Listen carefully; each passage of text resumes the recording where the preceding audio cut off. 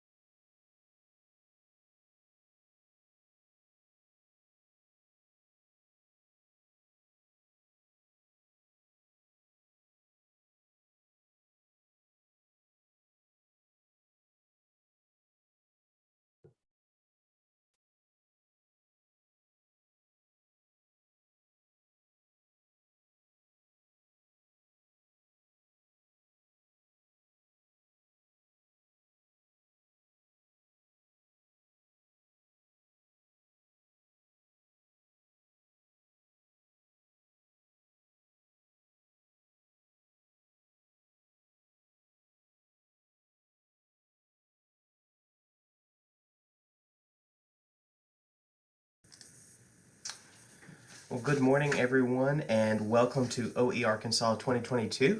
We're very glad that you're here, and we are excited to bring you a fantastic lineup of speakers today to explore open education in Arkansas. First of all, I do want to thank our committee, our planning committee, Stephanie Pierce, Relinda Ruth, Carolyn Filippelli, Amber Overholzer, and Nithan Lakshmana for their generous time and expertise and experience in putting this event together. So thank you all very, very much. And with that, I'm going to turn things over to Dr. Stephanie Tully D'Artes, Vice President for Academic Affairs here at South Ark, for a warm South Ark welcome. Thank you, Philip.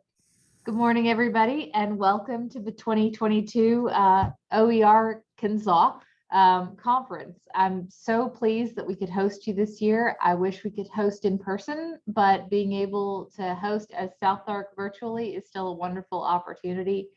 If we've learned anything over the last 2 years, it's how to be adaptive and responsive, especially with technology. So it seems quite appropriate that for this topic, we get to gather virtually. And I'm so grateful that we have the opportunity to do that. It's so great that we can collaborate and share and hear from folks that have implemented OER on their campuses and experts in the area. So I'm just really looking forward to hearing about all of the discussions today and all the topics, and seeing how each of us takes it back to our own institutions for implementation. This is a very significant topic to our students, and so I appreciate all of your work on focusing on how to keep our students on the right academic path while simultaneously addressing both the quality they need and the financial support. So I think this is a great topic. I'm really looking forward to hearing about it, and I appreciate all of your participation. And welcome to South Ark, even if you're not with us today. Thank you very much. I appreciate it. And thanks again for everyone for taking the time to join us today on a Friday. Of all times, I do appreciate that.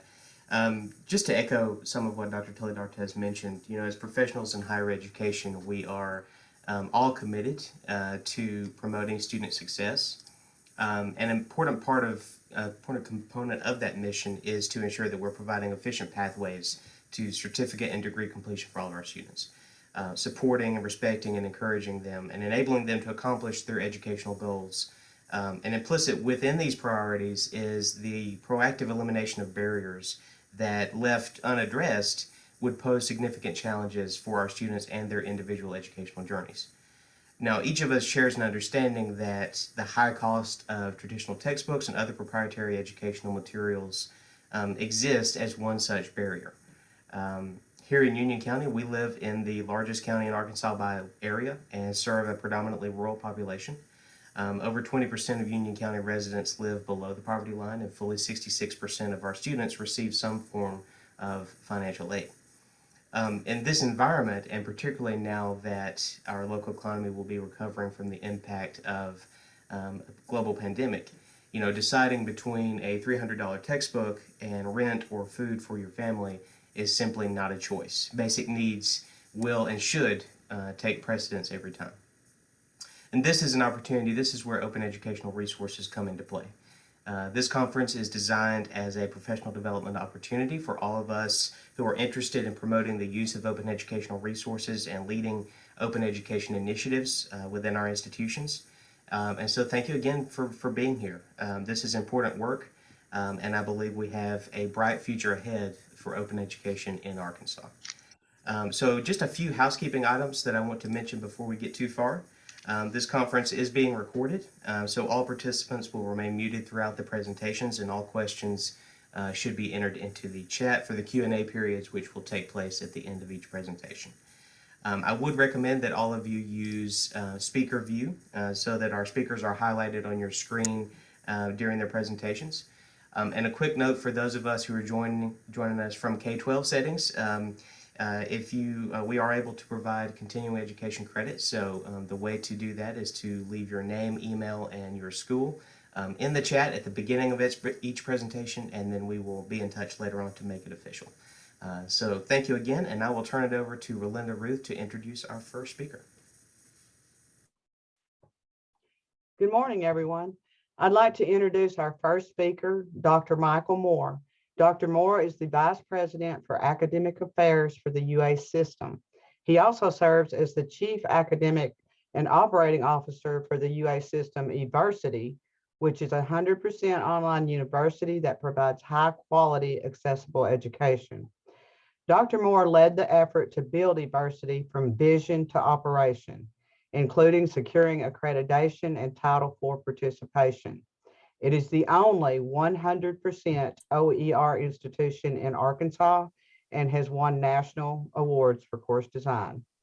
Dr. Moore is going to tell us a little bit about how university went 100% OER, some of the challenges they faced, and future challenges to OER-based curriculum models. If you have any questions, please hold them, type them in the chat, and we'll get to them at the end of the presentation. Dr. Moore?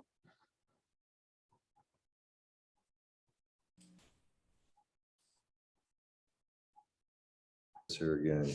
There we are. Thank you, Rolinda, for that introduction. Appreciate the opportunity to speak with the group and to talk a little bit about the experience we had with OER. As was indicated, what I want to do is talk a little bit about the journey we had with eVersity and talk about where we're headed a little bit. But I also want to spend a little time talking about what I think are some significant threats to the open education resource model, because it's sort of been my experience that there's a lot of, in audiences like this, we have a lot of true believers that don't really need to be convinced of the value of OER, but rather it's you know, how do we scale it and take it to the next level? I'd like to start by really telling you a little bit about myself and what I am not. I feel to some extent like a bit of an imposter here today with folks on this call that are deeply embedded in the work of OER across the state, probably much more hands-on than I am. I am not a person that actually helps develop or manage or work with OER on a daily basis, but rather I have been, as was indicated, in kind of an executive leadership role and been in a fortunate position to be able to help persuade or influence the adoption of OER at a couple of different institutions. And I'd like to just begin by taking a few moments, if you'll indulge me, to explain sort of my journey to OER. A few years ago, as I was sort of leaving administration at a prior institution where I worked in Texas, the University of Texas at Arlington, I had an opportunity to attend a conference, an open education conference, and if their national meeting. In fact, if you ever get a chance to attend, I would encourage you to attend this conference. It's not just around OER materials, but there's actually kind of a, if you will, a fringe element to that, where it's really about open education in general, that, you know, not just that textbooks should be free, but tuition ought not to exist.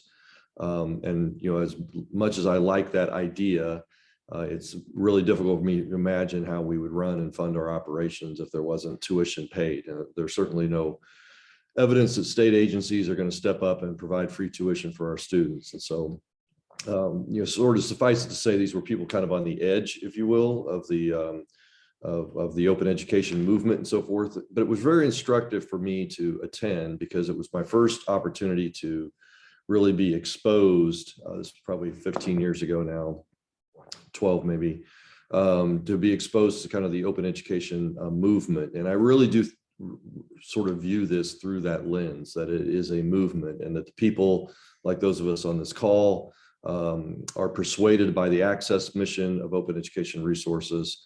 But I think it's important for us to recognize that not everybody buys into that same vision, that they don't have the same sort of motivating principles behind them and are not quite as persuaded. I began this as a faculty member. My discipline of training is in political science, and the class I enjoyed teaching probably more than any was the Intro to American Government. I don't know if I've got any political scientists on this call or not, but it's quite common to adopt a textbook through any number of publishers that were available at the time that would cost, if you were on the low end, $100, but on up to $175. And there were maybe around 24, 25, 26 chapters in that book. And it always frustrated me every term that, you know, in a 16-week semester, there was no possible way that I was going to be able to get through all the material in the book. And I knew that students were paying for material that we weren't actually covering in the class. And it always left me feeling a bit guilty. And that persisted with me into administration when I moved into sort of my entry-level administration job. This idea that students were paying for books, for materials they weren't using. I recall hearing stories all the time about students that would make decisions not to purchase a book because they were strapped, as was mentioned in the introduction, through needs to pay for real life issues like food and gas and utilities. And they would try to get through the first exam to determine whether or not they even needed the materials in order to be successful, right? We're just going to kind of roll the dice because they'd all had those classes where they'd taken a class and the book was never really relied upon. So why spend $150, $200 on a book if I'm not going to need it? And then just one other thing that I would add to sort of my mindset as I entered into administration was that I never really understood how in disciplines where the material doesn't change much, why the cost of books seems so exceptionally high. There are certainly different ways of teaching perhaps, but principles of college algebra have remained constant. The principles of calculus have remained constant. And yet every 2 years, a publisher will kick out a new book, which requires the students to buy the latest edition, means their used textbook market is no longer valid, the book's on the market. And so we keep the price of those books in disciplines that really don't have any change of material, particularly at the intro level. Why does a college algebra book cost $200? It's solving for X. It's the same today as it was when I was in college. So I carried those kind of into administration, and I have been fortunate to be in situations where I've been able to influence the adoption of OER materials at 2 different institutions. And I'm going to speak in a moment about those situations and the program that we did, because they were very different. So one institution that I'm going to refer to, I'll talk about it just briefly, is the University of Texas at Arlington. I spent about 20 years there, first as a faculty member and then as an administrator. And it's a large urban university located in the heart of the Dallas-Fort Worth area. Today, around 40,000 students, part of the University of Texas system. I think by the time when I left the institution, it was maybe in the mid 20,000s. And then the other one that Rolinda mentioned that is near and dear to me is the University of Arkansas System University, which we built from the ground up starting in 2015. And that afforded us an opportunity creating an institution from the very start, which didn't have baked in curriculum, didn't have choices for faculty that had already adopted certain textbooks. We could push the OER model in a slightly different fashion. And I think those 2 contexts, I think, are instructive to think about. Most of you are going to be in situations where you have to sort of persuade your colleagues that you work with to pivot away from an existing textbook over to OER materials. Not many of you are going to be in the situation we had at Eversity, and I fully recognize that, where we're building something from scratch and perhaps had different incentives. But nonetheless, I want to talk about that experience because there may be some lessons. Just a couple more things I'd like to sort of do by way of outset before I return to those 2 institutions and talk about the models that we adopted. And then I do want to leave plenty of time at the end for questions and dialogue. I want to define a little bit about what I mean when I talk about OER, and also talk about sort of why we did it, which is sort of leads into those 2 different models. And the reason I want to spend a little time talking about OER, about what do I mean by that, is it probably seems obvious to everybody on the call, but I think it's becoming increasingly less obvious what I mean by open educational resources. For me, at least, open means free. It means free to the students. There's obviously cost and production with that. And I'm going to return to this point towards the tail end of my remarks here, is because I think increasingly we're seeing businesses spring up around OER, trying to assist institutions, and increasingly threatening this idea that OER can be truly a free enterprise. I mean, as I mentioned just a moment ago, one of my reasons for getting into this conversation or being interested about it was this idea that we had textbooks commonly $150, $200, and that students couldn't afford that. If all we do is replace and eliminate, those textbook costs and instead replace them with courseware costs, which is kind of what we're sort of seeing from some organizations and publishers now moving into the OER business. I don't think we've done ourselves any favors. And I think there's some real challenges and threats on the horizon. I believe, and is probably influenced by that open education meeting I attended very many years ago, and the Creative Commons approach. It's the idea of reusing and remixing and repurposing, and that things ought to be out there sort of without copyright and the ability to use this for everyone. And I think most people agree to that. And it's this free issue that I want to kind of focus on most of the time. So why OER? What was my motivating factor? Why did I want to move a couple of institutions into adopting it? And there, to me, are really sort of four policy arguments or four arguments I'd like to sort of pose to you about why OER is important for institutions to consider. The first is, and this one has actually been co-opted, if you will, by the publishing industry, which I'll make a mention of here in just a moment. And that is that the research clearly demonstrates that there is better learning outcomes with the use of OER materials as opposed to publisher materials. Now, the temptation is to conclude that the stuff coming from the publishers isn't perhaps all that good. And this is what led the publishers to kind of change a business model they had. But what this really boiled down to was not that the OER material itself was better or worse from a quality standpoint, but it dealt with the fact that students had access to the material on day one. So if they didn't have to make the trip to the bookstore or download some materials after they'd gone through a paywall, they had access, and so it leveled the playing field, and students who might have financial constraints that couldn't afford to buy the textbooks now had access to those materials. And they found that in classes, this is the work that David Wiley was doing with the Kaleidoscope Project for many years, that eventually led into one of these for-profit models with Lumen Learning. But it's been pretty clear. And what the publishers did to respond to this from kind of a policy, I don't know if any of your institutions have done this, but they have now approached institutions with this idea that, well, instead of sending your students off to the bookstore to make that purchase decision, let's just get you to bake this into the cost of your tuition, perhaps have a fee that the students pay, and so that the materials are delivered on day one. So it becomes something the students maybe don't see because the institution is making the decision to provide the materials, but they're nonetheless still paying for those materials on the front end. And it's, to me, really somewhat of a deceptive way for the publishers to kind of try to get that in front of the students. So they're taking the choice away from them. They have to do this. I think the institutions are making the right decision by making sure that the materials are available, but hiding it in the tuition or having a fee in order to do that, to me, sort of defeats the purpose. A second reason that I believe in OER materials is that it allows for a more tailored link between the materials and the learning that is trying to be accomplished.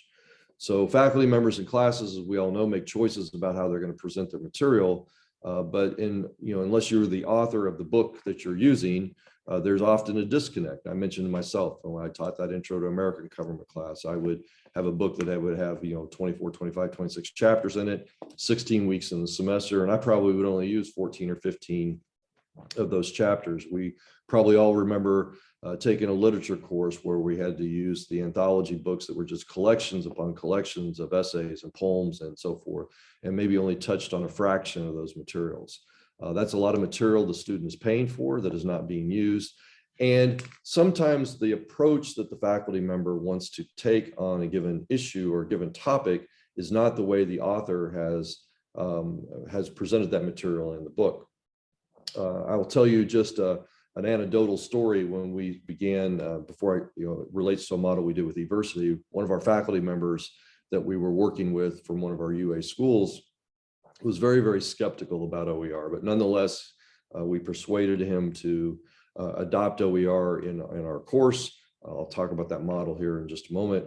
But it was probably 2 years later, after we had developed the course and had been running completely online, that I heard back from him that he was so persuaded by how effective the OER was in his online class that he had now adopted OER in his brick and mortar course because he saw the improvement in learning outcomes, and more importantly, how he could link tightly the learning material to the material that he was presenting in class. And I thought that, it's just an anecdotal story. I don't know how common that is, but I believe that would be the case in most situations. One last point on this before moving on about the need to be able to tailor the materials. It's probably no surprise given the introduction about my experience over the last few years. I've been heavily involved in online education. And a lot of the work that I have done is in the digital space, and more OER material and just, publisher related or not, textbook material, videos, whatever it might be that we're assigning in class.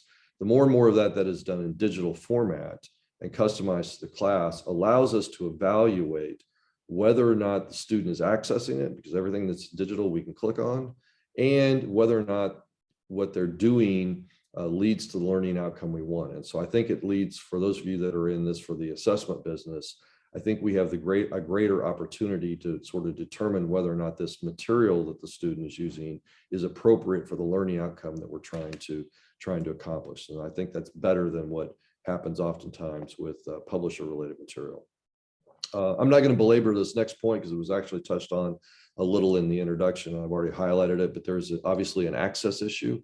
One thing eVersity has done over the years is try to keep our tuition incredibly low. I'll be happy to answer any questions you might want to have about eVersity and that and so forth. But obviously, if you're asking students to pay $150, $250 for a textbook, you're putting a tremendous strain on their resources. And there are some that simply cannot afford that and either make the choice not to purchase it or perhaps not even attend school. So we're broadening our mission, which is it's terribly important in this day and age, particularly as the number of students attending higher education become increasingly diversified, more first generation. And then I think we all in the public education space, at least, have an access mission that we need to be mindful of. And finally, this may not be of much interest to the people that are in the trenches doing the work with the OER themselves. And I'm going to speak now maybe perhaps to an issue that's more of concern to people that are maybe in administrative roles or policy roles. But there is an important opportunity here, I think, to help sell the value of higher education to policymakers through very, very modest investments. If you pay any attention at all to the literature and the popular press, higher education is not very well regarded, unfortunately, by many policymakers. To me, there's a bit of irony there. Most of the people that are in policymaking roles, legislative roles, have college degrees, so they certainly valued it enough to go get their college degree. But higher education is taking a beating in legislatures right there. Funding has been cut virtually across the nation. Arkansas, believe it or not, we're actually doing better than a lot of other places. And even here, our funding is a struggle. Just this week, if you saw the articles coming out of Florida, and we all tend to copy each other, Florida has taken some pretty hard turns against higher education. There's assaults happening in Texas and so forth. There's general belief that higher education is too expensive, that students are being left out. So what we started doing both in Texas when I was there at UT Arlington and here at eVersity is just doing some very simple mathematics to show policymakers how we were taking really very modest amounts of money and leading to significant returns for students. And I'm sort of getting a little bit ahead of myself in terms of talking about the models, but I'll get to those in just a moment. But let's just assume a student has a $150 textbook for every one of their class, right? That's a pretty modest, certainly not an unreasonably high number. In fact, it may be lower than in some cases. That means over a 15-hour semester, which is what a student would need in order to graduate, stay on path, $750 every term you're saving that student if you could have 100 and replace their $150 textbook every term. And over the course of their career in higher ed, assuming they did it in 4 years, which nobody seems to do, but for those 120 hours, again, at $150, that would be saving that student $6,000 off the cost of their college education if they were able to get a 100% OER. Now take that math and multiply that by the number of students that are enrolled in a course. And just, sort of, again, so imagine you have replaced the college algebra textbook in every section you teach of college algebra. Multiply it by either the 25 or 45 or 55 students that might be in the class, and then by the number of sections, and then twice a year for fall and spring semester.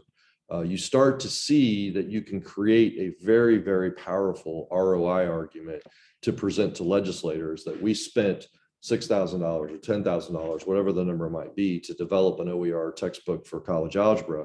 And it has literally saved students at our institutions tens of thousands of dollars. We did this calculation a while back for Uversity, and we are well over $1 million in savings that we have provided our students since we've been in operation. That resonates when you have to go talk to policymakers about the need for funding. It resonates with students when you do have to talk to them about the need for modest tuition increases, that, if you can demonstrate that you're trying to bring money back to the institution.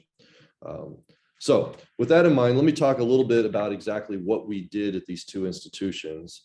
And then I'll sort of conclude by talking about the obstacles that I see coming down the road and leave a little time for questions. So let me start with UT Arlington, which may be the probably more applicable model, because we're working with an institution that was already in existence, that had faculty already teaching classes, obviously, and many of them, obviously making their own independent selections about books. And I'm a big fan, even though we built an institution from scratch eventually at Uversity, I'm a big fan of borrowing good ideas from other institutions. I don't claim to be the inventor of much of anything, but I do like to steal good ideas when I see them. When I was at Arlington in the provost office, there was an article published in the Chronicle about a pilot program at Temple. And I think this has been replicated multiple places. I think maybe even at the University of Arkansas, Fayetteville, I think I saw where they did something similar to this. But we offered the faculty members, we approached faculty with kind of a voluntary program, and we offered faculty members a $5,000 stipend. But there were a couple of catches to it, if you will. For $5,000, they were going to get access to an instructional designer from our Center for Distance Education. We had a number of award-winning online courses, and it's important when you're building this OER material to make sure that it's accessible from an ADA compliance standpoint, but also that it's just easy to navigate, because you don't want students to get frustrated. You don't want them to feel like they've lost access to good material because it's difficult for them to navigate it. And we also paired them with a resource librarian. And I noticed that on the call today, we have a number of people that are coming from the library. It has often happened in the online space and the resource space. A lot of these good ideas have stemmed from librarians. And the catch then from the faculty member was, in exchange for this $5,000 stipend, the idea was to work over a summer. They had to agree to never use a textbook in that course again. And we targeted the core courses at the university, the ones that were high enrollment levels. And so then the faculty members would then take this $5,000, work with the resource librarian to find appropriate materials, and then work with the instructional designer to try to build the materials to be used in brick and mortar courses to replace an existing textbook. And then we then calculated the ROI, just as I suggested, so that we would be able to make that pitch to the legislature. We had broad participation. I won't begin to tell you that we eliminated all the textbooks across the core curriculum, but we did have a number of faculty members in high demand courses step forward to volunteer, if you will, to take this stipend and work over the summer. And it led to some really high quality thing. It also then led to other faculty members approaching us about wanting to be adopted. And this was one of the sort of unintended consequences. I think we were kind of hoping this might happen. But just imagine an institution that has, make up a number here, a dozen sections of college algebra that you're running, and one faculty member has decided to step forward and develop an OER college algebra book, materials to be used in the class. When other students find out that their friend in Professor A's class is not having to use a textbook at $150 because they have OER materials, they start to put a little pressure on their faculty members in their classes, like, why are you making me buy a book? They don't have to buy a book. They're getting to take the same class. Why is my class $150? And so it created a little bit of pressure on some of the faculty members to begin to adopt OER materials and so forth. The model of diversity was a little different. I didn't have so the limitation at Arlington is I didn't have the ability to force faculty members to do this. And I'll come back to that here in a minute when I talk about threats. But when we were building the curriculum of diversity, we were starting from the ground up. We had 0 faculty, we had 0 courses, we had 0 degree programs. And by this point in my career, I was firmly of the belief that OER was very important. In fact, I think at the time, the only institution in the country that was 100% OER was another online university. And that was the University of Maryland University College, which is now called University of Maryland Global. Massive institution with a lot of online courses, and they had gone 100% OER at the undergrad level. We were going to build degree programs in 5 different subject matters, 25 different degree programs, certificates, and so forth. And I had high hopes that we could be substantially OER. That was really the goal. I kind of thought we would run into roadblocks when we ran into some of the upper division classes that required some specialized materials, particularly in areas like healthcare and technology. I knew that the market had sort of evolved, if you will, organizations like OpenStax and others to get to the point that there were core materials available, but I really was not anticipating we would be able to be 100%. We paid faculty members $3,500 to build an online course. And then we offered an incentive, which really later turned into almost kind of a screening process. We offered faculty members an incentive if they would do OER. And again, if we had somebody that said that they wouldn't do it, by the time we finished, we were almost using that as kind of a criteria to say we don't want to work with you. But here was the incentive. And we had really 4 levels of incentive. If you were going to use some existing OER that had been developed elsewhere, for example, a book that was already available via OpenStax, we paid an extra $750. Not very much, but it's also because the lift wasn't very much. You were doing what you would normally do as a faculty member, which is evaluating the quality of the material to determine if it was appropriate, just like you would a book from various publishers, and deciding to adopt it. So you weren't making any changes in it, but we wanted to acknowledge that you were spending some time working with the material to determine if its quality was sufficient. And so you got an extra $750, not a lot of money. If the material that we were adopting in the course, again, in consultation with the instructional designer, if you had to supplement it with some of your own, or perhaps going to additional sources, and we determined it was less than 50% of the material that you were having to develop, that was an incentive of $1,500. And if there was more than 50% of the material that was being developed, we bumped that number up to $2,000. So a $2,000 would be some readily available materials, but then you were supplementing more than half of it with your own resources that you were either curating yourself or that you were developing. And then finally, we had a final category in a few cases. If you were developing 100% of the materials from scratch, we paid an extra $3,000 to do that. So that was the model that was in place. And the end result of that is all courses at the University of Arkansas System University, every last one of them, is 100% OER. Our students do not pay for a textbook or any sort of resources whatsoever. The only sort of out-of-pocket expenses we have an online biology class that has a couple of labs in it, and they have to make a trip to the grocery store to buy things like chicken bones and vinegar and things like that in order to do it. So very, very modest expenses on behalf of the students, but there's no textbook that has been published. My instructional design staff will tell you that while they all believe in the value of OER, and we've seen this in the quality of our pass rates in our courses and the feedback from our students in terms of how much they enjoy the material, the build from scratch model has come at some consequences. And so I'd like to turn to some of those threats and obstacles to the use of OER as kind of my final few moments here, and then I'll pause and we'll open it up for some questions. The first issue or the first challenge that we've run into is the issue of maintenance. So when you're using something like a material from a place like OpenStax at Rice University, which is a wonderful, wonderful project, and they've continued to add to their library, the maintenance responsibility is on them. They have taken the opportunity to make sure that the book is current. So when the election in my field, when the election happens and Trump is defeated and Biden is replaced, they go through and make sure that the chapters in the book reflect that. And so you can sort of readily rely on the fact that when you're routing students to a particular link to get to the material, somebody else has taken the opportunity to update it and maintain it. When you're building it yourself from scratch, or you're curating it from many different sources, say Merlot, or you're just making use of YouTube videos or online library resources, the burden on the team maintaining that course and those materials goes up significantly.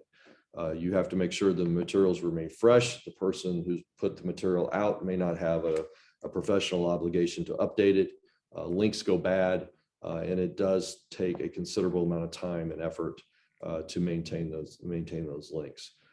So there is a trade-off, right, between sort of customization and the ability to tailor it exactly to your course by using your own materials, but that comes at the expense of maintaining the materials and making sure they stay up to date and the links are active, versus sort of leaning on something like an OpenStax where it's free and available to you, but may not be exactly customized.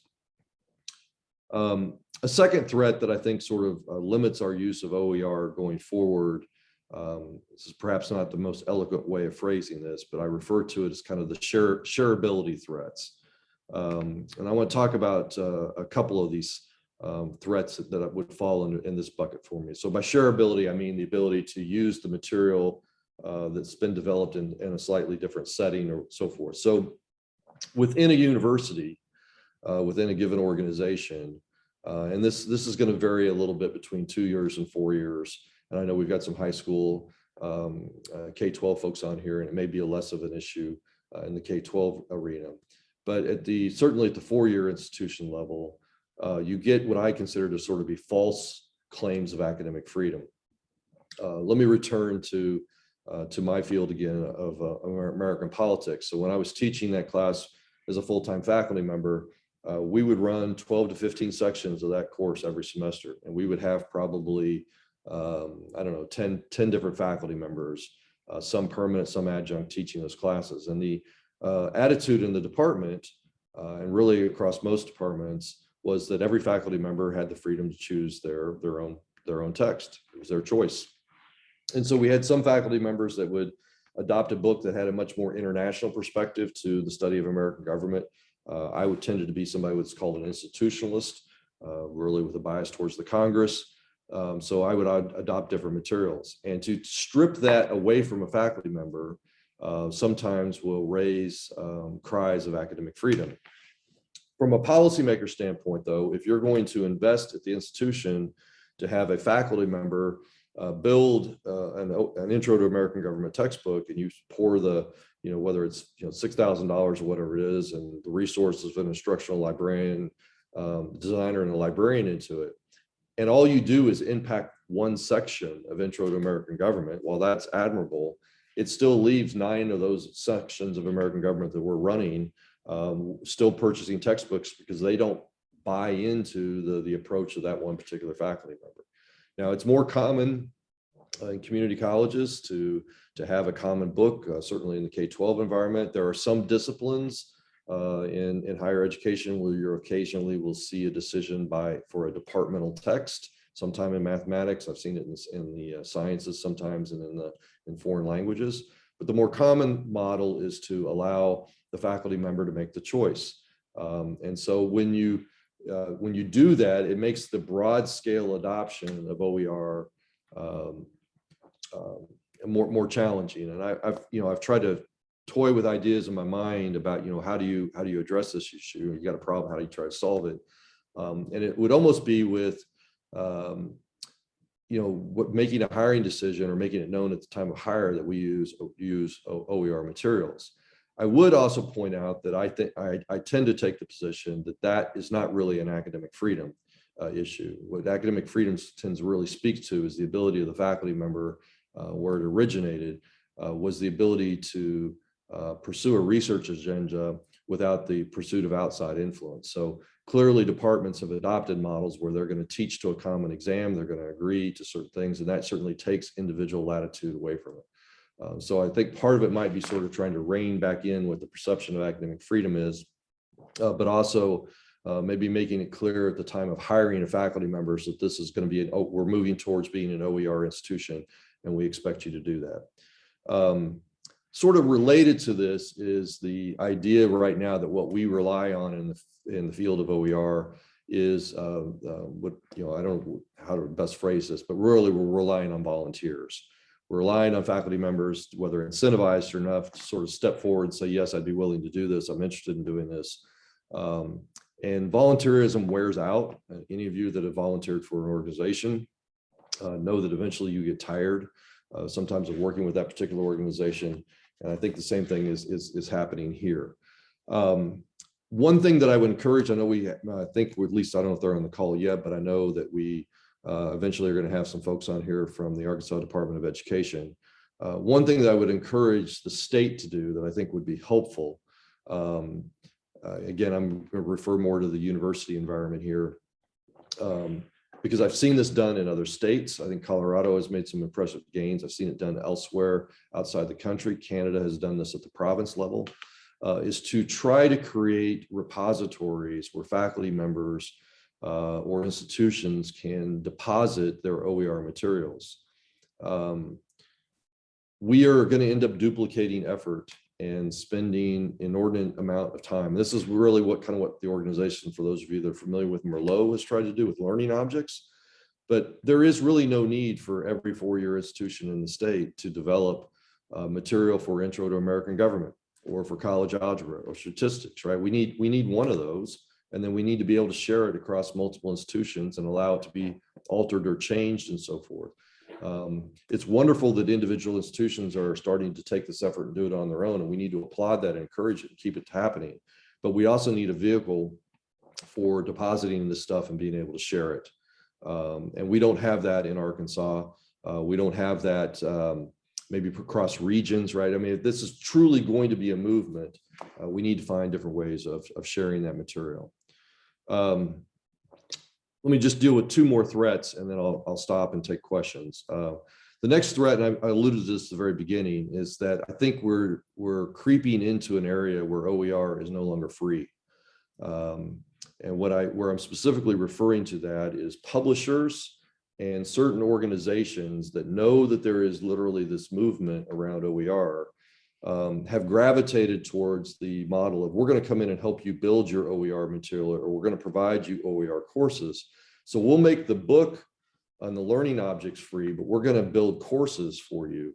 And then there's a charge for that, obviously, because somebody's coming in and doing that work. And then there's maintenance. And then they tell you, well, we need to maintain the learning outcomes and the inventory and the test banks and so forth. So it's under the guise that the book, if you will, I'm using that term kind of in a very, very broad sense to refer to learning materials, the book becomes free, but all the resources and the support around it are not. And I think we end up sort of, whether we intend to or not, sort of drifting really back towards a publisher kind of model, where instead of buying a book, now we're buying services for the maintenance of this. And students are going to end up having to pay for that as well. And so I'm very concerned about replacing textbook costs with courseware costs or course design help costs.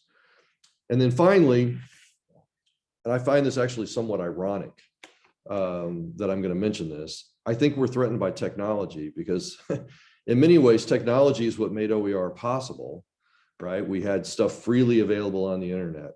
Faculty members could put their own content up. They could share learning objects, again, Merlot. There were more and more YouTube videos and so forth that people found of high quality they could use.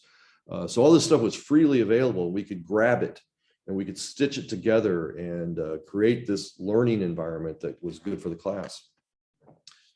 But the textbook industry is not to be, they're not going to go down without a fight. They're very wedded to those profits they make. And the increasing move towards artificial intelligence and these learning bots, which evaluate whether or not the student has missed a question, and then wants to route them back to the material that they need to learn, or if they pass 3 successive questions, they've got that and they've mastered it, and it routes them on to the next concept. There's a level of sophistication to that that is crazy intense to develop, and very appealing to faculty members, because it helps do what we want: get students down the path, remediate them when they have trouble. And it's difficult for me to envision individual faculty members, or even very aggressive OER efforts on an individual campus, being able to compete with those artificial intelligence resources that are increasingly seen from the publishers. And if you follow the publishing industry, you get the My Math Lab from Pearson's, and there's others out there similar to it. It's almost like the technology that enabled a OER to become available may ultimately be its undoing. So let me stop there. I probably ended on a little bit of a sour note there in terms of what I think are some of the threats to OER. I do think that, and for many years now, I've been saying that there's a couple of changes that I think that are on higher ed's horizon, I think are going to fundamentally change our business. One is the use of learning analytics and the ability to track people's learning, where they're making mistakes, and they're using that. And the other one is OER. I do think it's a movement. I think it's getting more and more steam behind it. I think these threats can be coped with, but I've seen the positive outcomes that OER has had at the 2 institutions I've worked with. It certainly resonates with students in terms of lowering costs. I think there's a good public policy argument. And more importantly, I think probably the most important thing is we know that students that have access to open educational resources have higher learning outcomes in their courses than those that don't. And I think at the end of the day, that's what should be driving all of our efforts. I appreciate the opportunity to ramble on with you a little bit here this morning, and I'd be more than happy to take some questions. I'm not quite sure how we're going to, if I'm just to read those from the chat, or if somebody's going to moderate that, but I'd be happy to take a few questions. We do have a question in the chat, Dr. Moore. Matt Evans has asked about the balance between academic freedom and these policy goals, not putting out a resource with more than what's needed and allowing faculty to make choices about how to deploy those resources. That's a real good question, Matt. And I think a lot of it comes down to, perhaps I've been an administrator too long now, but I think a lot of it comes down to having candid conversations on the campus. So before I entered administration, I spent a number of years on faculty, worked my way through tenure, received that, so forth. And even as an administrator for a few years, I continued to teach. And I can honestly tell you, I had 0 conversations in my role as a faculty member around the cost of materials. There was never a departmental meeting about we need to be cognizant of the cost of the textbooks. I think I was one of the few in my department that ever actually made a trip over to the bookstore to actually see what the cost of the books were.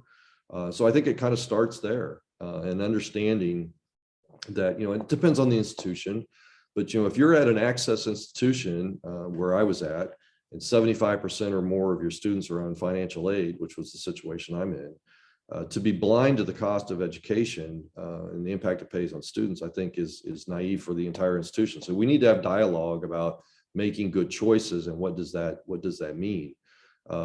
Does it make sense for a department in my example, in American politics, could we have sat down as a department and said, look, we're gonna adopt agree on some common learning outcomes across all these classes. We're all going to teach the same final exams, and we're gonna work collectively to develop an agreed upon learning outcome. I think it would have been possible. It's not easy or quick, but it would have been possible. And again, I don't think that impinges on academic freedom, because the concept of academic freedom came out of a period in our country where there were efforts to try to impinge on what faculty members could research. And this doesn't impact your research agenda. You can research all you want. It just talks about how we're going to teach the students and what the learning outcomes are going to be in the class and how we're going to support them.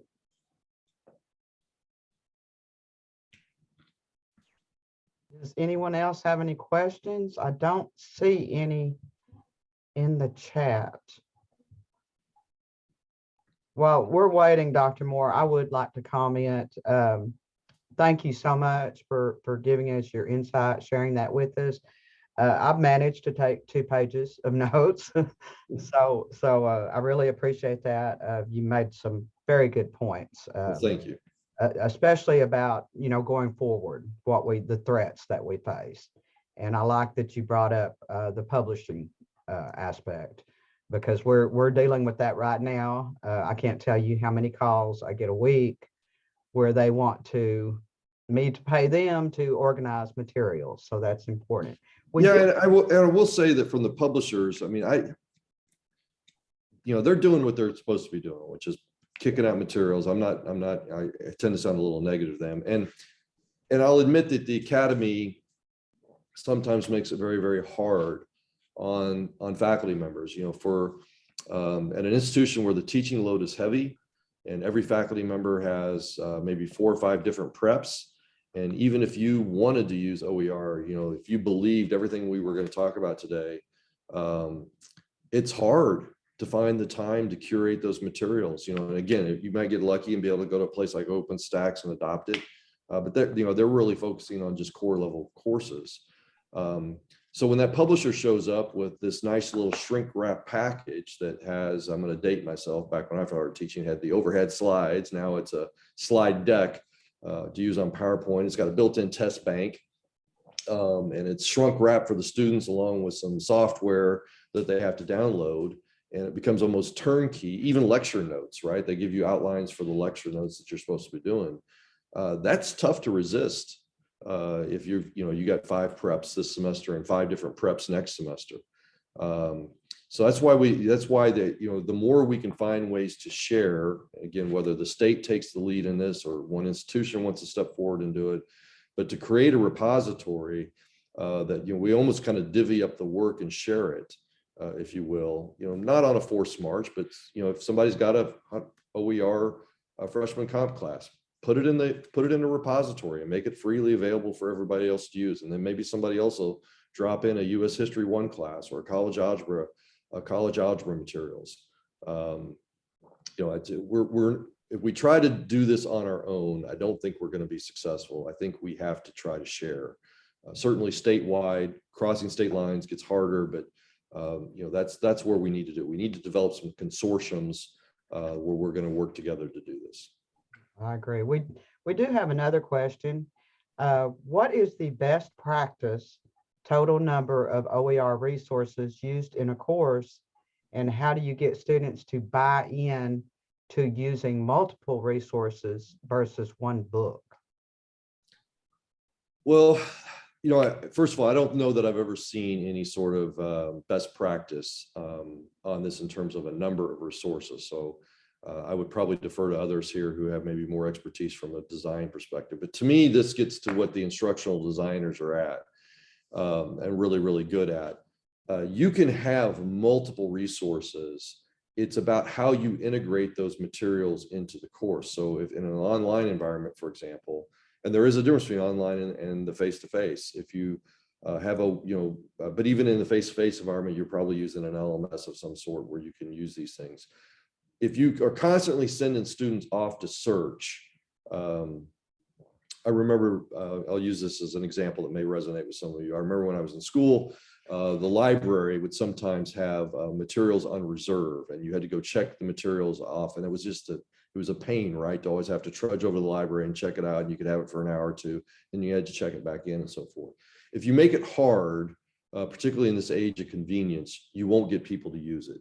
So that's where the instructional designer comes in, is a single place in an LMS to go. You could have multiple resources, links to articles, links to videos, and so forth, and you need to tie them to the learning objects for those particular classes. So that's where I would encourage you to leverage instructional designers instead of trying to do it all on your own.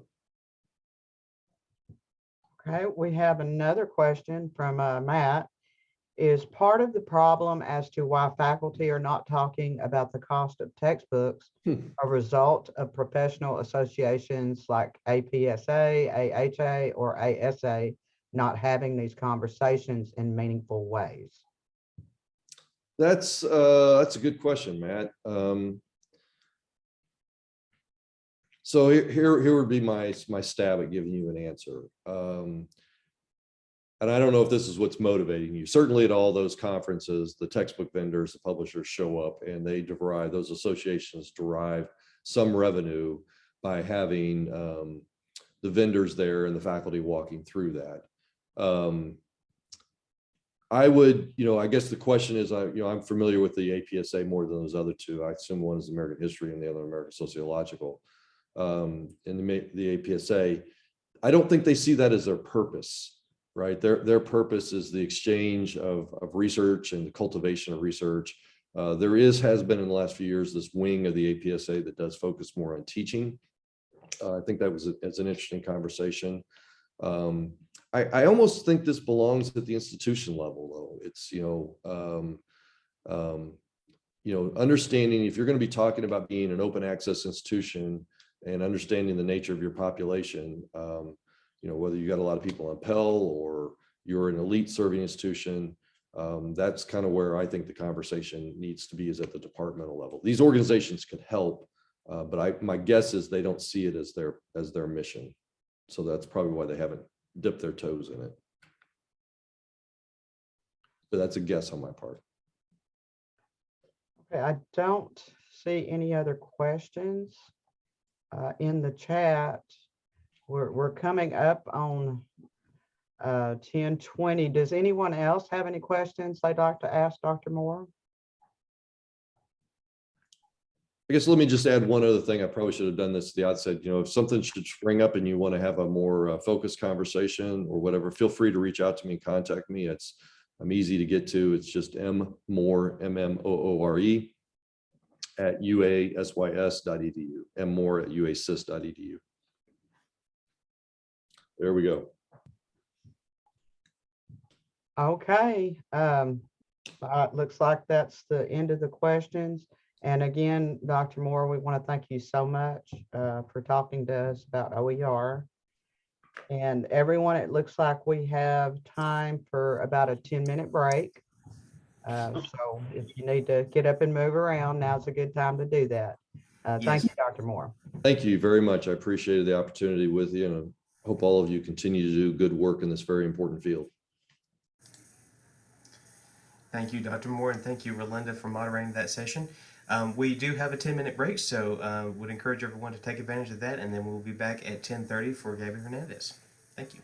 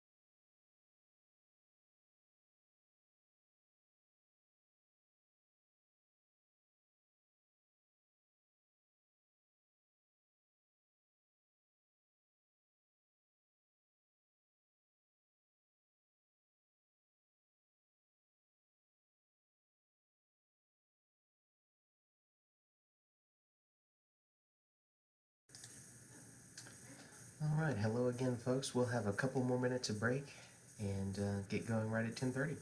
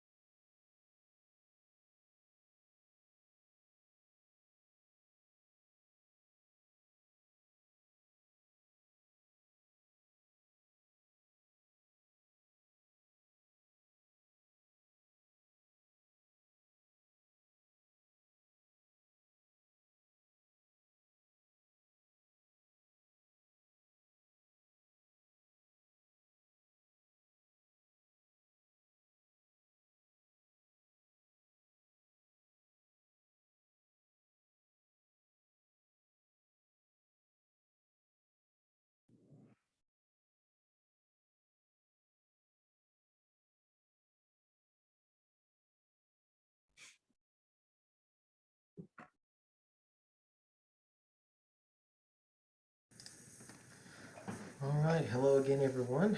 Thank you for joining us. It's my pleasure to welcome Gabrielle Hernandez from the University of Texas at Rio Grande Valley. She is the Open Education Librarian there and as a recipient of the Open Education Network Certificate in OER Librarianship and the Creative Commons Certificate for Academic Librarians. She's been able to successfully advocate for textbook affordability there at UT Rio Grande Valley.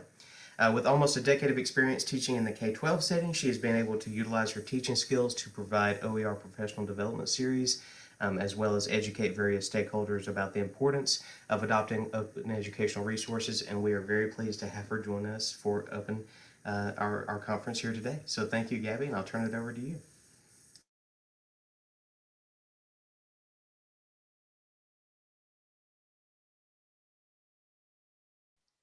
There we are. Thank you so much for the warm welcome, and I'm really excited to be here and speak to all of y'all today. Thank you for joining and for sharing your time with me. I'm just going to bring up my chat window really quickly so I can see. Okay. So today I'm going to talk a little bit about just open education in general and what are the different pieces and talking through it and the journey through creating and utilizing open educational resources. So, but before we begin, I kind of want to get to know my audience a little bit. And I ask you to take a minute and think, and on a scale from 1 to 5, how would you rank your experience with open education, as well as what is your role? So are you a faculty member? Are you a librarian? Are you an instructional designer? Are you just an advocate for open? I'd love to know. And 1 being like, OER and those 3 letters are kind of just like, I'm not quite sure, I've never heard of it, I'm here to learn more. And 5 being you are a strong advocate or you've created your own resources and things. So please feel free to share that information in the chat so I can get a little better information on who is here today.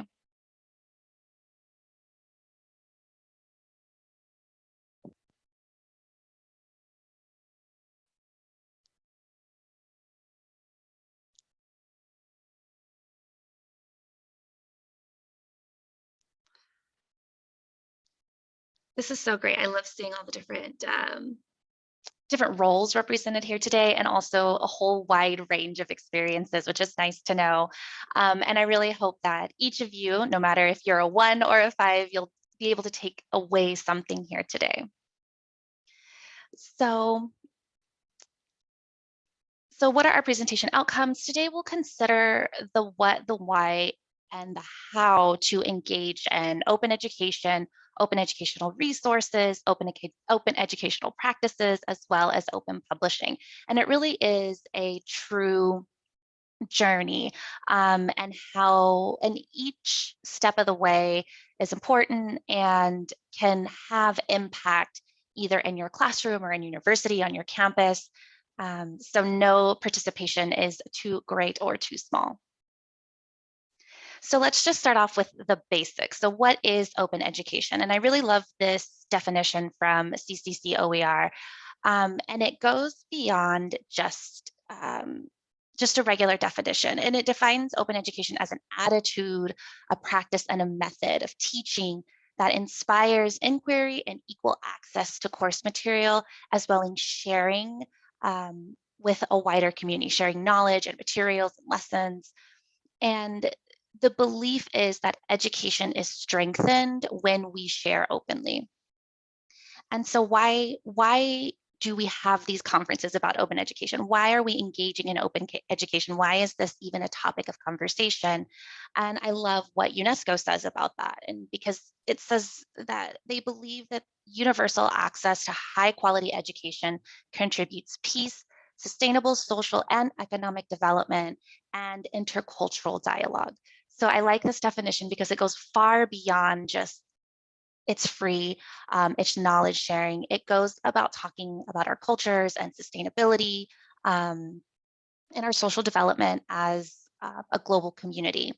And OER provides a strategic opportunity to improve the quality of education, as well as improve policy dialogue, knowledge sharing, and capacity building.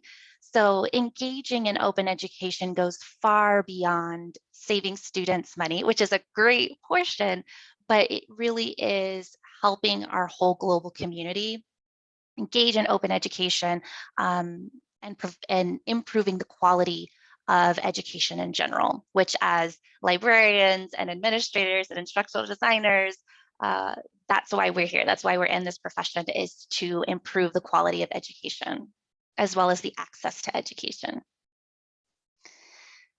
So how can we do this? How can we take part in being a part of this movement? And it can take a couple of different forms. So just textbook affordability in general provides students with alternatives to traditional textbooks and course materials that are free for students to access, because we know there's a lot of barriers to education. And if we can erase some of those barriers, then it helps students succeed in school. But textbook affordability can look very different. There's a whole wide menu of options to engage in when it comes to textbook affordability. And part of that could be library licensed materials, such as ebooks and databases. It could also be fair use, so using portions of traditionally copyrighted material as an educator to help provide access to knowledge to your students. There's also tons of just free resources in general online, like TED Talks and news articles and blogs and all different types of things. YouTube is there. And so all of these things are great, but to truly engage in open education, we have open educational resources. And I put it here as a part of the menu, but it really is its own separate definition. And it has its own unique set of circumstances where it can be used. So what are open educational resources? Open educational resources are free teaching and learning materials that can be used, modified, and reused without having to ask for copyright permission because of their intellectual property license. This is the small definition I like to use. There's tons of long ones out there, but I like to use this because it kind of breaks it into two different pieces. So that first piece, that OER are free teaching and learning materials. That little portion, a lot of times when we talk about OER, we think of textbooks and that correlation of open resources and textbooks. And textbooks are a portion of it, but it's just a portion. I like this definition from the Texas Education Code, and I bolded this piece because it says OER may include full course curricula, course materials, modules, textbook, media, assessments, software, and any other tools, materials, or techniques, digital or otherwise, used to support the access to knowledge. And I like this definition because it really broadens that term of what could an open educational resource actually be. So when you're thinking about OER, it could just be a module itself. It could be an entire course that's put out there. It could just be a textbook, or it could be a piece of art. It could be a piece of music. Anything that you can create and put an intellectual property license on can be considered an OER, and that it must be free. So that's one part. The other portion of the definition is that ability to reuse it and modify it without having to ask for copyright permission, because of those intellectual property licenses are there, and having that conversation with potential users. And as we all know, OER can help with many things. You can retain them, reuse them, revise them, remix them, redistribute them. Meaning if you see an open educational resource, whether it be a module or a textbook, if you see it and you'd like to translate it, you have that ability to do so. If you would like to add more diversity into the book, you can do so. If you want to take a little bit of one and take a little bit of another, put them together, add your own few chapters and share it out again, you can do that. So it goes far beyond just being a free resource. It has that ability to modify and reuse the content because of those intellectual property license and what they do allow. So that is kind of what OER is, but why? Again, going back to that why would we want to use this? Why would an open educational resource be beneficial? And so to start with students, again, access to free or low cost course materials. That's great. We know that's going to help our students. And that's a big seller when we're talking to our students. They see free textbooks and they're like, I'm all in. So it helps with that. We've also seen research that says there hasn't been any change in grades, or maybe grades go up a little bit. But what that's saying is that research is showing no matter if it's a $200 textbook or free textbooks, our students are still succeeding in the same way. So it's not about the cost of the material, it's really just having that material provided to them. And that research is always also showing that our Pell eligible students, or our students in a lower economic status, are showing a higher level of achievement using OER than when it's utilized in a course. But there's also studies that are showing that there's higher retention and persistence with students utilizing OER and being able to take more classes and actually complete their degrees. And that is super important for our universities and for our students. We don't want them to take a few classes and then not be able to continue and afford it, and then they end up dropping out without a degree and still having the burden of the student loans that they took out. But OER just doesn't just benefit students, it also benefits faculty. It allows for innovative teaching practices, which is super important. Also, it provides more academic freedom, the ability to modify the resource to truly fit the needs of their course and their students, which we all know every single area of this country has different student populations, and each of those student populations have different needs. And the beauty of OER is being able to provide resources that fit individual needs of our courses and our students. It also helps faculty enrich their scholarship, as well as possibly apply for grant opportunities to fund the creation or adoption or adaption of open educational resources. But it also just benefits everyone in general. Everyone has day one access, faculty, students, students that aren't enrolled yet and are ready to get that material. Everyone has day one access. There's also access retention, the ability to remove those cost barriers and access to knowledge, the ability to customize course materials, and that could be a student or a faculty member. Also, the ability to think about accessibility when materials are being created, as well as diversity, equity, inclusion, and social justice. OER has the ability to target and enhance each of these areas, which is extremely important for all of our students.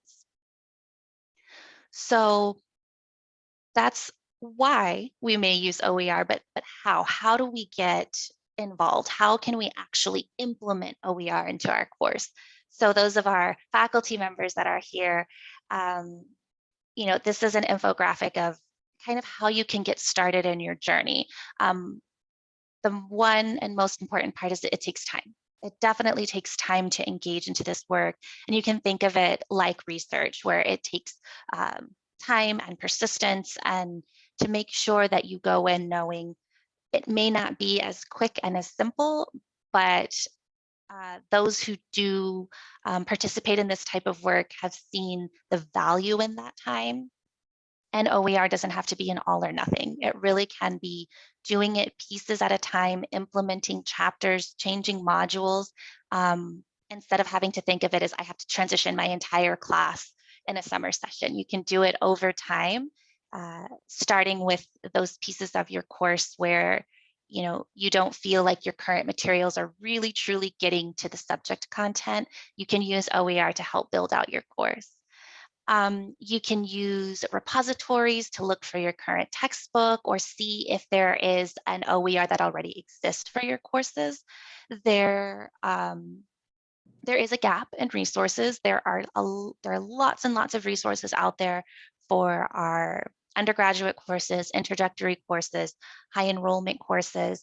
But the higher we go up the scale in our graduate level work, our doctoral level work, there is less and less that's there, but there's support, there's repositories.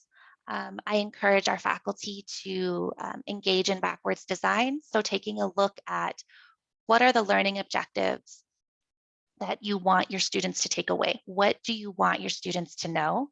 And start there, and using those terms as your keywords when you're searching different repositories and things of that nature.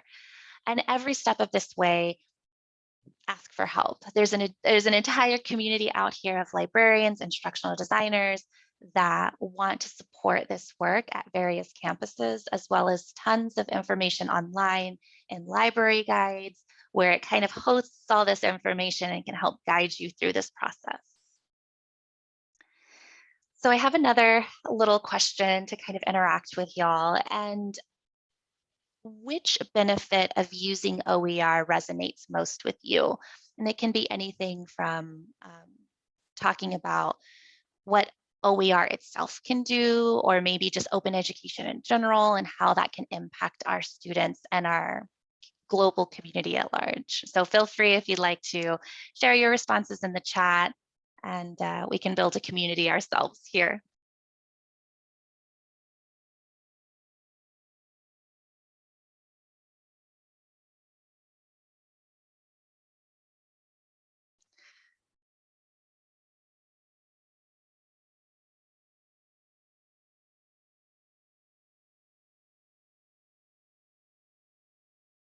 Yeah, definitely having that immediate access to materials is really important, and the removing financial barriers. With this week being Open Education Week, I've had the ability to talk to some of our students on campus, and they're always so excited when they hear that, oh, wow, we can search for classes that use zero cost or low cost textbooks. That's great. Some of them are like, I wish I would have known. And some of our students are like, yeah, this is my freshman year and this is going to help me so much for my whole, degree. So they're really, really excited when it comes to that. I also like, a lot of you are saying customizing course materials. And as faculty members, I think that's so important to really have both our students add their voice in, or being able to make a more targeted curriculum and course for our students. And our students notice. They may not say it back, but I know that my favorite classes that I ever took were the ones where I felt like the content was curated by the faculty member and not just read chapters, 1 through 10. For some courses, that is how they're built out, and that's the best way to build out the courses. But I know with like upper level content, when I saw that my professor was using different articles and different resources, it made me feel like that content was constantly reviewed and looked at, and it really helps engage the learners even more.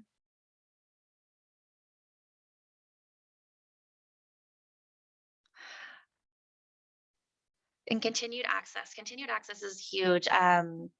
We're asking students for Open Education Week, we're asking our students to participate in some little interactive posters. And one of the questions we asked our students was, what do you do with your textbook after the course is finished? And the majority of our students are saying that they do like to keep them, and create their own personal library. I assumed that the most of them would say sell them back, but no, they actually do enjoy keeping that content and having it for future use. So I also think that's really important. Thank you all so much for sharing. And please continue to do so if you'd like in the comments, in the chat. So that was our tip of the iceberg, is just open education in general and open educational resources. That is the first step, I would say. Like if we're in a pool, that's like the shallow end of the water, that adopting OER, things that are already out there, that's the most similar to, using a traditional textbook and using that content. It's the closest to what we're used to, and that's great. That is the first step into being able to engage into some of these deeper practices when it comes to open education. So open educational practices, what are they?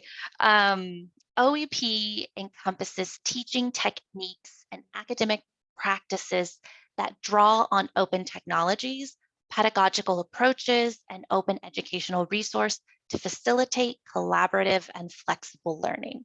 So again, going back to that customization, what can we do to facilitate our students and a flexible learning environment? And one of those practices is open pedagogy. And sometimes we'll see these terms used interchangeably, open educational practices and open pedagogy. So what is open pedagogy?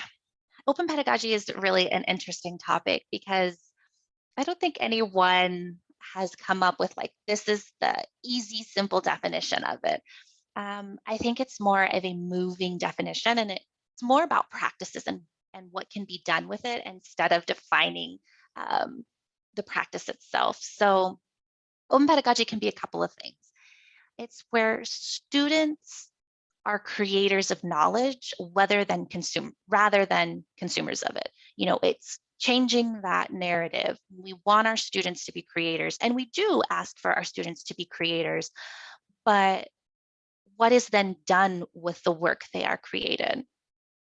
Open pedagogy can be experimental learning, where understanding is demonstrated through creation instead of understanding being created or demonstrated through maybe a test or a quiz.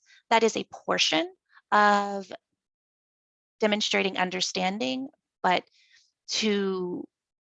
when a student creates their own work, the understanding goes far deeper than just what a quiz can do. Students can be a part of the teaching process itself with that co-creation of knowledge. And I'm sure, as you've known as faculty members, that when students take ownership of their work and the creation of knowledge, it is a better end product generally. And also moving away from those single-use assignments in favor for situative, collaborative, and renewable ones where students see that their hard work and their assignments have an impact on our local community, on our global community. They feel like their voice is valid and heard, as well as building their own self-esteem when it comes to their knowledge building and the knowledge creation and the knowledge they hold. UTRGV is one of the largest Hispanic serving institutions in the United States, and ensuring that our students know that their work and their thought and their culture is valued is huge, and it really boosts their self-esteem when it comes to um, knowing that they are valued and their knowledge is worth something and other people can and want to use it is really, really great for our students to partake in. And then as well as student agency, open pedagogy allows students to have the agency to decide if and how their work is shared. Some of our students may just want a renewable assignment. I mean, a single use assignment where they do it and that's it and nobody else sees it, and that's perfectly fine. And having students build their voice and their agency on how and where their work is shared is extremely important, and for them to have an opportunity to partake and say, yes, I want my information shared, or no, I don't. So that is what open education is, and or what open educational practices are, and how students can engage in open pedagogy. But what can it look like? How can you as faculty members or you as librarians promote this work or show examples to faculty and how they can engage into this kind of next step when it comes to open education?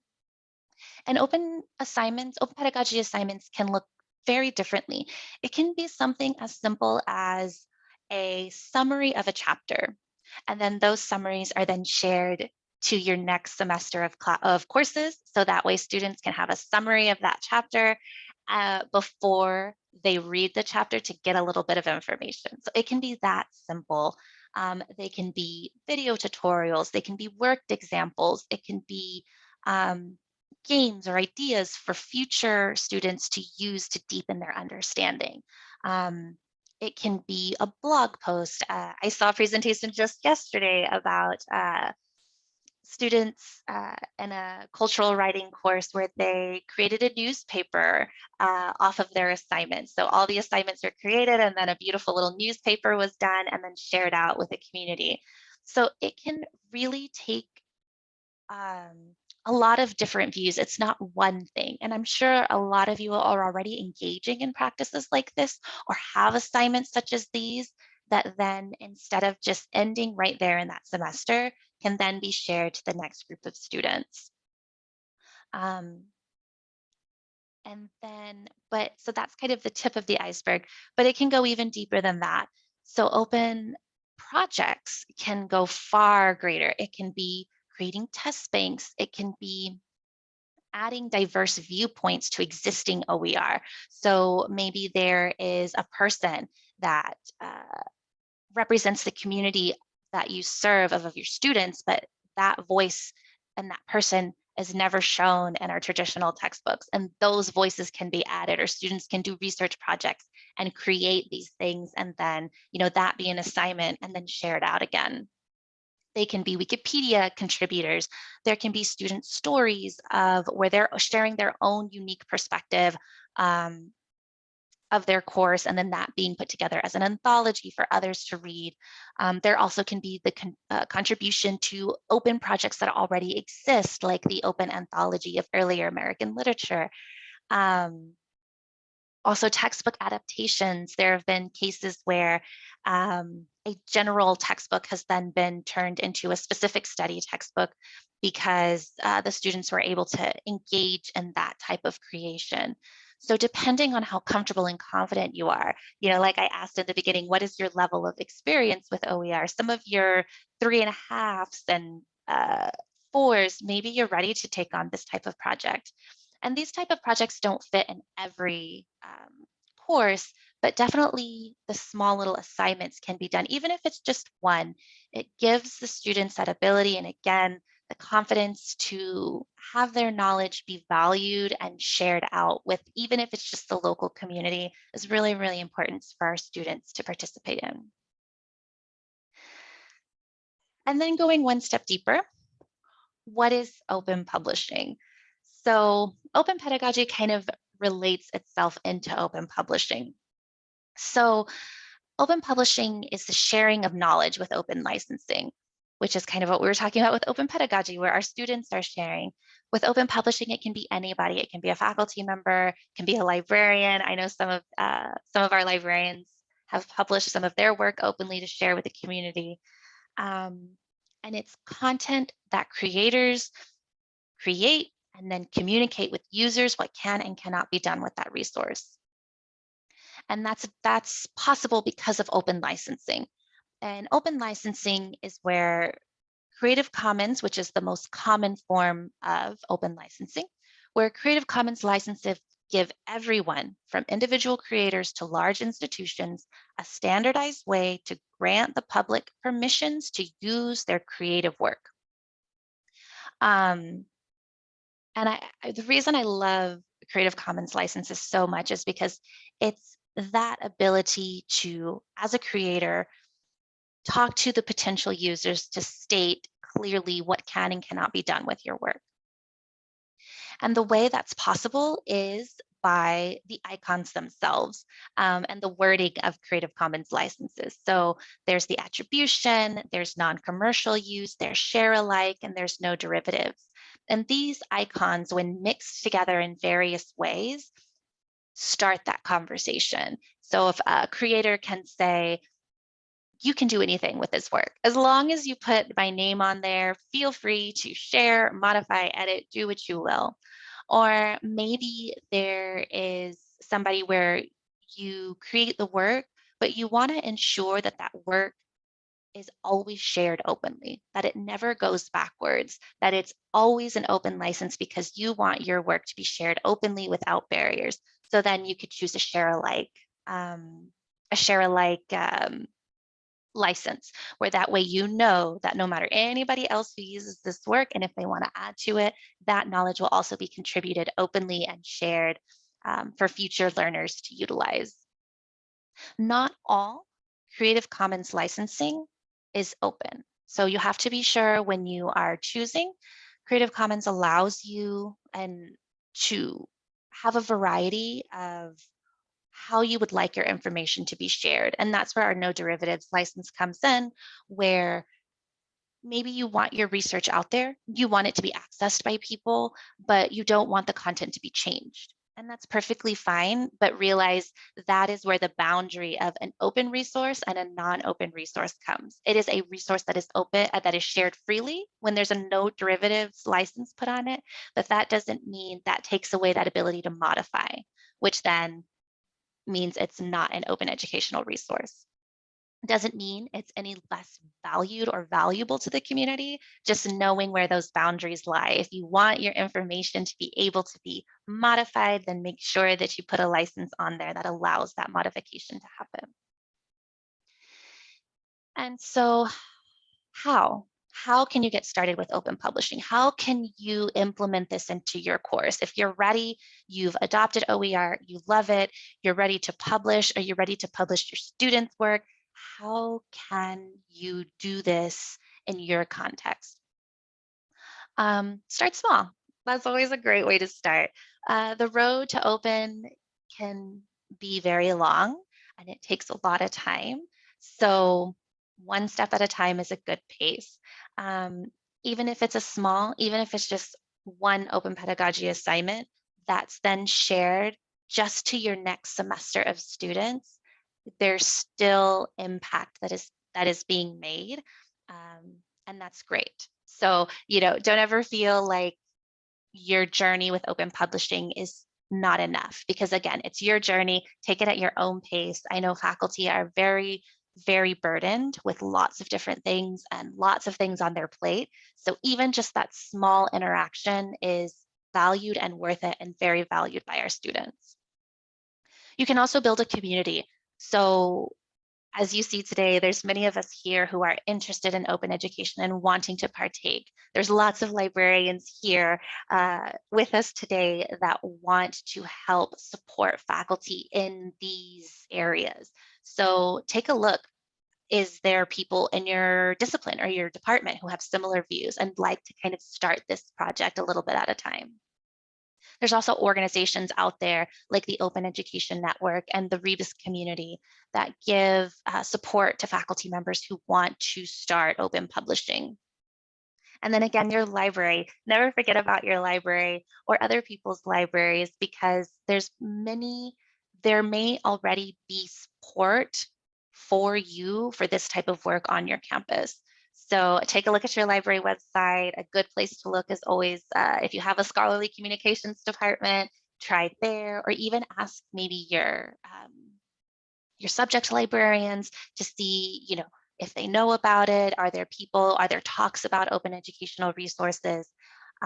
There's also your Center for Professional Development may know if anybody's talking about OER, supporting OER, or even your instructional designers, they may know as well. So there's lots of people on campus that you can reach out to, ask questions, and see if they can support you in this journey. So my last interactive question is, think about what you're currently doing, even as a librarian or an instructional designer or as a faculty member, and could anything that you're currently doing or currently working on be turned into an open resource or an open pedagogy assignment? So feel free again to share your responses in the chat. And if there are any questions that you have, I'm more than happy to answer them.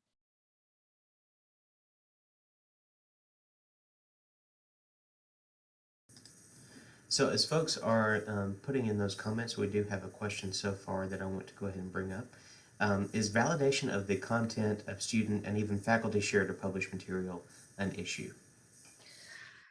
So I wonder if you don't mind kind of explaining a little bit more what you mean by validation of the work. But currently, there's lots of different ways that OER or sharing published materials in different repositories. There's the ability to rate them or to review them, so that way faculty can see how their work is perceived by others. There's stats of the open textbook library that show that the ratings are extremely high for what people think about, what other faculty members in that same discipline area think about the quality of the resources themselves. I know also in the open education world and the sharing of content, the resources where students are sharing is highly, highly, highly sought after and very valued in the community as well as other faculty members. So, and then when it comes to maybe the validation in departments for maybe promotion and tenure, that is a very, very common conversation that's happening. The open education community is doing its best to share matrices on how faculty can possibly use wording to advocate for how this is contributing to our community and to its context. So those are conversations that are happening, and the open community is doing our best to ensure that those who are engaging in this type of work are being validated, and it's being seen as that this has an impact, and it's a very important impact. We need to be sure that it is recognized and validated. All right, great, thank you. So one other question here so far. If you find copyrighted information online that your students can access for free, can you include it in a course that is shared with other professors, or would that be a copy and thus violate the copyright? Thank you so much for this. So this is a huge thing that's happening right now. Again, talking to my students about, for Open Education Week, I asked them stories like, how much did you spend on textbooks this semester, and what would you have done with that? I've shared questions of when you see the cost of your textbook, what do you do? And one of the questions was download a questionable legal copy. And of course, that was the one that our students said the most of. And some of our students any student who said I spent $0 on textbooks this semester, I asked them, I said, did you find the copy online in a questionable website? And they were like, yes. So it's happening. I've even had faculty share with me and say, oh, my textbook is online. I found this PDF. Can I give it to my students? This is copyright infringement. Unfortunately, this is that barrier where, yes, we want our students to have access to the information, but do we want to share illegal information? No, we don't. If you take a look at some of those websites, I can't say all of them, but the ones that I have dug into and looked at, you'll notice that it's not the owner of the websites are not the people who are updating the information. They're putting that on our students to upload the information. So it's kind of that hands-off, like, so this is copyright infringement. Downloading an entire PDF of a book and putting it out there to share for free. We do not want to encourage those practices. But, there are things like fair use where you can do it in a way that doesn't infringe on copyright. And we also want to be respectful of those publishers and of those authors who did take the time to put their information out there, and we want to make sure that we are accessing that information the proper way. So it is really hard. And yes, thank you, Cheryl, for putting in the Code of Best Practices and Fair Use for OER. It is a very great resource to help faculty kind of guide their way into how can we use fair use, and look at those boundaries and make sure that we are being respectful to everyone's intellectual property and not breaking those copyright laws. Our students are utilizing those websites, but this is a great argument towards using open educational resources. Our students do want the information. It's not that they don't want to buy the textbook. They want their book, they want the reading, they want to succeed in their course. But we don't want to encourage them to do things that are questionably legal. So let's go ahead and have courses that are open and free, and has that ability to download them and keep them without copyright infringement. Thank you for that. And I think one of the examples that I see sometimes with that is where it comes to articles, scholarly articles, and/or specific chapters within larger books that are just the PDF may be shared on the LMS, things of that nature. So any final words on that, or should we rely on these best practice links? I think the best, and again, I will say I am a librarian. I am not a lawyer. And so, this best practices is written by the leaders of best practices. They know the law, they know what they're talking about. And so I would say this is the best resource to look at when it comes to utilizing or thinking about finding or utilizing PDFs that you find online. Thank you for that, and thank you, Cheryl, for the link there. Any more questions for Gabby?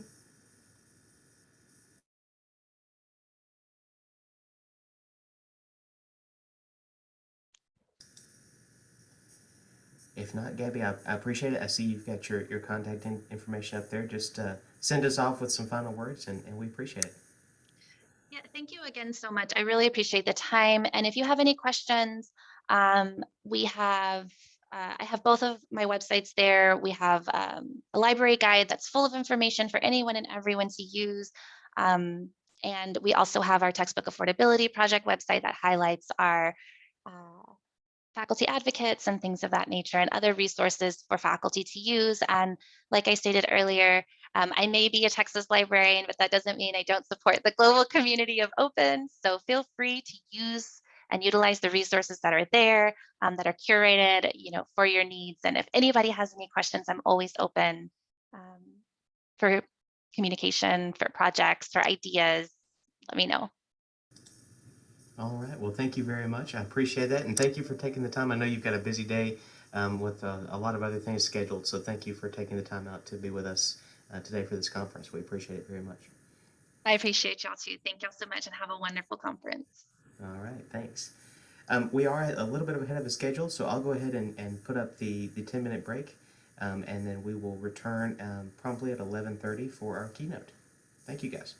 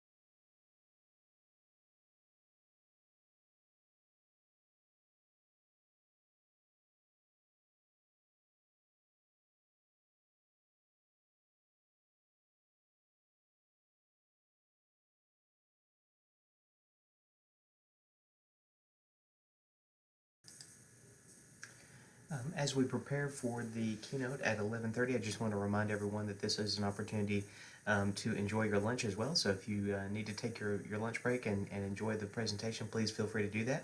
And we'll be ready to get started right at 11:30. Thank you.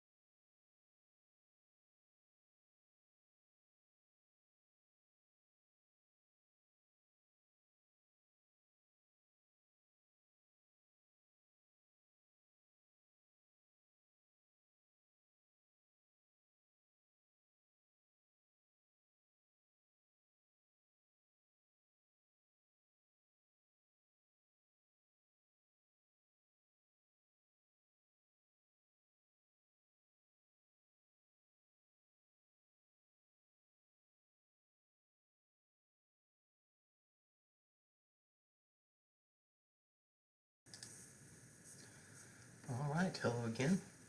Thank y'all for being with us and sticking with us throughout the day. I appreciate it. Very excited for our next speaker, and I will turn it over to Stephanie Pierce for introductions. Good afternoon. I am Stephanie Pierce. I'm at the University of Arkansas, where I work with the OER team on our program here. I'm very excited to moderate this keynote session today with Cheryl Casey. Cheryl is an associate librarian at the University of Arizona, where she is the open education librarian. There, she leads their OER initiatives in addition to acting as a trainer for the Open Education Network, as well as an instructor for their OER librarianship certificate. So with that, I will turn it over to Cheryl, and she has provided us some links that I will share throughout her presentation. All right, there you go. Thank you, Stephanie and Philip. I will share my screen and get my slide deck queued up here. Okay, hopefully you see a light bulb. Yes. We do. Thank you for nodding. I appreciate that.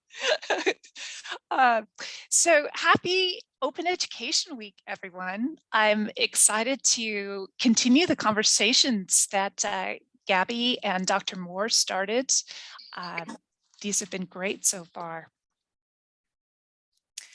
So because sharing is a core value of open education, these slides are openly licensed and available for you to reuse and customize. I'll be sending these to Philip after the conference. I want to start with a land acknowledgement, respectfully acknowledging the University of Arizona is on the lands and territories of Indigenous peoples. Today, there are 22 federally recognized tribes in Arizona, with Tucson being home to the O'odham and the Yaqui. It's such an honor to be invited to present your conference keynote. I've heard about exciting things happening with OER in Arizona, Arkansas. The A's throw me off. Arkansas, Arizona, too close. I've had the pleasure of working with state leaders like Relinda Ruth and Elaine Thornton through the Open Education Network, and Philip completed our certificate in OER librarianship. I also have a personal connection to Arkansas. I lived in Fayetteville from the ages of about 3 to 5. That's me on the left in the kiddie pool. And that's me with my younger sisters at Dog Patch USA. Does anybody else remember that? I'm gonna queue up my chat so I can, I hear that it closed in 1993. Oh, good, Relinda remembers. Yeah, it had this like trash eating pig, very cool. Yes, so I hear it's being bought out and converted into a nature park. But when I told my family that I was doing this conference, you know, they pulled out the family pictures, and we learned that my dad took graduate school classes at the University of Arkansas. No idea, and had fun reminiscing. So thank you.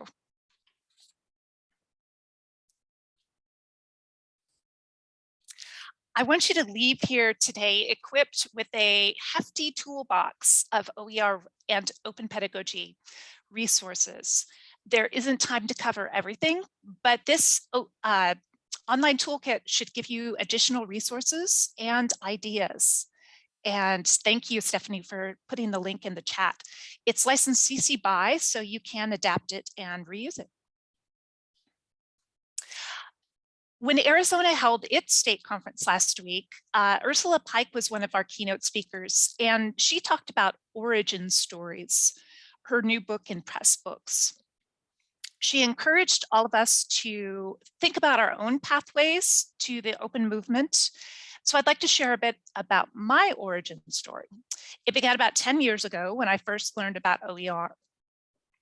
Then in 2013-14, when I was involved in a campus e-textbook pilot project that went awry, long story short, OER saved the day.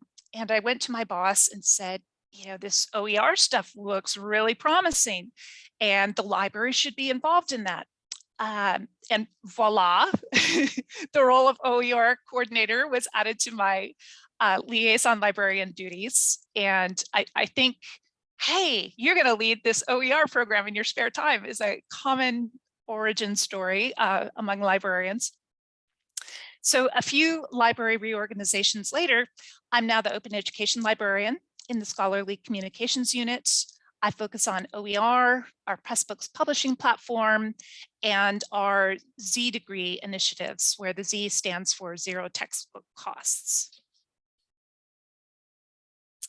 My pathway to OER has been shaped by all of the enthusiastic and generous and smart and dedicated and big-hearted people in the open education movement.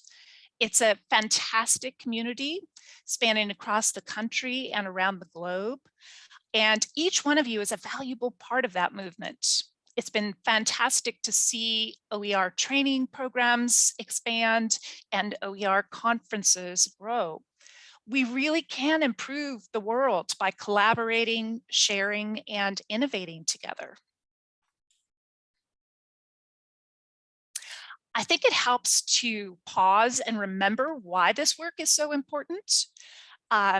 So I'm going to do what Gabby and I didn't compare notes, but I'm going to do something similar to what she did, where now it's your turn to think about what's your why. You know, what led you to become involved in open education? What led you to come to this conference today?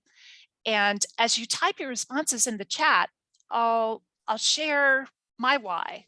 So I'm the mom of 2 current college students and a future grad student. I want accessible,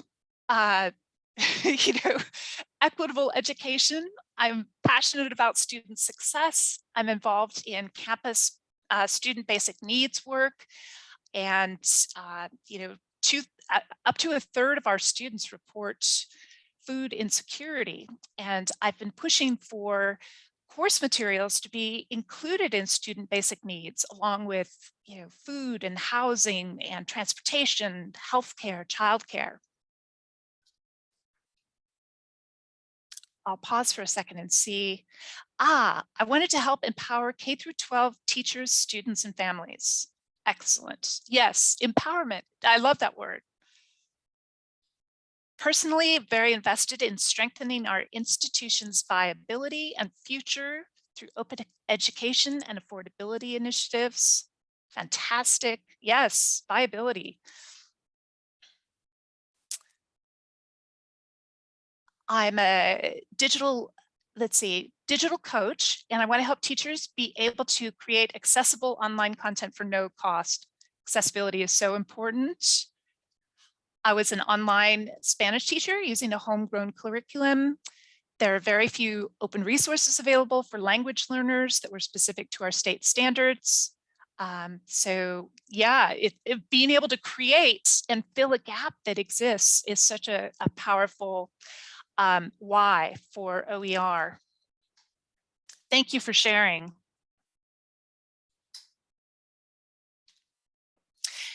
If you caught this week's Spark presentation on inclusive access, this was one of the featured slides. And I've heard Nicole Allen say this in multiple presentations, and it's so true. Students can't learn from books they can't afford. I was in a webinar this week where students said they switched majors because of textbook costs. I hate to hear that students are determining their entire career trajectory based on textbook costs. So, expensive textbooks and courseware are barriers to student success. A few years ago during Open Education Week, I asked our students to complete this prompt. If I didn't have to buy textbooks, I could ... And here are some of their responses. Actually pay rent on time, live again and get sleep, survive, buy groceries. And I love how they added #thestruggle. Eat food, not work until 3 a.m. before school. Someone else said, not have debt-induced panic attacks. Students shouldn't have to choose between textbooks and food or rent, but They do. And that's where you come in. As librarians, teachers, administrators, faculty, you can make a difference for these students. OER are free to use, keep, share, and print.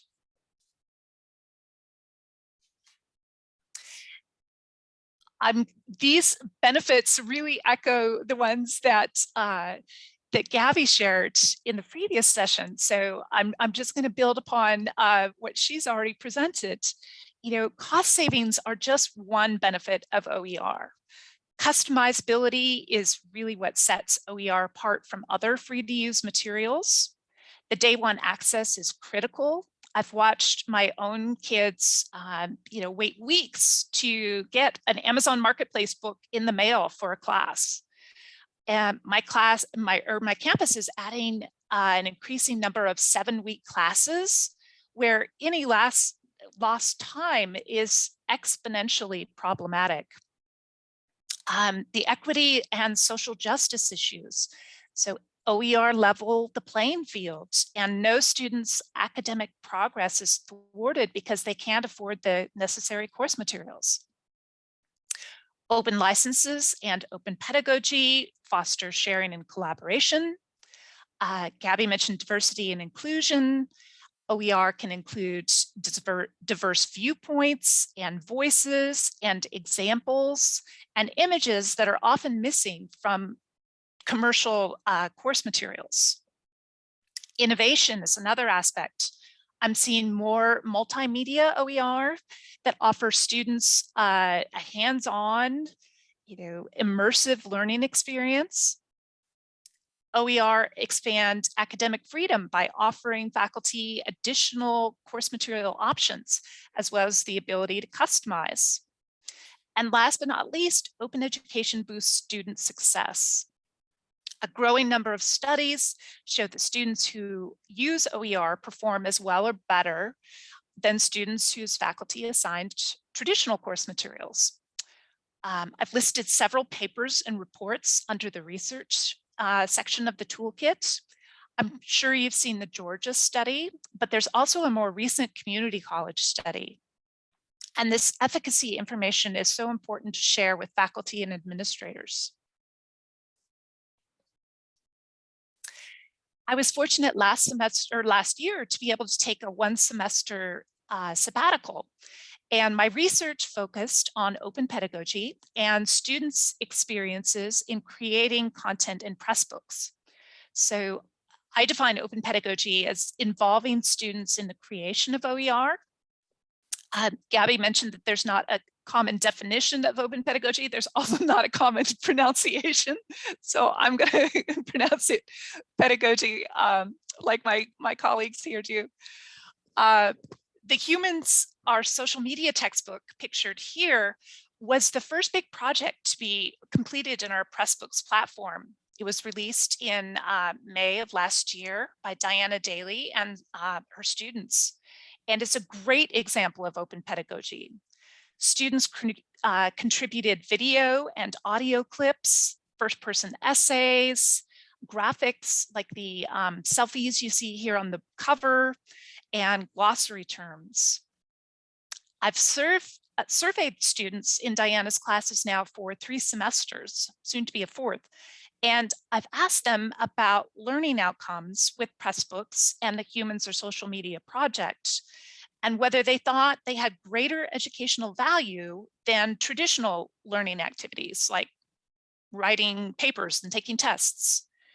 The percentage of students who said the educational value was better with open pedagogy has increased each semester from about 66% to about 76% to 81%. And I attribute this to improvements that Diana's made to the class based on feedback from students. So they shared in the surveys why they thought the learning outcomes were better with Humans Are social media. And here are some of the comments that stood out to me. It made us feel like our opinions and our voices were heard and appreciated for the first time. I like how it puts student voices out in the world. The opportunity to be published gave me more incentive to make sure my assignments were my best product. Feel like I learned more and had more motivation to learn this way. More classes should be like this.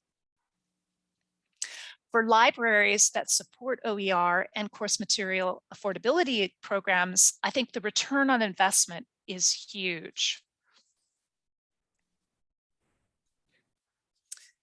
But if OER and open pedagogy are so fabulous, why doesn't everyone use them? And there are some very good reasons. Dr. Moore did a great job addressing some of these threats this morning. So now it's your turn again to share your OER pain points, frustrations, hurdles, obstacles in the chat. Get it all out.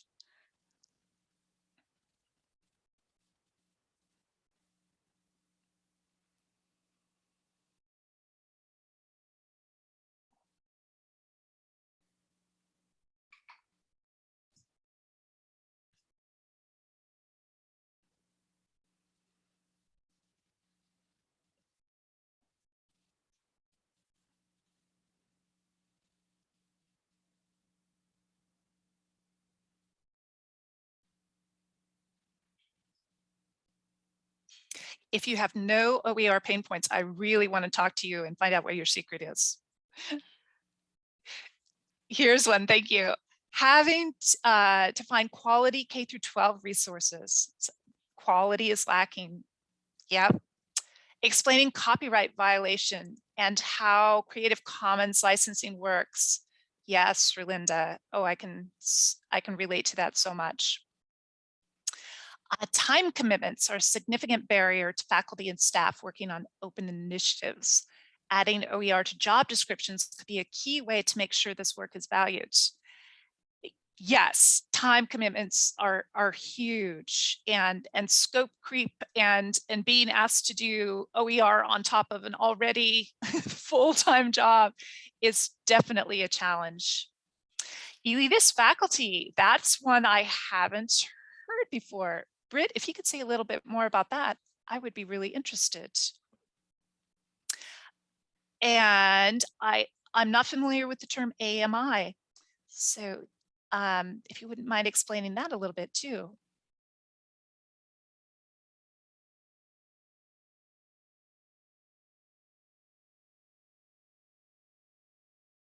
Alternative instruction methods.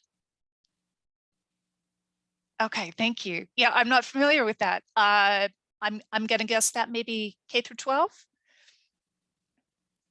Oh, in place of snow days, which we don't have very many of in Arizona.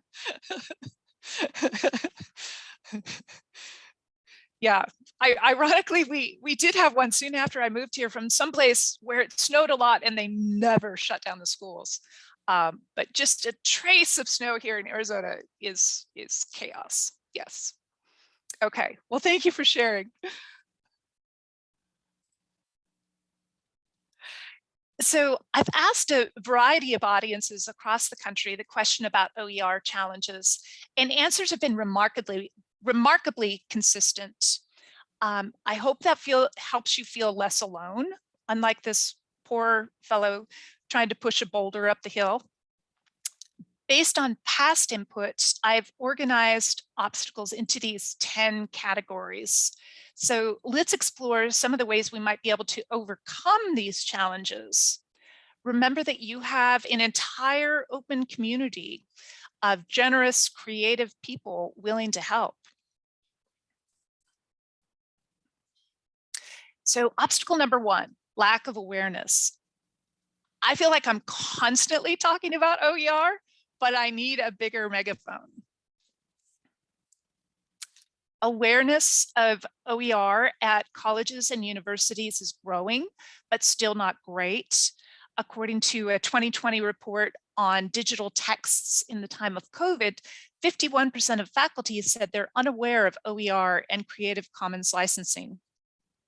Only 15% of faculty reported using OER as required course materials in the 2019-2020 survey. So those numbers could be a little discouraging, but to put a more optimistic spin on things, look at all the growth potential for OER. There's no one-size-fits-all approach for raising awareness and promoting OER. These are just a few ideas. Consider a learning community. We're currently doing our third one, and it's been an effective, scalable way to create a community of practice. And I'm happy to share resources with you that you can adapt. I've had good results by asking for time at college and department meetings. I share subject-specific OER. It can be hard for people to find an extra hour for a workshop. So fitting into established meeting times can be effective. Workshops and events have been a mixed bag for me. I mean, your conference is a huge success, but sometimes my campus events have been a lot of work for very sparse attendance, like one person. But that doesn't mean a one-person turnout is a failure. You're planting seeds for the future, and you never know when those seeds will sprout and grow. Bringing together campus stakeholders is really important. Our campus bookstore is a fabulous partner. We exchange information and jointly report student savings. Our bookstore's textbook adoption form has a box that faculty can check that says, course does not require materials. I can then follow up with them and find out what they are using. Is it self-authored material? Is it OER? Is it library licensed content? Is it content that they don't realize is pirated? We've had several instances of that. Students are great OER advocates. And in 2019, our student government passed a resolution that encourages faculty to use free or low-cost course materials, including OER. To raise awareness about the impact of OER, tell a compelling story. Go beyond the cost savings. I've seen some really effective student videos out there. You can cultivate faculty champions. We created these textbook hero posters featuring faculty who are using OER. Some campuses give out faculty awards. The University of Kansas has a great textbook heroes program, which recognizes faculty, staff, students, and donors. And I heard another campus creates posters for faculty office doors that advertise how much they save students that semester, that one professor, by using free or low-cost course materials. And I love that it not only recognizes that professor's efforts, but it raises awareness among students and colleagues. You can find more ideas for advocacy in the toolkit under that heading. Obstacle number 2, discoverability. So this can be another challenge. And think of OER like searching for treasure, a treasure hunt. There's no central repository for OER. So these are just some of the sites where it can be found. For the K through 12 audience, that's missing from this slide, and I apologize. ck-12.org is one resource I recommend. All of these are listed in the toolkit along with some K through 12 resources.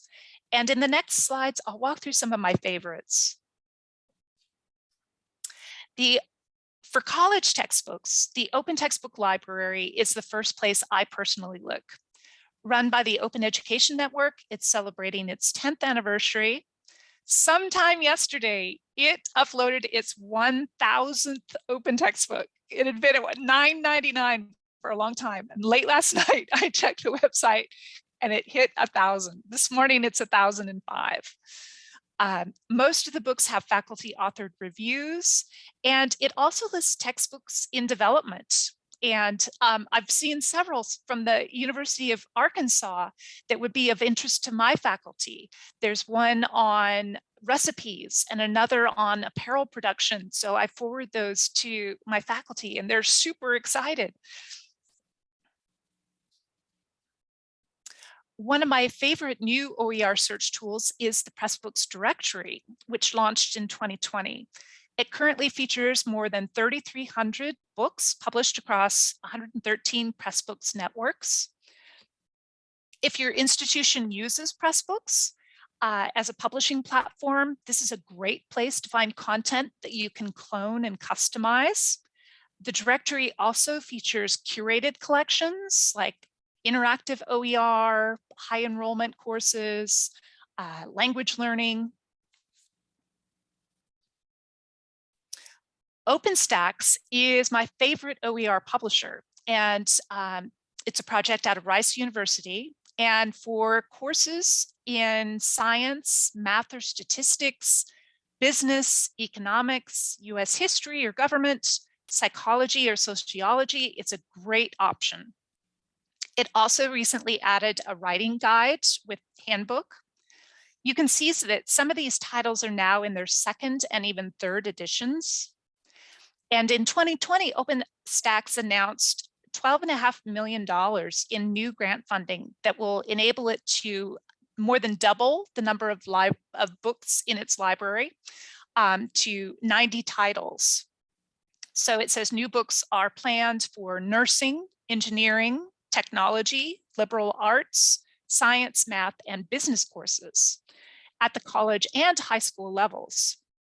And I'll talk in a little bit about the free ancillaries that OpenStax offers.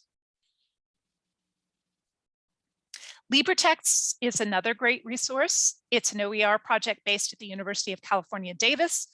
And in 2018, they received a $5 million grant from the US Department of Education. So their site has really expanded since then. It now features nearly 400 textbooks, text maps, and LibreTexts, as well as free interactive tools, Spanish language materials, and an OER remixer. It also has a workforce library. And for more vocational education resources, Skills Commons features workforce training materials for a range of careers. The US Department of Labor invested $1.9 billion in this project, which is managed by CSU Long Beach and Merlot. So more than 700 institutions contributed content, which covers construction, manufacturing, healthcare, information technology, and more. For language learning, I recommend Corel, the Center for Open Educational Resources and Language Learning at the University of Texas at Austin. It offers materials in the languages listed in the lower left corner. For OER by discipline or subject, BC Campus publishes this helpful directory, which is regularly updated. I also have to give a shout out to Relinda Ruth's UA Costat Faculty Guide for OER. Her impressive LibGuide features extensive OER resources for a variety of subjects. And rather than create my own LibGuide, I link out to other people's who have put a lot of time and effort into creating these fantastic tools. There are several OER mega search tools available. I refer faculty to Oasis from SUNY Geneseo because of its user friendliness. It can help faculty find OER from 113 different sources. It also allows you to browse by subject and by specific content types like textbooks or videos or full courses or interactive simulations. We have the Oasis search box embedded on our Find OER page. And thanks, Philip, for putting, oh yes, for putting a link to that LibGuide. It's so great. And on our Find OER page, the toolkit also has widget code. So you can do that on your own LibGuides or web pages. Creative Commons new CC search has been branded as Openverse. So you can search here for images and other content. You can filter by a specific Creative Commons license or by public domain content. And I like how this tool generates the image attribution for you. So it provides the title, the author, the image link, and the CC license. So when we're teaching Tassel, that attribution format, it's really helpful to be able to steer instructors toward that. Obstacle number 3, questions about quality. And this came up in the chat. It's an interesting one. And I was once called into a meeting with an administrator who'd read about our local community college's new Z-Degree program. So they'd seen the article about the free textbooks, and they had concerns about how that would affect the transferability of credits. So I knew the college was using OpenStax books, and I keep a set of print copies in my office for just such occasions, as well as OER petting zoos, which are fun. I explained to the administrator about OER and let them see the OpenStax books.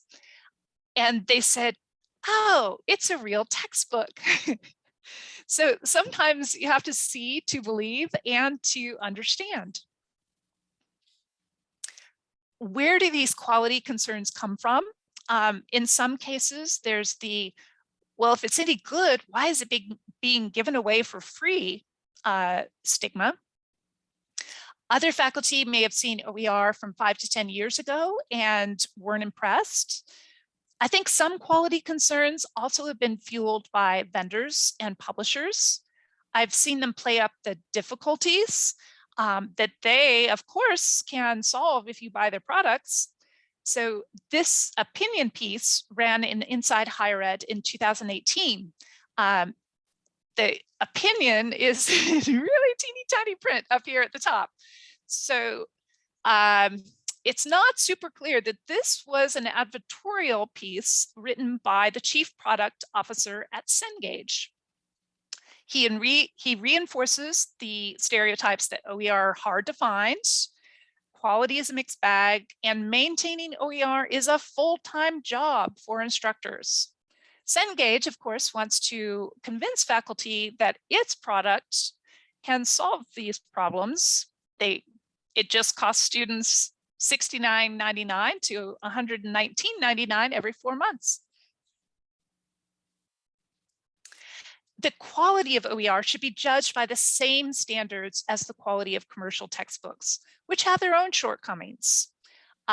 One of my nursing faculty recently expressed frustration with her brand new textbook, a commercial textbook. She said the content is already outdated.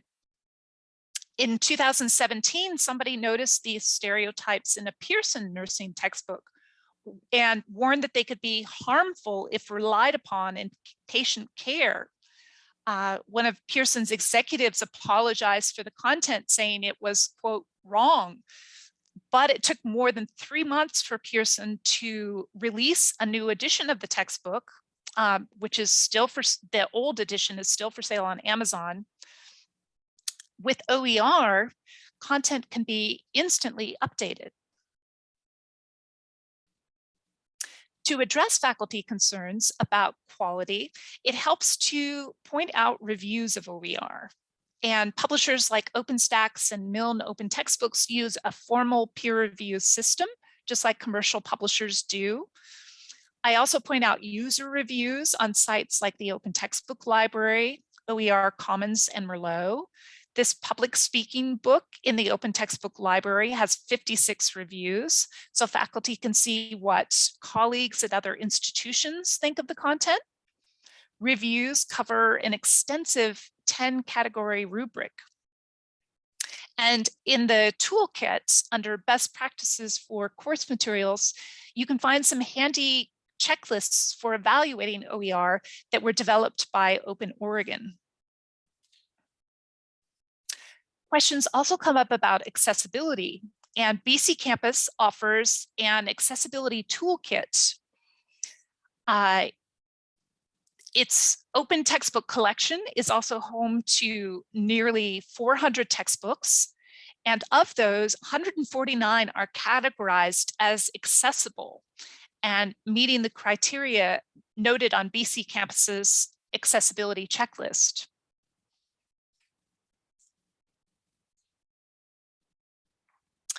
Obstacle number 4, limited topics and ancillaries. Faculty share their frustrations when they look for OER on specific subjects and come up empty, or when they can't find OER ancillaries like test questions and PowerPoint slides or homework software. That can be a deal breaker for busy faculty trying to make the switch to OER. While the range of OER is growing, content still isn't available for every course.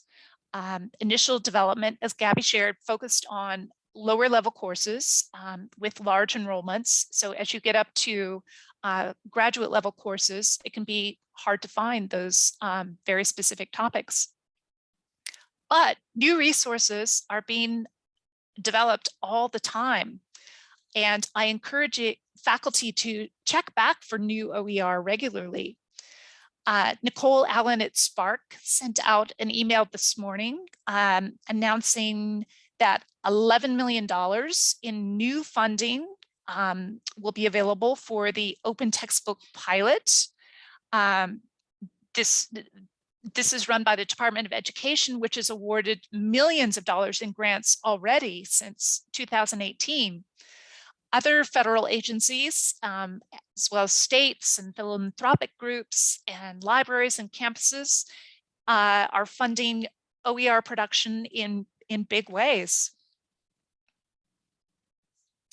For ancillaries, I like to point instructors to OpenStax.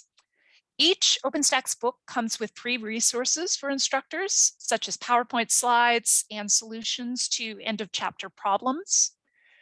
OER Commons Hub resources allow instructors to exchange supplementary materials they've developed. This anatomy and physiology book also has course cartridges for multiple learning management systems and an annotated video guide. OpenStax has also added guided lecture notes, diversity and representation development guidelines, editable Google Docs and Google Forms, and testable images. These are images from the book that have their labels covered so they can be used for quizzes and tests. If instructors want courseware for student practice or homework or quizzes and tests, OpenStax partners with a variety of technology partners to make low-cost add-ons an option. OpenStax institutional partners have free access to OpenStax Tutor, which is so far only available with certain books, but OpenStax Tutor for Life, Liberty, and the Pursuit of Happiness is free to anyone. This OpenStax Tech Scout is also a good place for librarians and instructional designers to find information about various vendors in the OER space. As a librarian, I frequently get questions from administrators and faculty after they get sales pitches from these various companies. It's really, there's so many, it's really hard to keep track of all the new players. Another option for expanding the availability of OER is open pedagogy. And as an added bonus, it engages students in active learning and turns them into creators instead of just consumers. As Gabby shared this morning, so with our textbook example, you know, that's one option, creating an entire textbook. But you can also annotate readings or have them create videos or test banks or podcasts or blogs. They can translate content into other languages. They can create infographics to explain difficult ideas in an understandable way. Or students can update Wikipedia entries, making the information more factually accurate, adding citations, and expanding the diversity of Wikipedia entries. There are some great new resources for open pedagogy, including this project roadmap, which features case studies and examples. I think it's also important to remember that open educational resources are one tool in our course material affordability toolbox. As the open education librarian, I see it as my job to present instructors with a range of options. I've found it helpful to frame it as a spectrum of affordability, and I have to credit Stephen Bell at Temple for that term. I liked how Gabby referred to this as a menu. Same idea. I start at number one with OER because they offer free perpetual use and they're customizable. Next, we look at library license materials like unlimited user ebooks, streaming video, articles and book chapters. If free to use options aren't available or aren't a good fit, then I encourage faculty to ask about inclusive access or automatic billing with our bookstore. There are pros and cons to inclusive access, and I've included some resources in the toolkit under textbook affordability. To help University of Arizona faculty discover free to use resources, I launched this check for ebook availability form on our library website.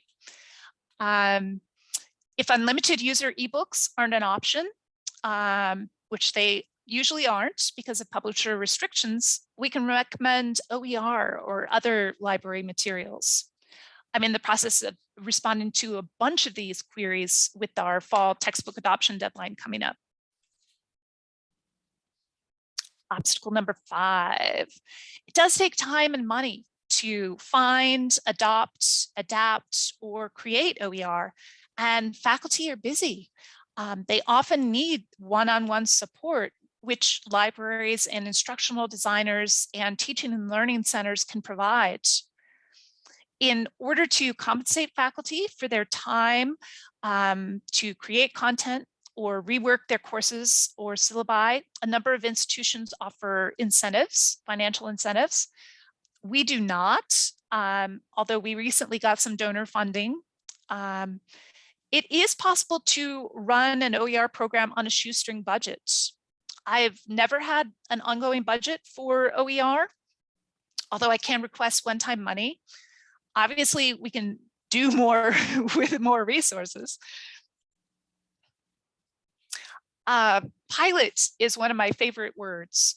And if switching to OER seems like too big a lift at the moment, I encourage instructors to pilot just one bit of OER.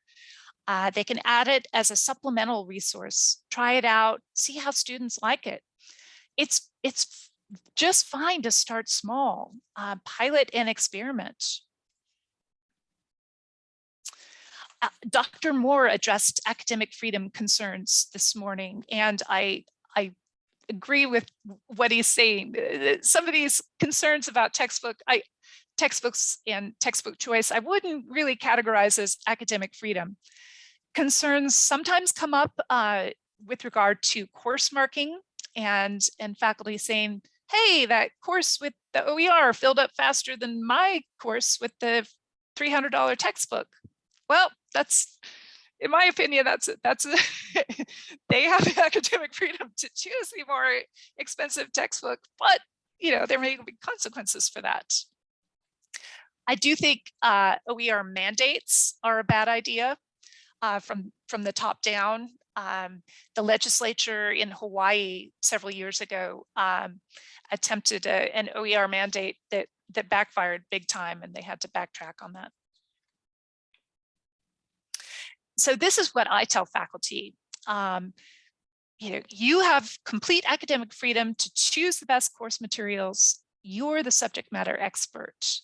They're also the experts in the learning objectives and the scope and sequence of their class. As I said earlier, OER expand faculty academic freedom by providing options beyond commercial course materials. With the ability to customize, faculty can rearrange chapters, update with local examples, add photos and names that reflect their student population, incorporate their own materials, and so much more. In higher education, tenure requirements can be another obstacle. I've heard faculty say that they can't devote time to OER because it won't help them earn tenure and promotion. My institution does prioritize scholarly books and publications in double-blind peer-reviewed journals, but recognizing faculty who adopt, adapt, and create OER and valuing the impacts of that work is important. Yesterday, Open Oregon hosted a great faculty panel on OER in promotion and tenure, and I know they'll be sharing that recording. They highlighted these resources, which have recently been developed and offer support in including open educational practices in promotion and tenure guidelines. You can find these in the toolkit.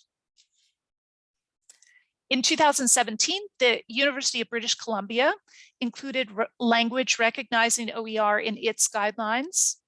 My library dean is currently leading a campus task force to try to explicitly credit faculty for work on OER and publishing open access in our promotion and tenure guidelines. Currently on campus, it's up to instructors to make the case for OER's impact in their dossier. I encourage them to think about how they can demonstrate significant impact. Can they use student stories, student success metrics, cost savings, the number of downloads, adoptions of their open content at other institutions? Pressbooks recently added some new analytics that have been really popular with our OER authors. These are statistics that I pulled last night for the Human Social Media textbook, just the first edition. In addition to the total visitors and page views, we can also see the top referring websites. So number 3 here is the Open Textbook Library, but these other EDU web domains make us believe that this textbook is being adopted at other institutions. And that's really important and valuable information for faculty to know.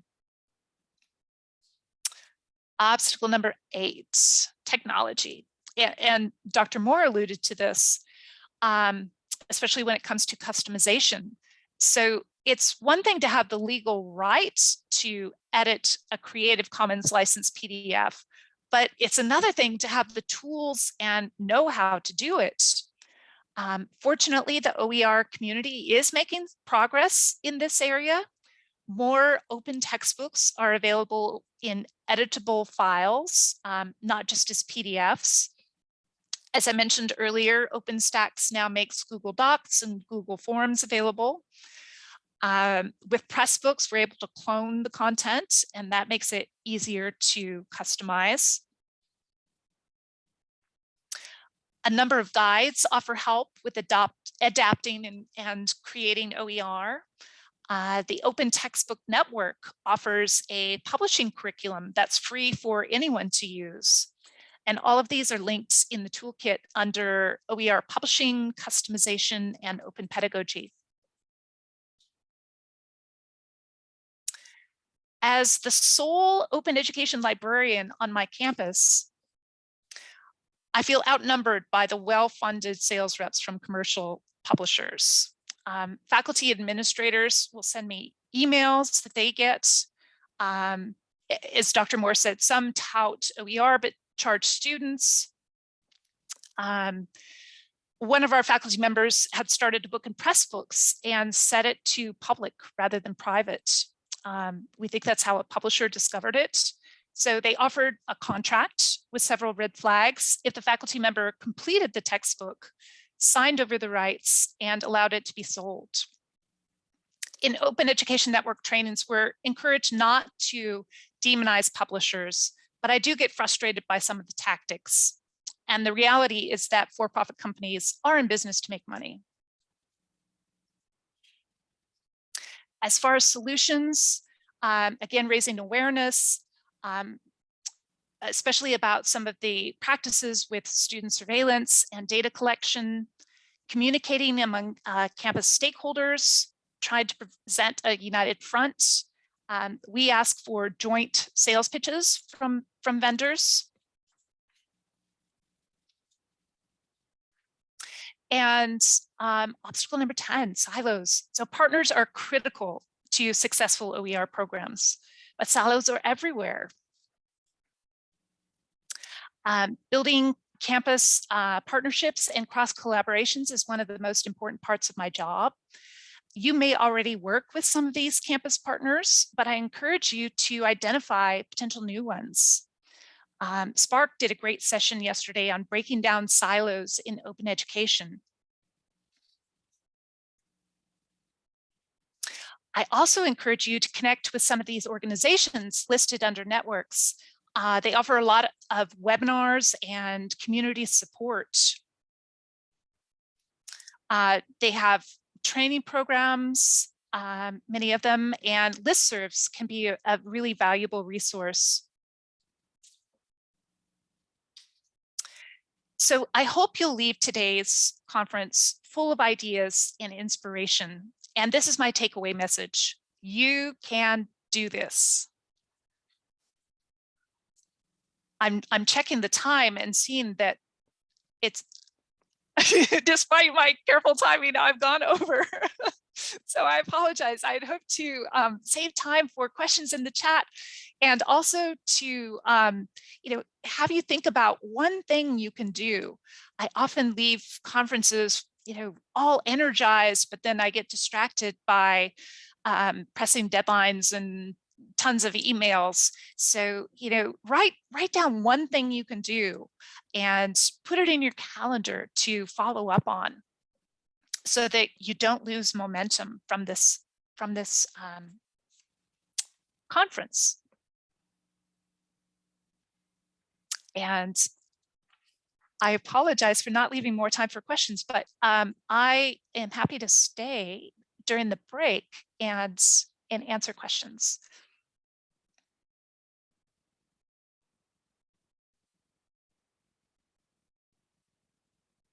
I see Relinda, let's see, regarding the mandates from the state level, what happened in Hawaii, do you think? Well, I would say it's different than a mask mandate, because there we're dealing with sort of life and death consequences. But yes, I would agree that people don't like to be told what to do. I think it's better to have faculty willingly embrace OER and discover all of the benefits that it offers. I'm looking up for other questions that may have popped up.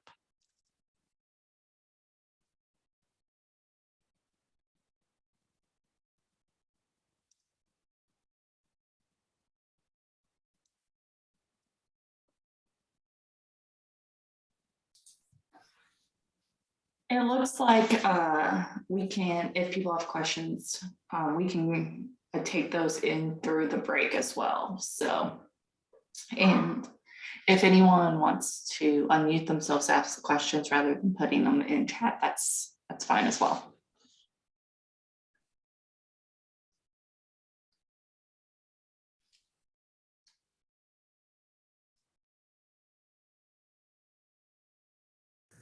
Not seeing anything coming through, but Cheryl, I want to thank you so much. And if anybody has questions for Cheryl, or any of our speakers today, of course, feel free to reach out to them via their contact information. I did put Cheryl's email in the chat as well. So I know from personal experience, anytime I have questions on programs or anything OER related, I just reach out to someone who I find inspirational or who's doing something similar, and everyone is willing to answer any questions. So do not hesitate ever. It's such a fantastic community, and those listservs are such a great resource. I posted a question this week that we were struggling with and got expert advice from all over the country. It was fantastic. It's true. The OER community is one of the best at supporting each other and, answering the questions and sometimes helping you problem solve an issue. So if anyone's not on those listservs, I definitely think they're worthwhile to sign up for. Thankfully, unlike some other listservs, I don't find my inbox gets as, inundated with those emails as others.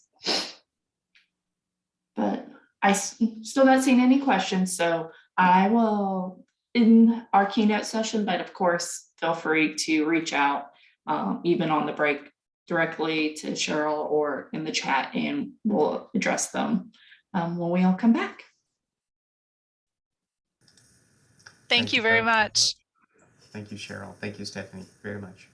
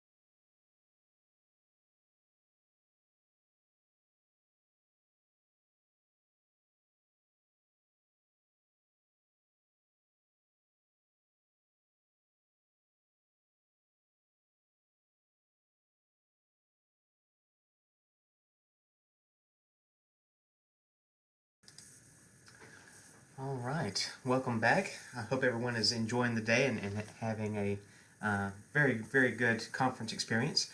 I'm going to turn it over to Laura Lennox, and she's going to introduce our next speaker.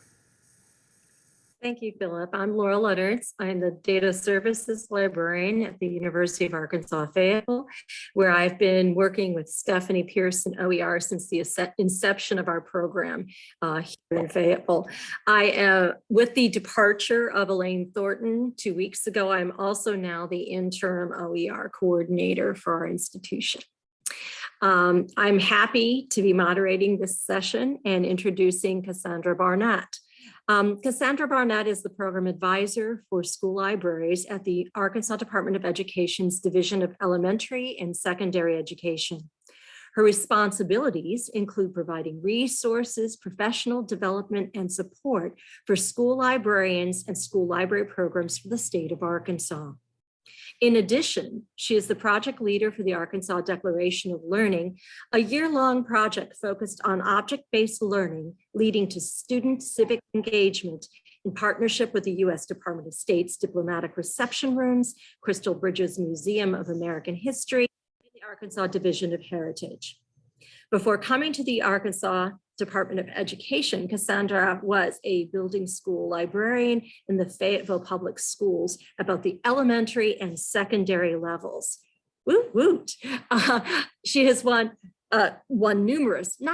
she has earned numerous awards over her career. And please help me invite Cassandra Barnett. Thank you so much. Let's see, I'm going to check and see if I can share my screen. Can everybody see that?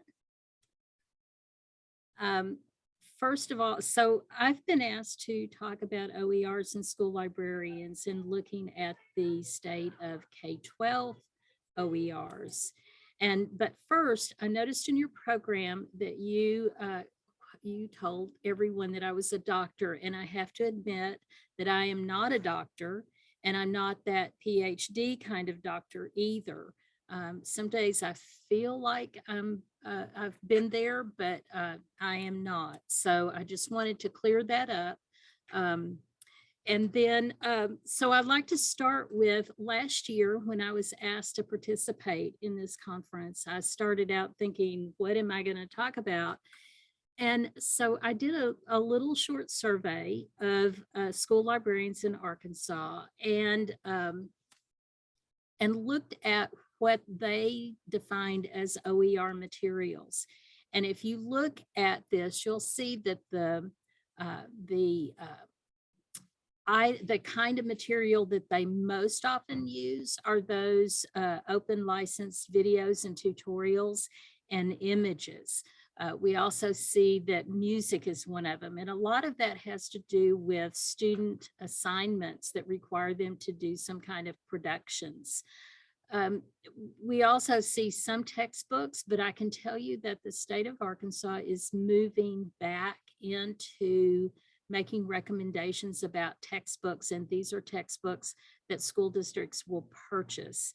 And part of that comes out of the RISE initiative, which is that science of reading and moving in that direction. So I'm not sure that that we're ever going to get to the point where we're using open source textbooks. Maybe some teachers, individual teachers or school librarians might come across some and use them, but I don't think that's going to happen. But anyway, so this kind of gives you an idea of what our school librarians are thinking of in terms of open educational resource material.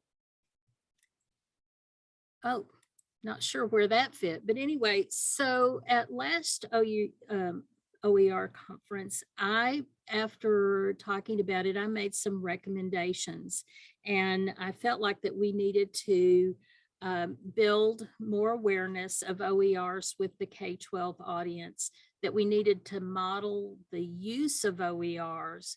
We needed to encourage teachers to require assignments that used OERs, and that we partner with the Arkansas State Library and start to train school librarians in OERs. Well, out of those recommendations, last summer, we put together a summer workshop, and this was a collaboration between Arla's OER task force and myself.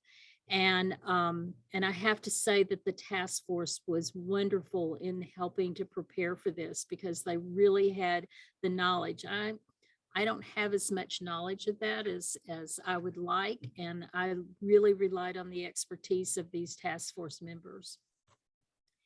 And in that summer workshop, we explored open licensing and Creative Commons. We looked at some OER platforms and resources.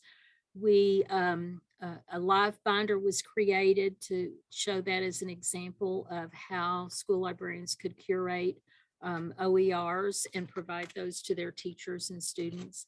And then we had a keynote by Tiffany Fontenot, and she was awesome.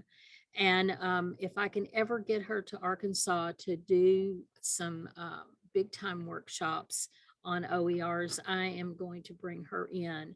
But she, and on here, I have a link to her LibGuide. This is the front page of her LibGuide on OERs for the K-12 audience.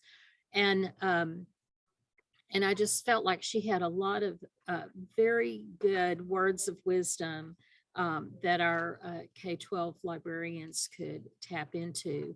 Unfortunately, we didn't have as big an attendance as I would have liked. We had 21 school librarians that attended. And so this is, I'm encouraged by this because we actually got some people to attend, but also I'm hoping that this can be the beginnings of expanding that. So here are some of the resources that were provided during that workshop to those school librarians, and those were really good, a really good beginning step for curating stuff for the K-12 audience. And I'm going to give you the link to my slides so everybody can have access to those. We did a pre and post assessment for the workshop, and you can see that I think we really had an impact on those school librarians in terms of being familiar with them. Afterwards, they felt like they were much more familiar with what OERs were and how they might be able to use them. Here, also utilizing those, you can see that we made a significant impact, I think, moving these school librarians to being very likely to use them in their classrooms and in their work with teachers. We also asked them how prepared they felt to communicate about those benefits. And you can see that before that workshop, they really did not feel very prepared at all to talk about OERs. But afterwards, they felt a lot more confident about approaching their colleagues and administrators about OERs and the possibility of using them.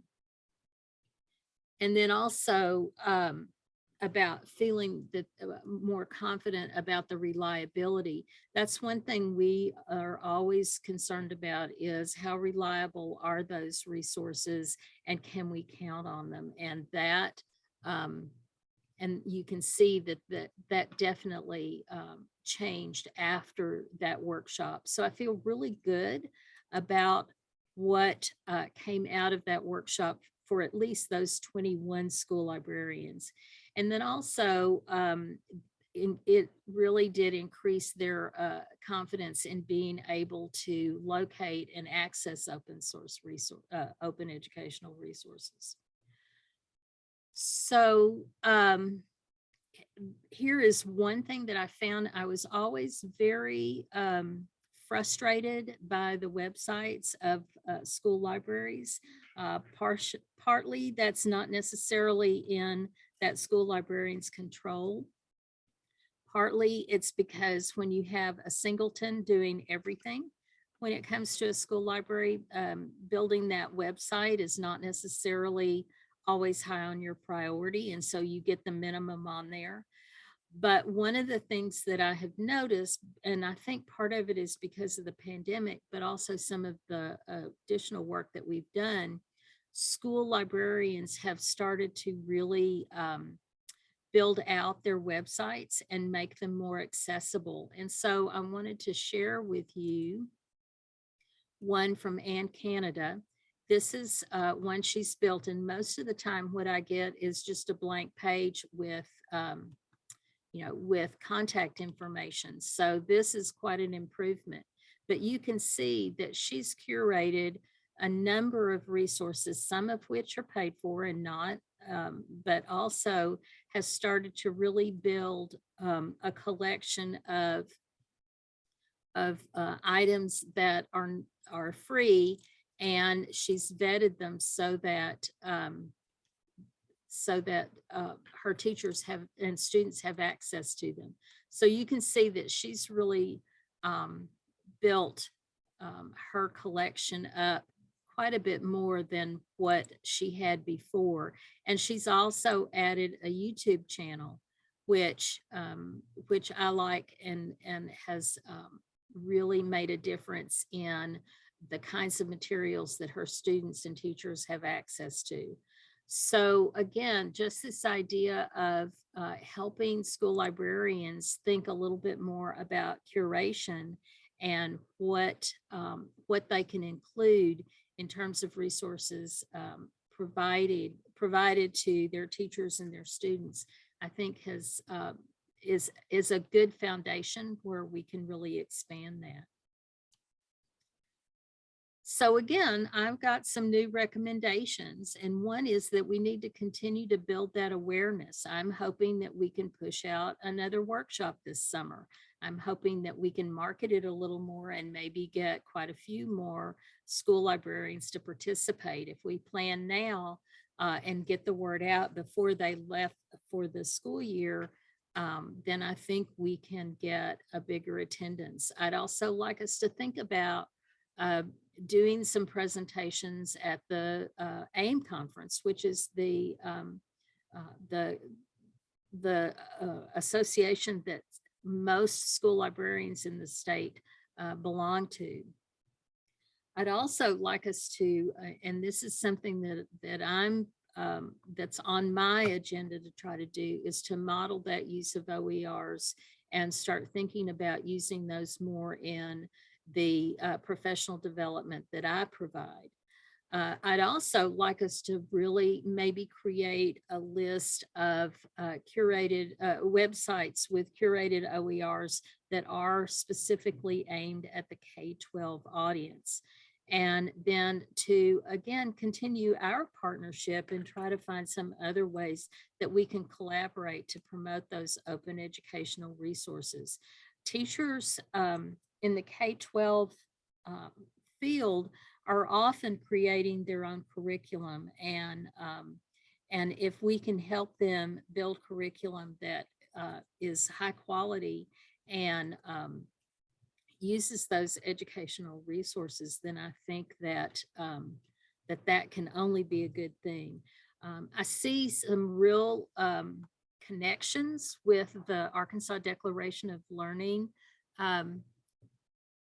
project that I work with. It is a year-long project, and I saw that Jessica Brown is here, and she's one of our alumni.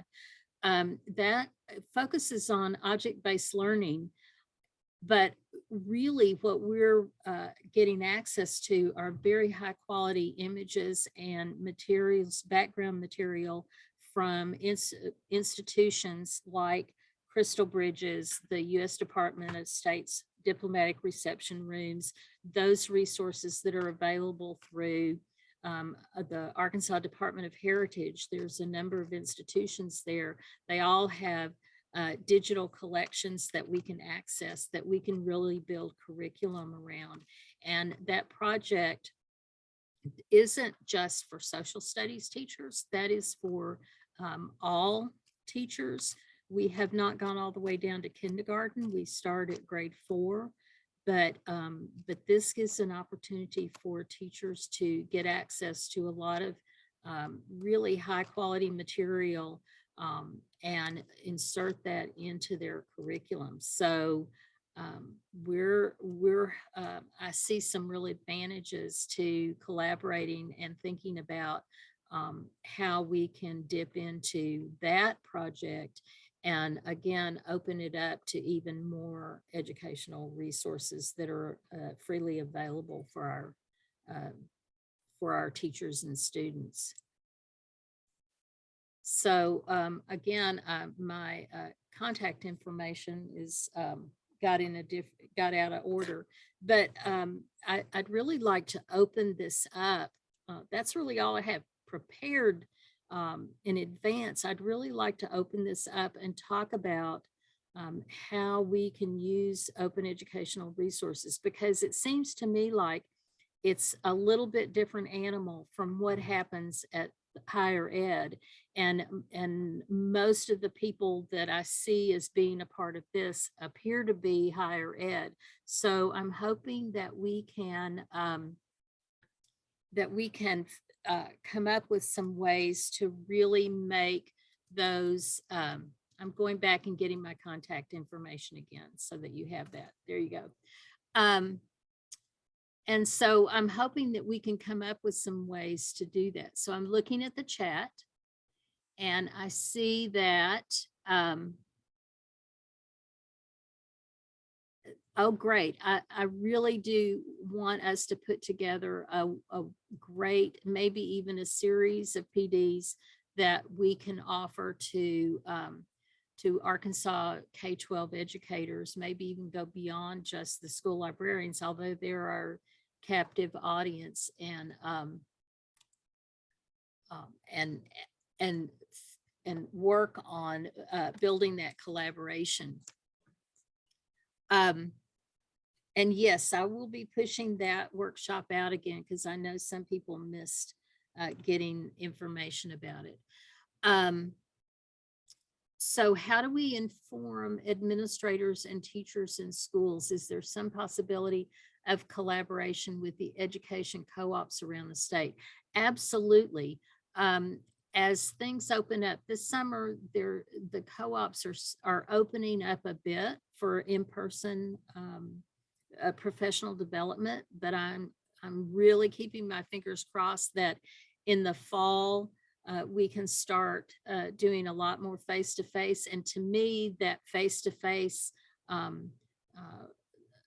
opportunity for professional development would be perfect. And so certainly I have access to all of the co-ops. So we could push something out. We could develop a professional development opportunity that we could actually schedule at co-ops. So I'm sure that we can do some collaboration there. Something that we have done in Zuni's platform is curated OERs for students and families. That would be great. I think we're seeing a trend in homeschool, more and more students that are being homeschooled. And I can see working with public libraries on OERs that are aimed at homeschooled students would be great. I think it would be very advantageous for us to do that. I'm also, and I'm going to throw this out because it doesn't just have to do with OERs, but I've been really interested in having some kind of a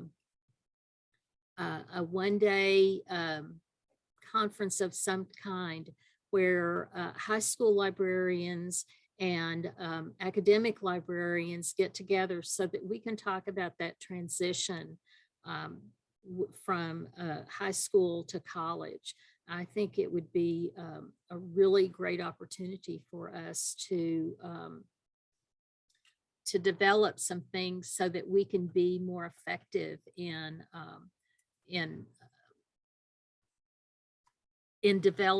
helping our students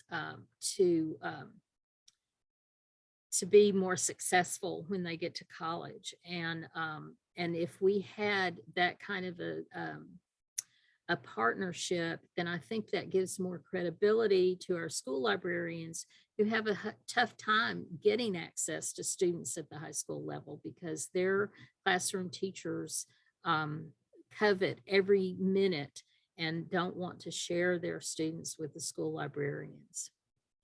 And so, Philip, I'm seeing that an OER roadshow, I think that would be an awesome thing, and we should actually plan something like that. I'm happy if we want to have a conversation, if you want to unmute and just start talking, I'm happy for us to do that. I even have my notebook so I can take notes so that we can create some additional plans. But for me, what I find most advantageous for me being included in this conference is the opportunity for me to work with higher ed to think about how we can do a more effective job in helping our students and teachers. I'll go ahead and unmute. I just, some of you may know of Quarkle, which has kind of gone dormant for a few years, which is the, I don't know what Quarkle means, but it's research, college and research libraries group. And they're going to start meeting again, the directors of institutions such as that. And there has been in the past an education group from that has developed the education pages. So I think maybe that is a group. I will certainly talk to my director about the potentials of OER development and working with the K through 12 schools in that regard. So see if Quarkle could start maybe taking some of that on as well. I love that idea. I definitely would love for us to actually identify some people who would be willing to sit down and plan that roadshow that Philip talked about, because I think that's a good first step. But yeah, I mean, we need a summit or a confab or whatever you want to call it, where we just really kick out these ideas and come up with an actual plan that can be, I mean, I'd like to see several activities going on. We put our toes in the water with the workshop last summer. I'd love to repeat that. I don't know if we can pull Tiffany in or not, but I think there are lots of other people out there that could provide just as valuable an expertise. And I would really like to see us do some of that. Yeah, I agree, and I think another good perspective to bring in might be the folks that have transitioned from the K-12 environment to a higher ed environment and kind of have bridged that gap in their own experience. I'm thinking of Jessica Brown, who might be interested in helping to at least maybe plan that event and think of strategies for reaching the K-12 audience, what they need, specific questions related to timing and needs and all of those sorts of things. I love that idea.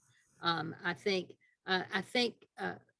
Philip, if you don't mind, if people are interested in doing that, if they would contact you, then we can get together and sort out how that might happen.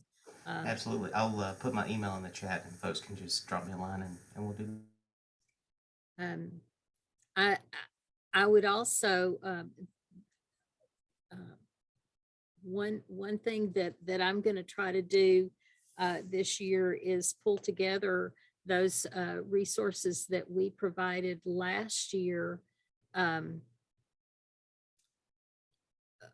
in some kind of a coherent whole that I can share out with school librarians through my website. But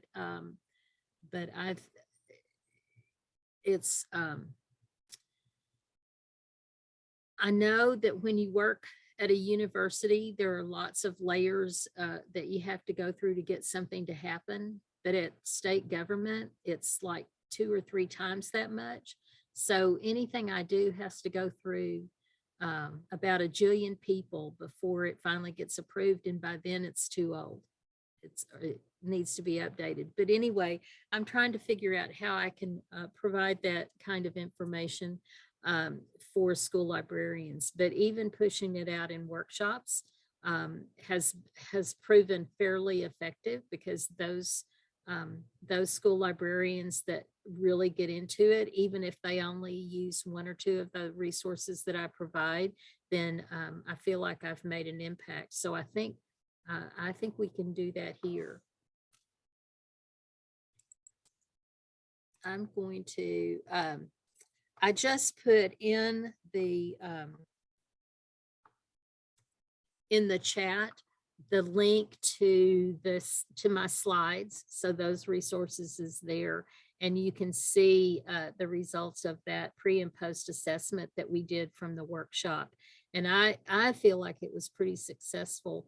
I definitely would like to see us repeat another workshop, but I am open to whatever else we can do to provide those resources to school librarians, because I can tell you buying subscriptions to various databases is expensive if it wasn't for the state library providing those databases through the Traveler portal, and the Department of Ed has finally pitched in with some as well. Then I'm not sure very many of our school districts could afford that. I have school librarians who have a yearly budget of a couple of $100. You can't do much with a couple of $100. So anything that we can do to provide them with some really rich resources that are high quality, I think can only be an advantage for all of them. So I think I really want to see us do something to push that out. I agree. Excellent plan. Any other comments or anything? I can tell you that, I mean, I told you right up front that my presentation was fairly short. For me, the conversation is the important part. And I hope that we can identify some people who are willing to pursue this and really come up with some things we can do to make the life of K-12 educators easier. I think so. Sandra, I've got a question. This Sure. is Britt from Hendricks College. And I was wondering if you could maybe paint a little picture of what goes on in schools now with teachers. Are they using common textbooks at all? Or are they just cobbling together things? Well, And are school librarians actually, active in helping teachers find these resources or not? Yes and no. A lot of school librarians, the way they function, they work with their teachers, and depending on what the subject matter is, they will go out and find resources. Some of those are going to be resources that they purchase. Some are going to be, videos or other things that they find that they can use. They're going to buy materials because often they're easier to have been vetted. They can find reviews of them, and they will rely on those reviews.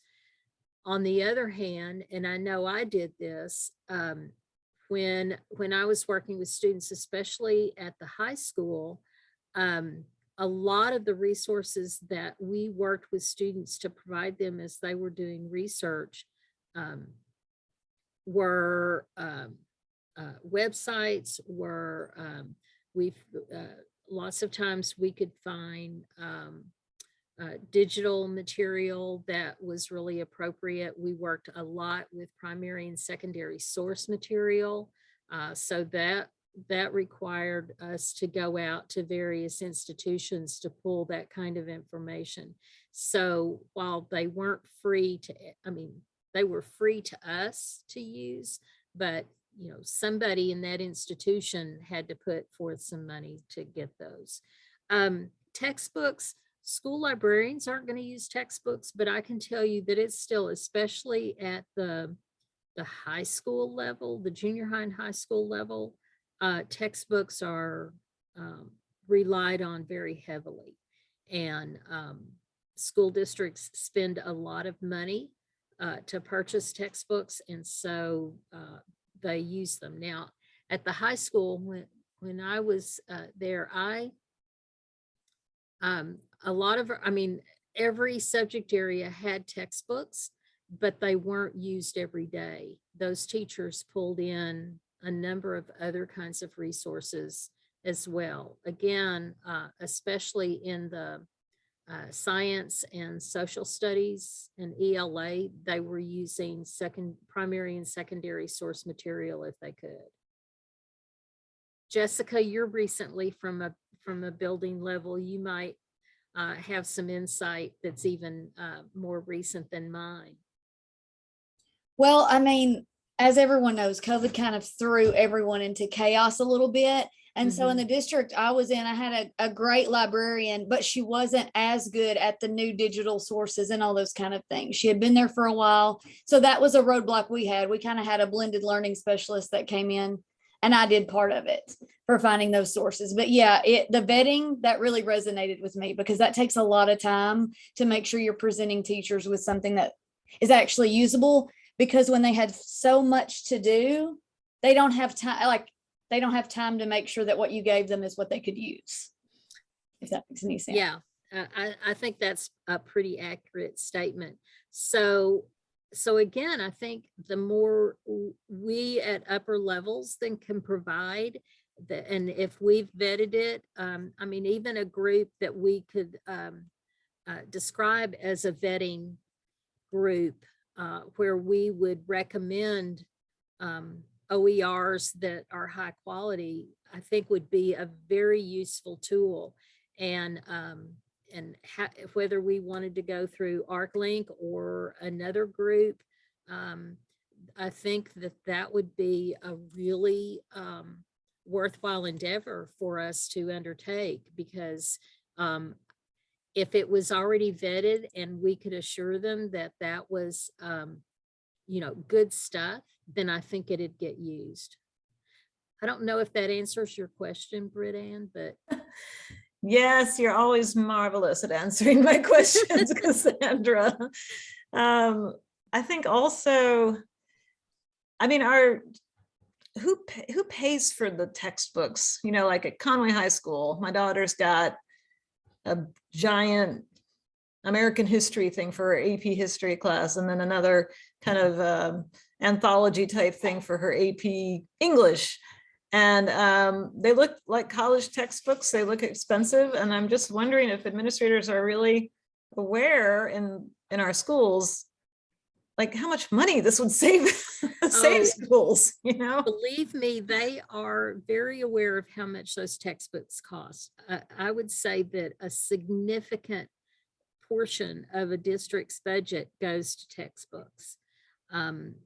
The library budget in some districts may be almost as much, but textbooks, I think, probably are the biggest budget item that a school district has. And a lot of those books, I have been on the end where we had to try to recover some of those or replace them. And a lot of them are well over $100 to $150 per book. So it's expensive. And, but it's a long tradition of teaching, especially at the secondary level, where you have people who are content people, but not necessarily have as much pedagogy in terms of education. They are, they know their subject, but they aren't necessarily as well versed in how to teach a subject. And so they rely heavily on that textbook, and it's easy and convenient, even if it is expensive. But it's hard to, I don't remember, there's a saying that's been around for a long time. The only person who likes change is a baby with a wet diaper. So, it's really hard to change something that's so ingrained as you've got to have a textbook. The state of Arkansas stopped recommending textbooks a number of years ago. It's been at least a dozen, 15 years ago. But we still get calls from school districts that want us to recommend a textbook. And so partly in response, instead of going with, oh, let's see what we can provide in terms of free good materials, they've gone back to, they have a contract with Ed Reports. And Ed Reports is a company that, and it's extensive. I've seen their process. They really vet those materials, every bit of it, all the way down. And so now the state of Arkansas, which it's not released yet, but it will be, is vetting, well, they're calling it curriculum, but most of it tends to be textbook material. And they are vetting those in all subject areas and making those reports available to districts. And as part of, by law, districts have to submit a literacy plan, and included in that is what materials are you going to use. And so they've kind of locked districts back into buying textbooks again. They're not necessarily recommending them, but they're providing that resource from Ed Reports to provide that list of ones that are considered to be high quality instructional materials. So again, we're going to be fighting the textbook thing, but it's one of those things. I think rather than trying to fight, don't use textbooks, I'd rather really try to promote those supplemental materials that we can provide that really hone in more, because we know textbooks tend to be general information, not specifics.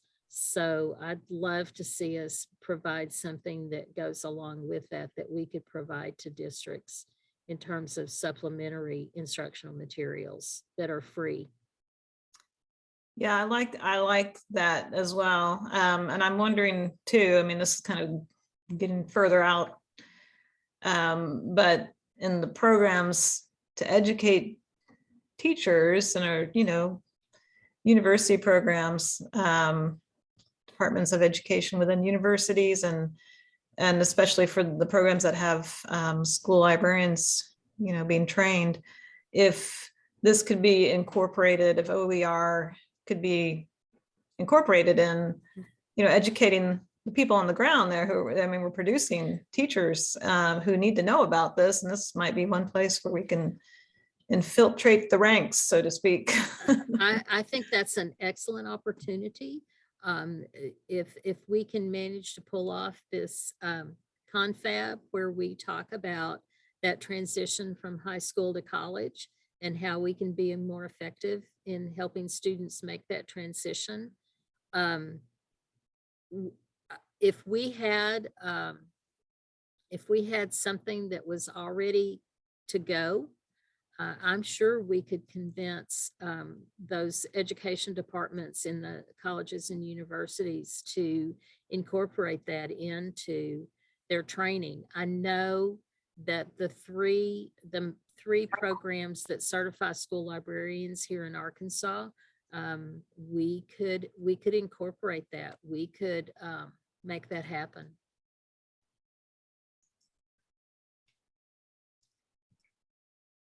Thank you very much for some of the input on legal issues. I was a high school teacher long ago and far away. And so I have a concern of how we can fit within the legal structure of Arkansas. Are there ways that we can, or places we should go for those of us who haven't dealt with K through 12 in a very, very long time? Places to go to find better information, good information on how the legal issues can be handled and how we can kind of subvert the system. Well, And she pulls it out from behind her, doesn't she? this is the annotated Arkansas school laws. Well, that'll keep me busy for a while. They put a new edition out after every legislative session. And it's put out by the Arkansas School Board Association. And so Title VI is all education law. And I try to filter through it, but it's, as I have said on a number of occasions, when I took this job, I never realized that I was going to learn so much law, actually more than I've ever wanted to know about law. But yeah, somebody put in the chat that it was about to get thicker, and yes, that is true. So, and we have a lot of things right now. Something that that I think we need to be aware of as we think about open educational resource material is that we now have 2 laws that affect classroom instructional materials, and both of those have to do with parents being able to object to the material. And so that's thrown, a huge monkey wrench into what teachers can teach, how they can teach. It is going to be a factor. And so that's something that we need to keep in mind. So anything that has to do with, we can't do anything that can remotely be considered critical race theory. We have a hard time looking at diversity because of how it's construed in one way or another. So it's going to be trying to maneuver through those laws and thinking about the quality of the instructional materials is going to get kind of tricky, I think, and something that we need to be aware of. And I didn't include that in my slides, although I should have, because I just now thought about it in that way.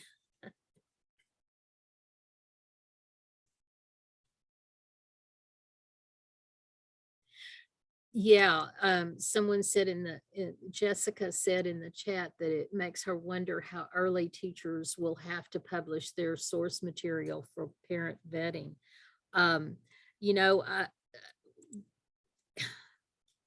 It's a big thing right now, and it's become very political, but I've found that it's kind of cycles around. And a lot of parents are very happy to rely on the school districts to just make sure that the materials that their students are using are considered to be high quality. And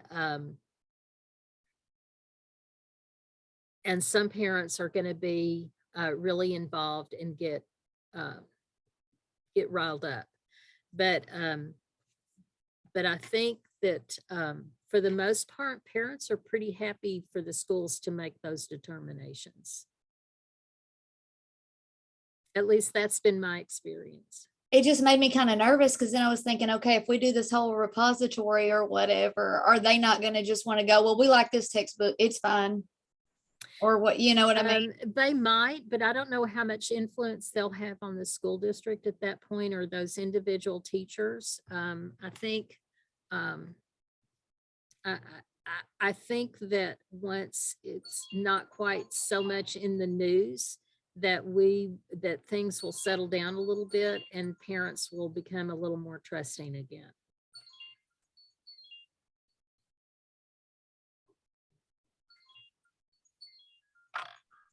We have a few more minutes for those who would like to comment or question. Please feel free to open your mic if you'd like.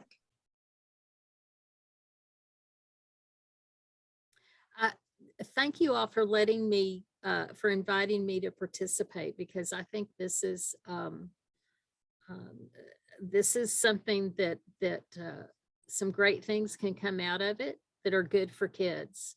And so I appreciate the opportunity to have these conversations with you all.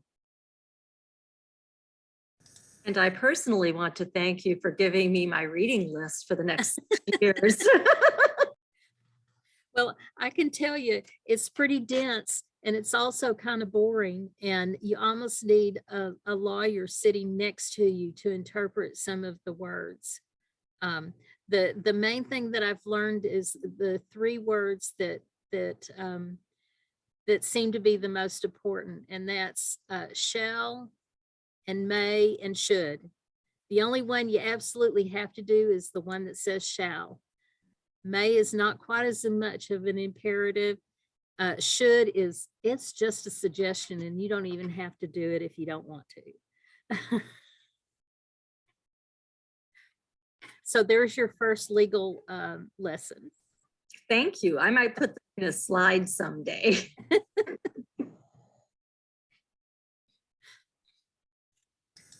So if you want something in law to really happen, you better use that word shall. So we shall get together and put together some good stuff for kids in Arkansas. Yes, we shall. And thank you for giving us, leading the charge. I think it's very exciting what we've been talking about today, what you've presented to us today. And I think there's a number of people who are really excited about moving forward with this and learning more. So I thank you very much. Sure. And hand this over to Philip. I'm sorry. Thank you. No, you're great. Thank you, Laura, and thank you, Cassandra, for that presentation. I appreciate it very much, and I'm very excited about the possibilities of the collaboration to come. So that's very exciting.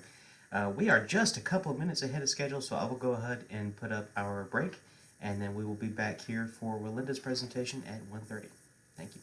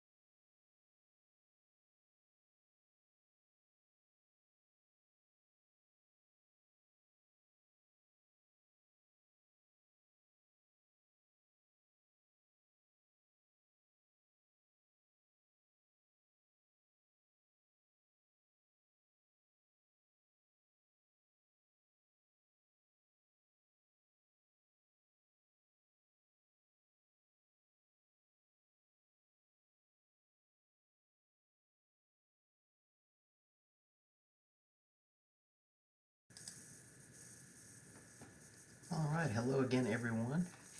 Thank you for sticking with us. I'm going to go ahead and introduce our next speaker, and we will get started in just a moment. So it's my very great honor and privilege to introduce Relinda Ruth. She's the Director of Educational Resources and OER Specialist at the University of Arkansas Cossatot Community College. She's responsible for the Educational Resource Center at 3 campuses, which includes the Kimball Library, all tutoring services, and the college's award-winning textbook rental and OER program. And they have recently added a 4th department, which is the college gift shop. So that's awesome. Relinda serves on the academic council and teaches English courses as an adjunct instructor as well. She was instrumental in building the state's first 2-year college internal textbook rental program in 2015. She chairs the OER Task Force Committee, which is a component of the ArcLink Library Consortium. From 2019 to 2021, Relinda served a 2-year term on the 6-member steering committee for the Open Education Network, is certified in open licensing through the Creative Commons, and is an outspoken advocate for open education. So we're very grateful to have Relinda with us. Thank you for being here, and take it away. Okay, thank you for that introduction, Philip. I have to say really quick that I was ready to go, and then Cassandra held that book up, and I thought that was going to be part of our homework to read that. So I'm a little bit shook up right now, but I think we'll be okay. I'm really excited to be here talking about OER and what we've done in Arkansas. It's really exciting. I want to tell you a little bit about what we've done at UA Cossatot, and hopefully explain how we got that going, and maybe some of you will get some ideas for launching your own program. So the price of textbooks always comes up in OER conversations, but we're here to talk about something more important than just textbooks. We're here to talk about making higher education accessible to all, and how any college, big or small, can use OER to remove financial barriers for students and still maintain academic quality. UA Cossatot is a small 2-year college in Southwest Arkansas and a part of the UA system. We have about 1,500 students at 4 campuses. To provide a little bit of background about how we began our journey to becoming an OER legend in Arkansas, in 2013, when our longtime librarian retired, we transitioned the college library into an educational resource center. Chancellor Steve Cole had a vision of creating an academic center that was inviting and served as a one-stop center for students. We combined the library and the college's tutoring center to create what we now call the ERC. We added private study rooms and brightened up the area, hoping to encourage students to spend time there. Within the first year, we increased student usage of the college's library and tutoring resources by 600%. You may be wondering what this information has to do with OER. Well, the ERC plays a major role in OER at UA Cossatot, and we'll get to that.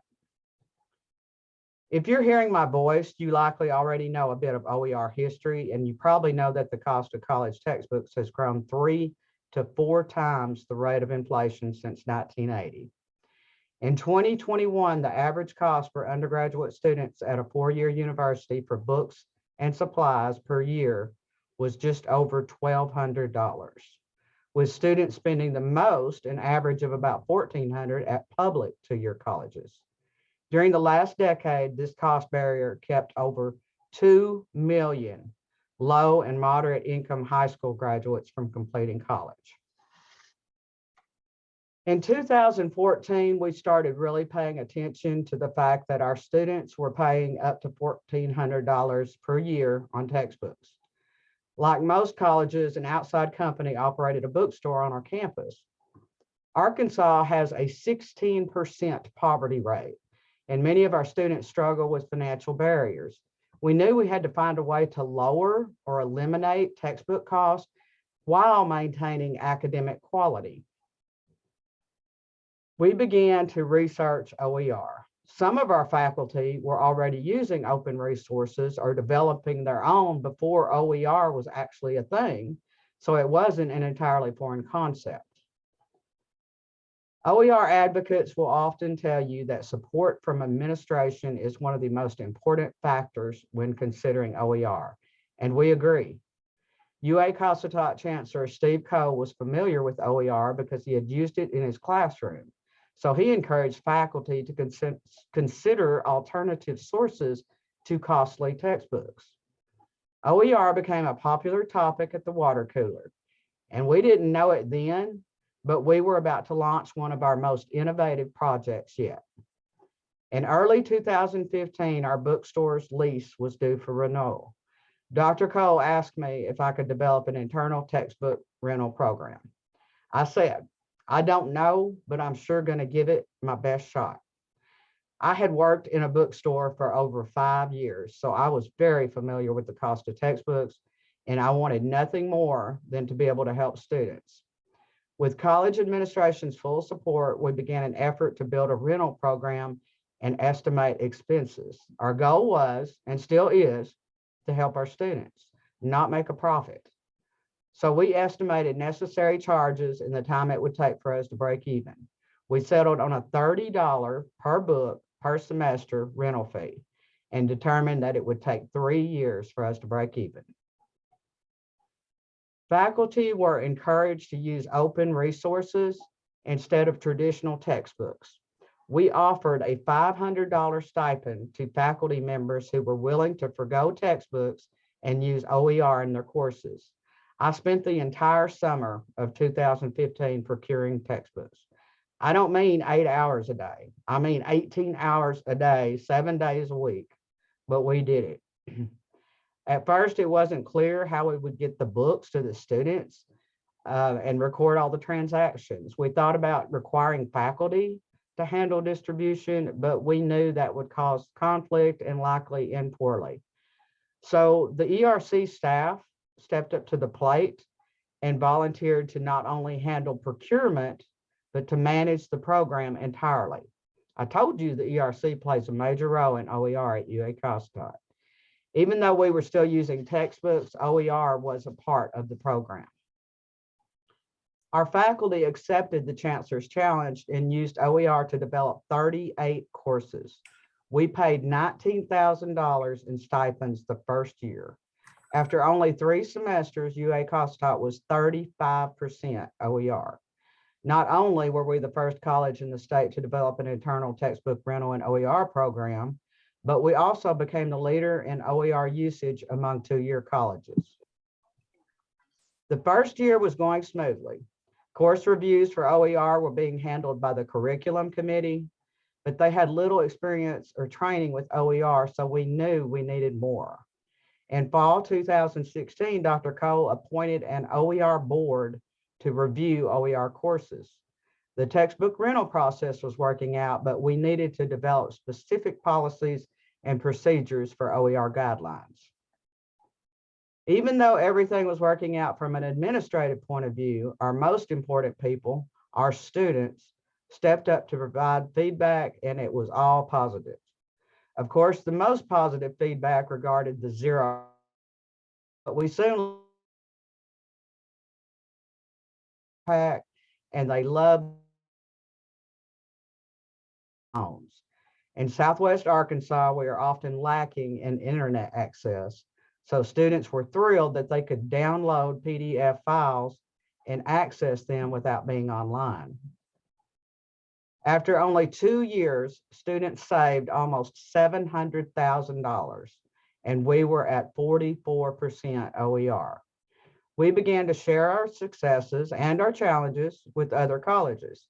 After all, that's what OER is about, sharing knowledge. The OER board was still reviewing courses in 2018, but we knew we needed someone to learn more about Creative Commons and OER. That spring, I submitted a proposal listing reasons why we should join the Open Textbook Network. All the research I accessed showed that we could learn so much from the OTN. We needed to be better. Our program worked, our faculty were on board, our students were on board, but we knew we could do better. So we did. In August 2018, UA Costop became the first college in Arkansas to join the Open Textbook Network. And OER-wise, it was the greatest decision we ever made. I attended the OTN Summit that summer, and I learned so much about OER practices. I also met many OER advocates and experts from around the nation. Now that we were part of the OTN and had access to so much OER experience and training opportunities, it was time to learn more about the Creative Commons. I took an online course and completed the CC certification course in 2019. It helped us to be able to provide better guidance for faculty and to review OER courses more efficiently. Just as I finished the Creative Commons training, I was notified that I was selected to be on the OTN steering committee for a 2-year term. It was a great experience, and we learned so much more about OER. One of the most important pieces of advice I give to other colleges getting into OER is to join the OEN.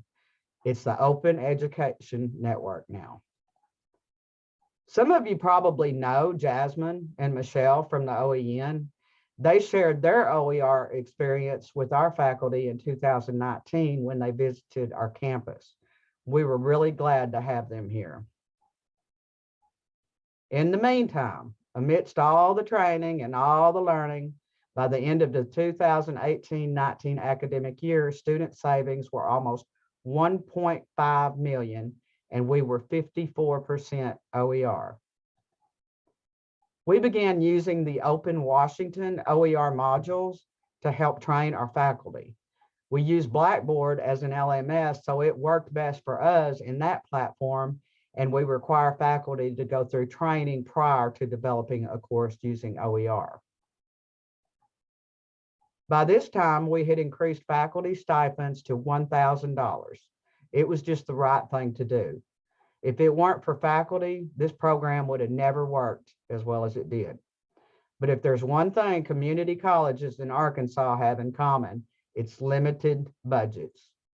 Since we weren't actually writing open textbooks, but adopting already existing OER, it was almost impossible to find funding. And that's one thing we hope to change in Arkansas. There should be OER funding available for colleges adopting OER, not just those writing the textbook. But that's for another presentation. So we had to find a way to get funding for OER. Hello, Title III grants. In 2019, we submitted a Title III Strengthening Institutions Program grant application. We included 5 goals, one being to improve retention and graduation rates by making our ERCs bigger and better. Yes, there's the ERC again. On October 1st, 2020, we were notified we were awarded a $2.2 million Title III grant. By now, the ERC is a merger of 4 departments, and we needed funding to improve its services for students. But we also had funding for OER because remember where the textbook rental and OER program lives. One of the ERC objectives in the grant is to continue increasing the use of OER. We also earmarked funds specifically for faculty stipends and training. We needed to obtain funding so that we could offer a more substantial incentive to encourage faculty to adopt OER. The stipend was raised to $1,500. We also knew that my training needed to continue, as well as our commitment to encouraging others to join the OER movement. Soon we'll begin hosting conferences and workshops to share what we've learned and what OER means for students and college enrollment. Once we received the Title III grant, we knew that OER funding was covered for the next 5 years. There should be funding opportunities available to community colleges interested in adopting existing OER, not just institutions in which faculty write the textbooks. Colleges have to provide stipends for faculty and be able to pay for training opportunities. Unfortunately, it is the students who pay for the lack of available OER funding. If colleges can't access funds to pay faculty, they struggle to offer OER. My next big step in the OER world will be to push for OER funding to community colleges willing to adopt OER. While we were working hard to find more efficient ways to run our textbook rental and OER program, we learned that our students had saved over $2.25 million with our program. We were also 65% OER by this time. With 65% of our courses using OER only, we have the highest OER usage among two-year colleges in Arkansas. It's a role that we're proud to have. Our most recent calculations included this semester's savings. Since our program launched in 2015, students have saved nearly $2.5 million. I think we need a party to celebrate. You know, now that I think about it, I think I should ask our chancellor if we can give our faculty a party to celebrate this milestone. Seriously, this program would not work without everyone pitching in to support a cause that we all believe in. Our number one priority has always been students, and that's true for all UA Casa Tot employees. I personally attend every conference that I can, and I often tell our story so that other colleges know just how beneficial OER really is. I mean, how can you lose when you're saving students millions of dollars, providing support for faculty, and ensuring that the OER you select has the high academic quality that you expect? OER has come a long way since its early days. There are many research articles and case studies proving that students using OER perform as well, often better, than those using traditional textbooks. The main approach to expanding OER use is getting the word out. First, seek administrative support. We are fortunate that our chancellor is an OER advocate and encourages its use. Do the research, talk to your faculty, network, join groups dedicated to OER like the Creative Commons and the OEN. Create positions for OER specialists to help faculty with finding and selecting appropriate OER. Librarians are the catalyst to OER. They should always be involved in the OER process. And finally, show reluctant faculty that they will actually have more academic freedom with OER. Show the research that reassures faculty academic quality is never lost.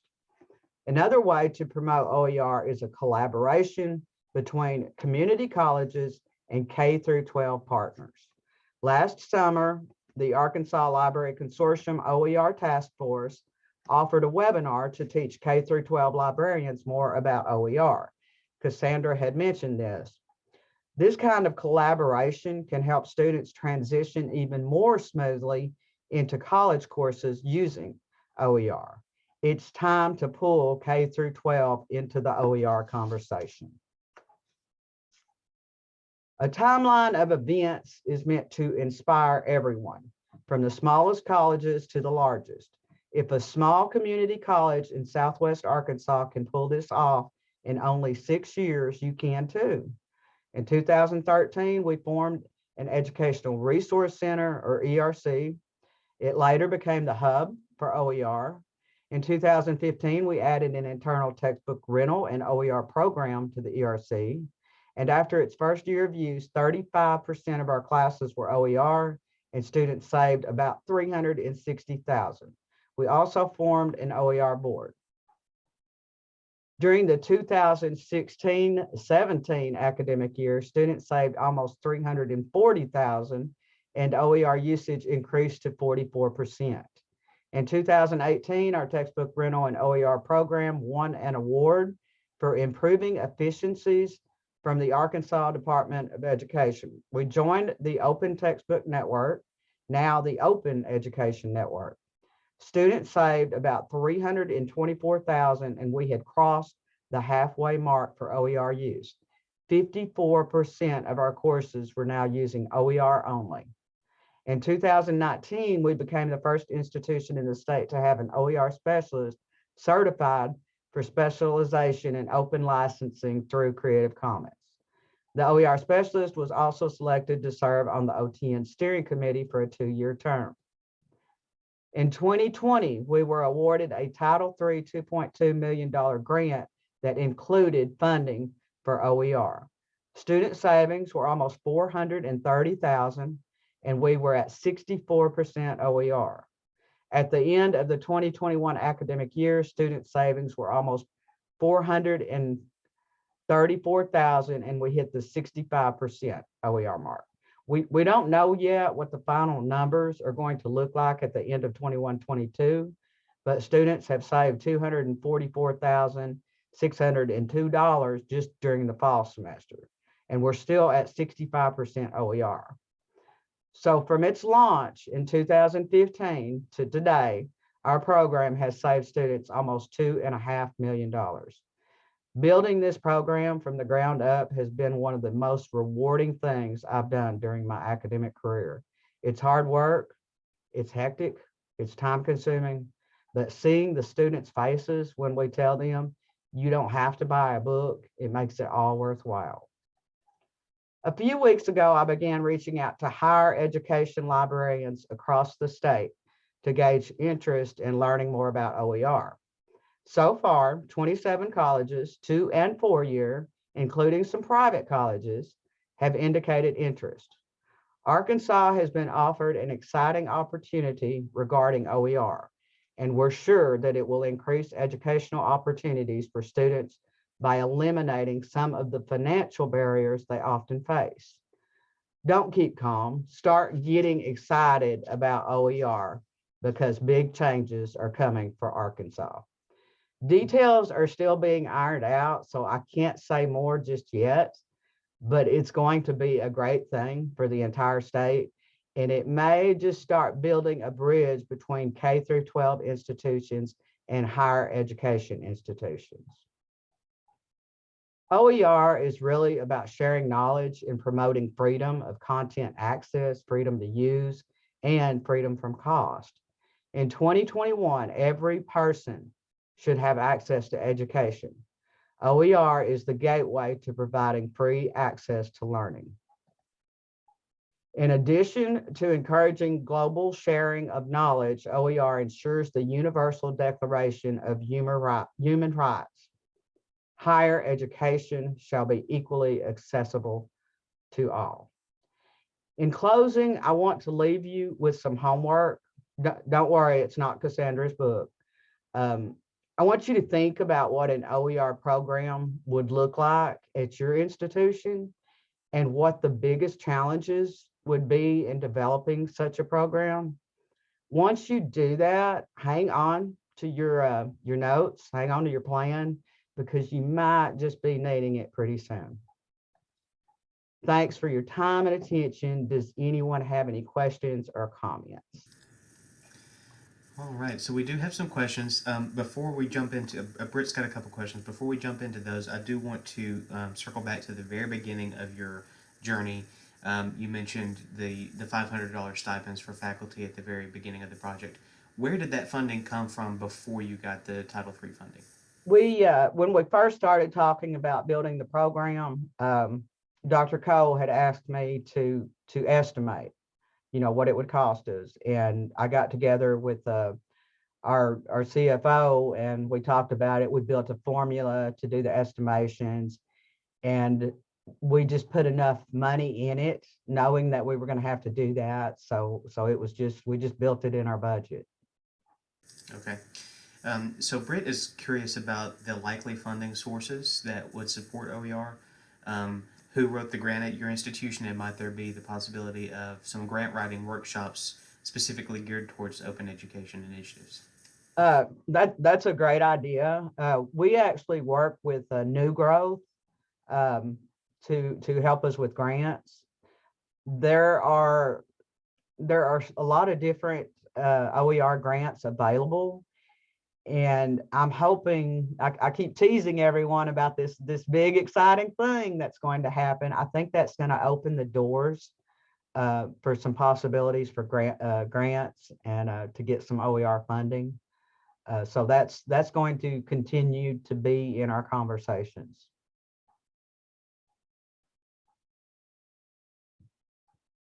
Oh, and she has one more question. Can we get a resource page for OER grants? I think that's a great idea. I believe we can. I could actually add that to our LibGuide Okay. and pull some information together. Okay, excellent.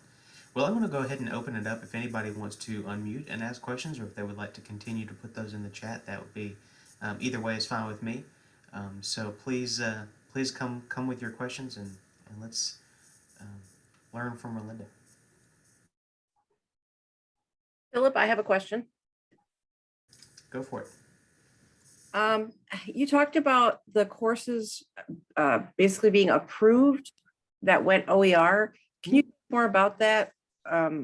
Was it you also talked there was training to learn to do it, but then what, like your curriculum committee approved or what that process was? Initially, it was the curriculum committee would review everything, but they didn't have training with OER specifically. And that kind of gets into that deal about copyright and CC licensing. There was a lot of misunderstanding about what exactly OER was and CC licensing. So we had to figure out a way to get some people together that had more experience with OER, and that's why the chancellor appointed a board. And we would get together, and actually someone would build the course in Blackboard, because we do require, even if it's in, you know, a brick and mortar class, we still have to have somewhere to house the material. So we built a Blackboard course so we could go in there and review, just to review it for copyright and things like that, just for OER standards. So as far as the alignment and all that, the division chairs took care of that. That's a really good question, because I think, especially with OER and kind of open education being a relatively new initiative, at least here in the state, you're going to run into that. We're going to run into and I think it should be part of the curriculum approval process, whether or not, you know, maybe just on the textbook adoption form, have you looked, you know, for an OER? Yeah. But I think that is a good point in terms of having the folks in place that can help address some of those concerns and answer those questions. So that's a good reminder. Okay. Anyone else?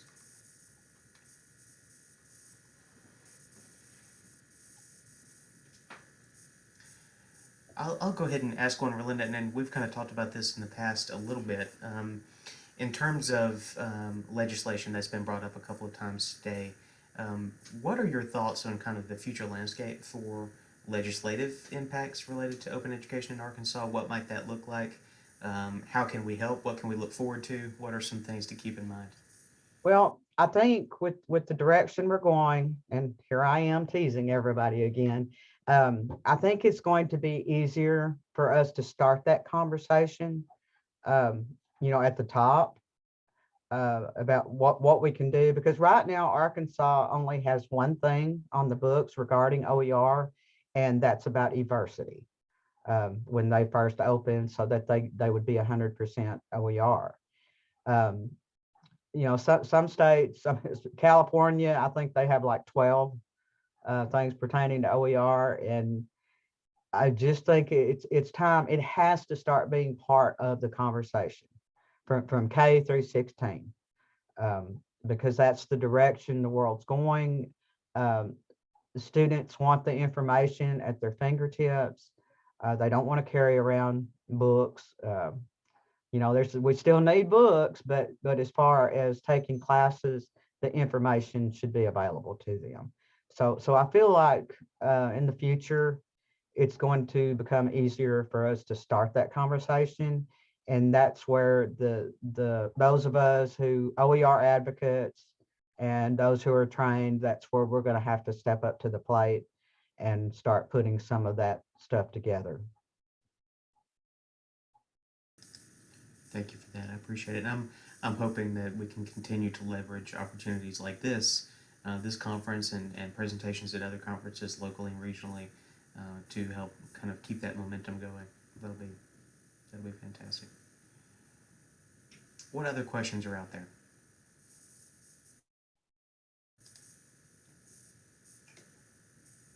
I'll give you guys the same reminder that I always give students anytime I make a presentation, is that chances are if you have a question, other folks have the exact same question. So do everyone a favor and go ahead and ask whatever's on your mind. I won't make anyone read Cassandra's book, I promise. Well, I have a follow-up question.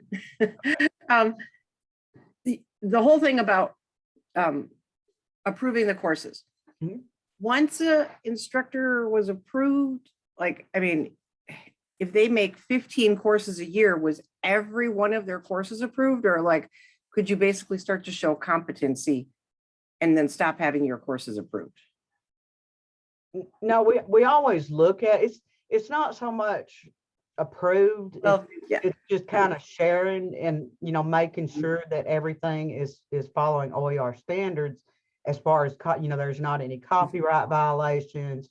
For instance, if you have a video, you need to have the link there, things like that.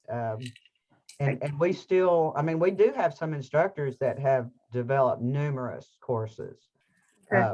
What if they, so then is it a continual, and approval, I understand isn't probably the right word, but is that continual then? Because I'm just trying to figure this out, because we already put some of that in our courses, even though we're not OER, and nobody looks at it. So then do you look at every course every year? No, we don't. Every year. Like, where do you draw that line? That's What we do, we have a 3-year term. So let's say an instructor wants to use a textbook. They have that option, but they're going to have to keep that same textbook for a minimum of 3 years. And then after 3 years, if they want to change books, they'll give me a call and we'll get that going. Same way with OER. If they develop a course, they're going to have to maintain it for 3 years. And at that time, it will either, somebody may want to update it. And that's where we look at maybe partial stipend, kind of like what Dr. Moore talked about. If they're just picking up another open textbook, it doesn't seem fair to pay them the full stipend when someone else has put together videos and links and everything. Okay. So that's how we handle it. Right now, I'm reviewing the courses. They'll notify me when they're developing one, and they'll tell me when it's done, and I'll go in there and just look at the OER stuff. Right. And then I'll fill out a form and I'll pass that on to our chancellor and our vice chancellor for academics, giving my recommendation regarding payment. Okay. And then they approve, and Okay. sometimes we may have suggestions. Just like the video thing. I know there's been a few where I've just suggested, it'd be better to have a link available, a link showing, so it's not embedded. Little things like that. Okay. I wonder if the difference is because they're getting a stipend. Got it now. That's great. Thank you. Yeah, that makes a big difference. Yeah. Yeah, that's what I was going to jump in there. It sounds like a lot of that has to do with the fact that you are managing essentially a stipend program that's connected to these things. And the other part of it sounds very much to me like almost an instructional design review, in terms of how the course is put together, just to make sure again that the best practices are being taken into account. Yeah. And I could share. We actually have a form. I developed a new form for review, and I can put that on our LibGuide. Okay. So everybody can see what that looks like. Just kind of what we look at when we're examining the OER courses. But the stipends, if anyone that is interested in the OER, I highly recommend trying to get some type of incentive going for your faculty, because it's a lot of work. And like I said, it doesn't work without faculty involved, and you have to compensate them for their time somehow. Absolutely, and I think it's been touched on earlier by other folks today to really leverage the influence of early adopters because they can make a huge difference as well. Yeah. Yes. Awesome. What other questions are out there? This is excellent.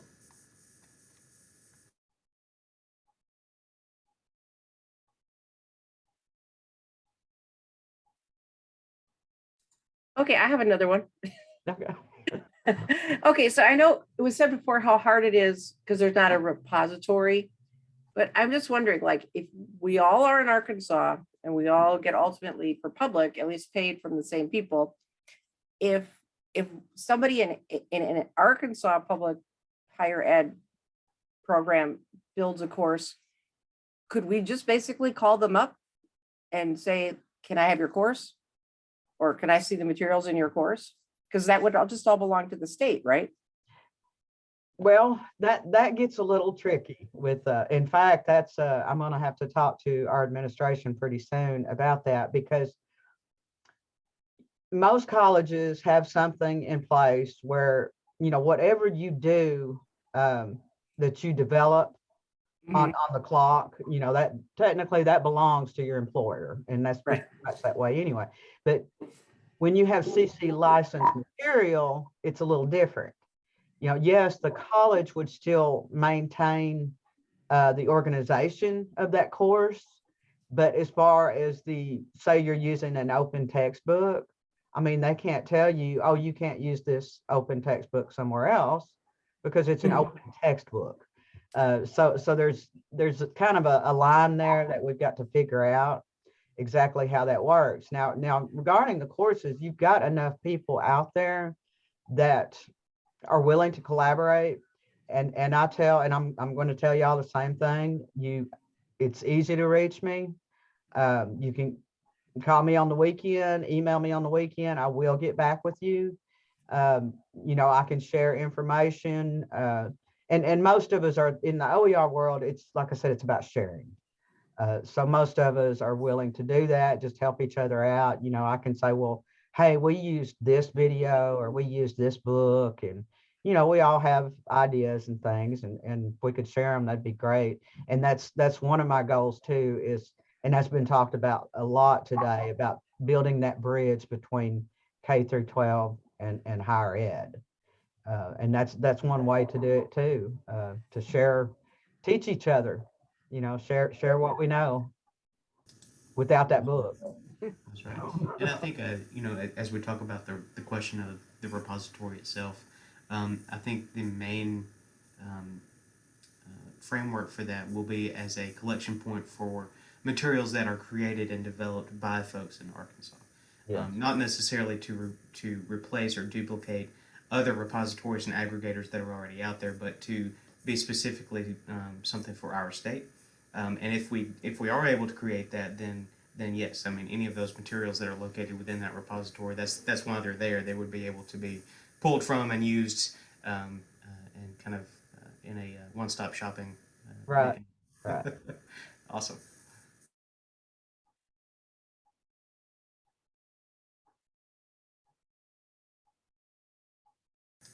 Yeah, and Britt is providing some updates on that in the chat. Very good. Yeah. All right. Any other questions as we move along today?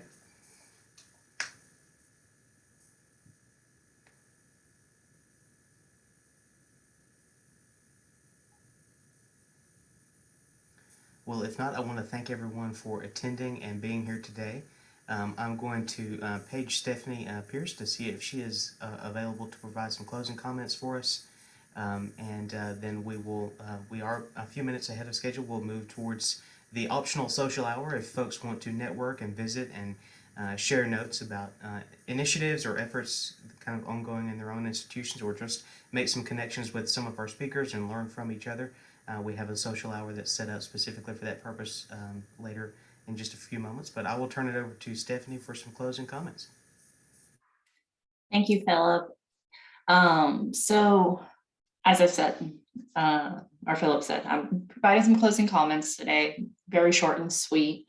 I first want to thank Philip and South Arkansas for being our lead sponsor this year. The previous 2 years, we took kind of charge at the University of Arkansas to kind of get things going. And I am heartened so much to see the continued interest and growth just statewide among educators, librarians, K through 12, of getting OER into the schools and growing initiatives. I want to thank all of our speakers today, Dr. Michael Moore, Gabby Hernandez, Cheryl Casey, Dr. Cassandra Barnett, and then of course, Rolinda Ruth.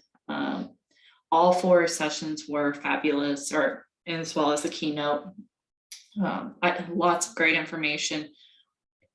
Everyone has their own experiences with OER, and getting to hear what that is like at their own institutions makes us feel less alone in our own programs. So thank you for coming and talking to us today. I want to thank all the attendees. Our first year, I want to say we were around 40, and then last year we, obviously transitioned to virtual.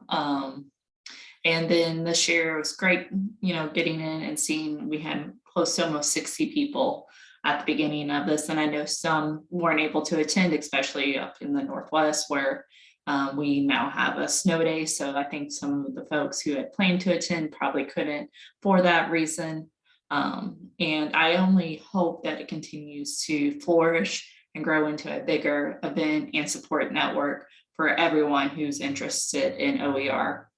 So with that, I don't have any announcements on next year's event, but I certainly hope that we can continue this yearly day-long, half-day-long gathering of educators. And I look forward to the next sponsor and hosts, whether it's back at the U of A or South Arkansas or another institution goes on.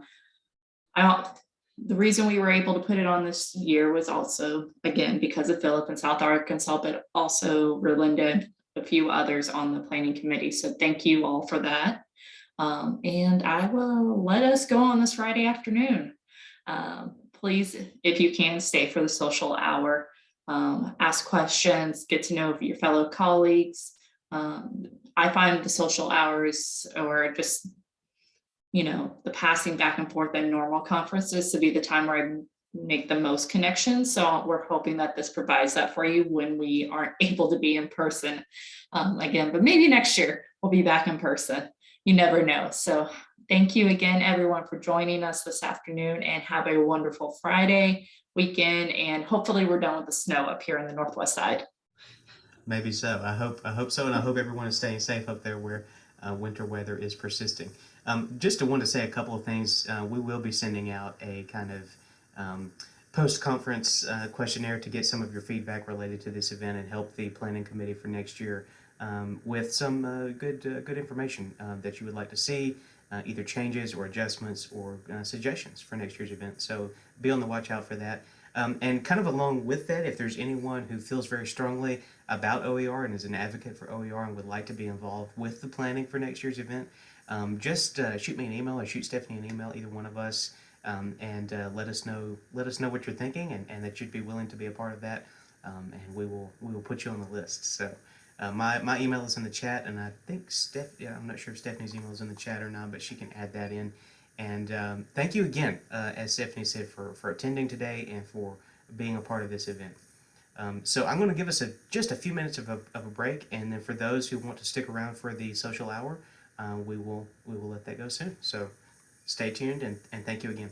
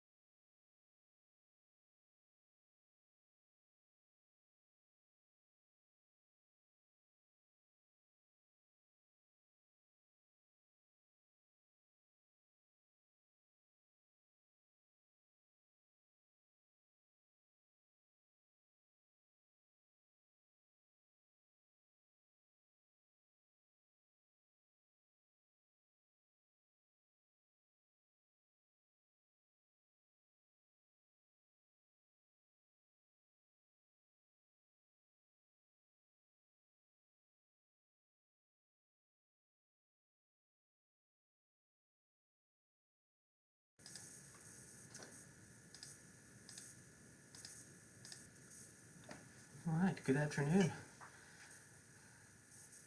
I hope everyone has enjoyed the conference thus far. Anyone who's interested in the social hour, please feel free to unmute, turn on your cameras, and let's chat.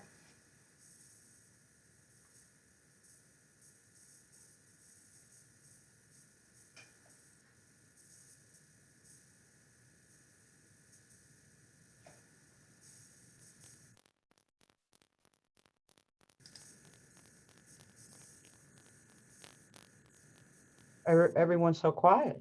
I know. I just stepped outside and it's sleeting and snowing. That and is it, no fun. and it is 33 degrees. So Oh, is it that cool? yes, it was 41 when I got here this morning. And it in 1 hour it dropped about 6 degrees. Oh, it's getting close to sticking weather then. Yeah. That's Um, not Yeah. good at all. It's pretty out here right now. it was nice out here earlier, but Yeah. I really wanted to stay for this, but I've got to drive 30 miles to get home and it's north. So I think I'm going to go ahead and head out and because I don't want to be on a skating rink. No. Thanks, Linda. So, Totally understand. I actually fell the last time we had ice and busted my brand new phone and my nails. So I totally understand that. oh no. Yeah, I am about tired of this weekend winter weather. Yes. Yes, isn't that weird? We get 70, 80 degrees in the week. I was supposed to go to Atlanta a couple of weeks ago, February 23rd. And my flight got canceled because we had an ice storm. And then the next week it was 75 degrees. So That's how it goes. That's how it goes. all right. But thanks everyone. This has been great. Philip, South Ark, this is fabulous. So I'm glad it all went well. Yeah, thank you. Thank you for your presentation and for all the help planning. It was fantastic. Okay. And safe travels. Thank you. Okay, I will talk to everyone soon. All right. Take Bye. care. Thanks. Well, for one, I couldn't be here this morning because I'm part of this program here at Tech called Leadership Tech.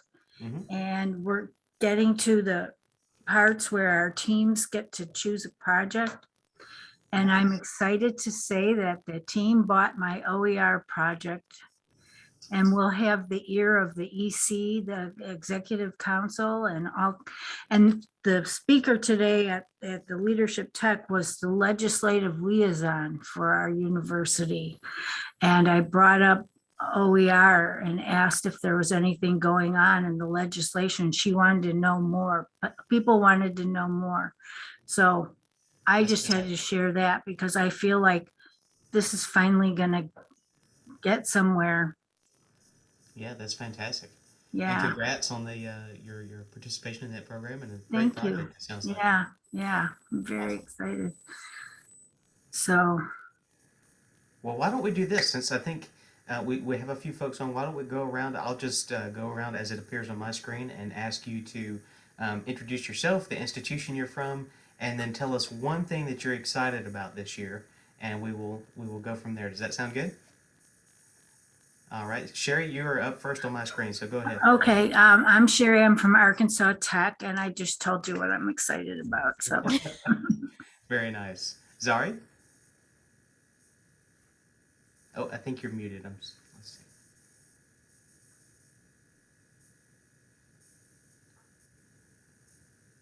Mm-mm.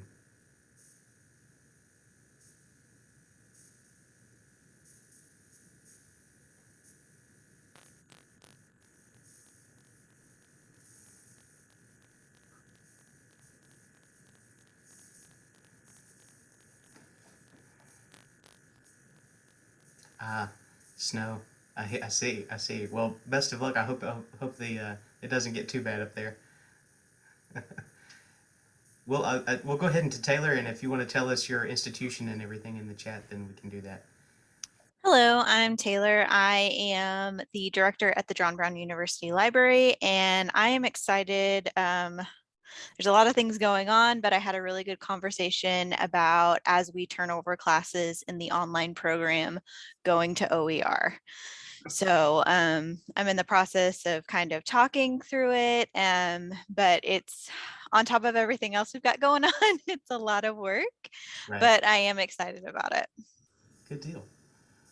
Susan? Hi, I'm Susan Spiker. I'm the Education Program Director here at South Arkansas Community College. Lots of things that I'm excited about with OER. The first is that we are developing great advocates for OER on campus, and we've been at this for a few years trying to get it moving, and I think it's really starting to take off, especially as some of us are developing new courses. And I have 8 brand new courses that I've written this past year for early childhood education, and I would say 80% of them are going to be using OER resources. And I'm really excited about that. Plus, we have a brand new dean in arts and sciences, and he is really a huge advocate for OER. So I think this process is going to really start to snowball for us. So no puns intended toward y'all that are up north. That's right. That's right. Well, that's great. I'm glad to hear that.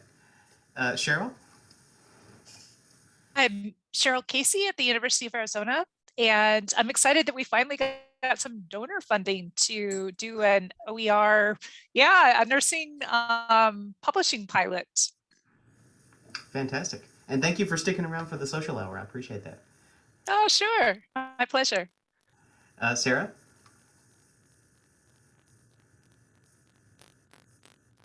I'm Sarah Cook. I'm at South Ark Community College in El Dorado, and I'm actually the community education specialist, and we are branching out, trying to look at ways to provide different courses for just adults in the community that want to learn some different things. I'm also about to start my master's program for adult education, and so I'm curious to see, where the OER stuff might be able to be used there.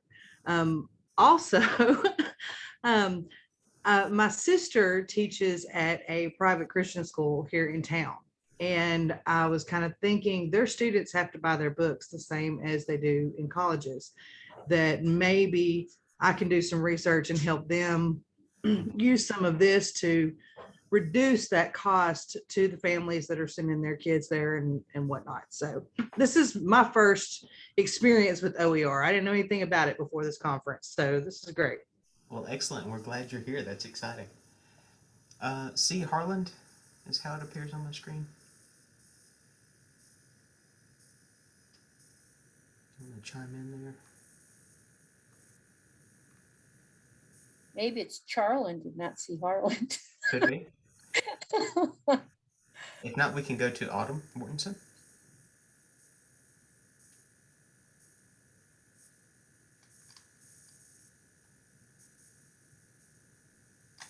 Some of these folks may have stepped away. Jill, are you there? Jill Hurd?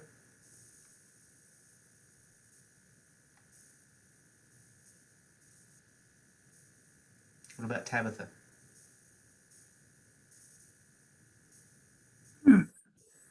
All right, well, it's just the 7 of us then, or the 6 of us. All right, so any takeaways, any things that you gathered from this conference that you're looking forward to kind of exploring in the next few weeks or next semester from folks? I just want to say thank you, Cheryl, for your list, your toolbox. It answered quite a few questions and things that I'd been working on. And so thank you very much. I'm excited to have your slides and to really, really dig in. So thank you. Oh, you're welcome. Yeah, the toolbox is just really rudimentary. I keep waiting for somebody to make it look really pretty and nice, but the goal is just to provide as many resources as possible. I was like, it works. I was like, okay, that and oh, that solves that problem. And oh, okay, we can think about this. So thank you. It was very practical. It's something that I can immediately, start working with. So thank you. Fantastic. It's a continuous work in progress because as I see things on listservs and emails, I'll add them. And the community is so great about sharing resources, and that way we don't have to reinvent the wheel each time somebody. Before I do something, I go to look, has somebody already created this LibGuide or this handout, or does somebody have a slide deck? Yeah, it's a fabulous community. Yeah, we finally got LibGuides, which it had been, there just hadn't been the push for it from the previous director. And I came in and I was like, okay, let's just do it. Let's just see what happens. And it's actually allowed us. So we do a lot of library lease, books because they use them as supplemental reading. And if we can provide an unlimited access for $30 for an entire class, we're going to do it. So that's how we've been kind of sneaking our way in and then talking about more OERs. But in creating LibGuides with everything there, with the links, with a tutorial on how to connect to the ebooks and stuff like that, it has been a game changer for connecting with our professors. And I showed the faculty, I think it was about 2 or 3 weeks ago, because we just did a complete change of our website over to mainly LibGuides.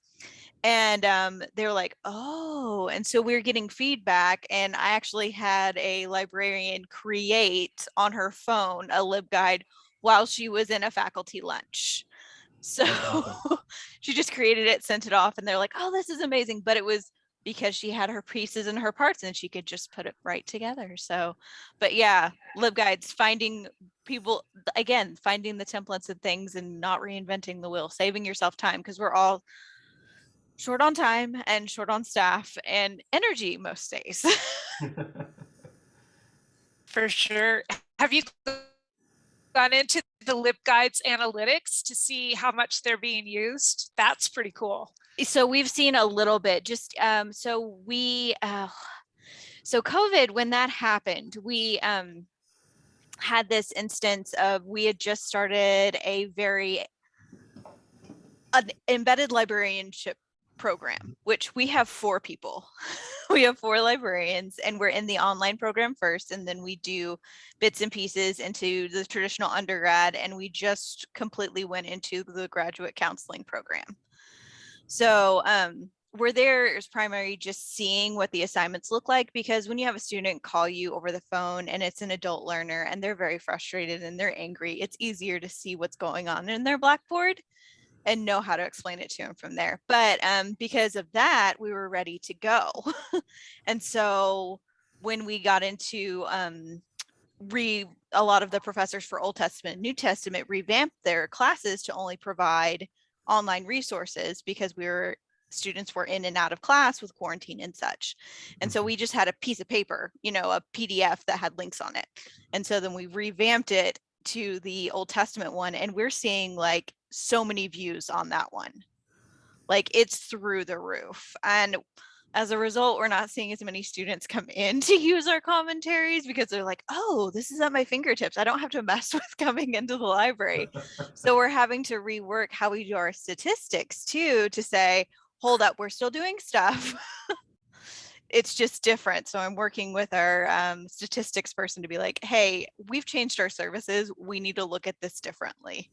So, but yeah, it's been really exciting. I mean, I really wish we had LibGuides before, like right as COVID was happening, but I'm very grateful for what we can do with them now. So. Yeah, that's fantastic. And it sounds, as kind of has been mentioned today, there's a whole other story that we can tell related to OER in terms of cost savings and return on investment, and all of that has been kind of explored today. So as you're revamping statistics, that'll be exciting to see that as part of the conversation.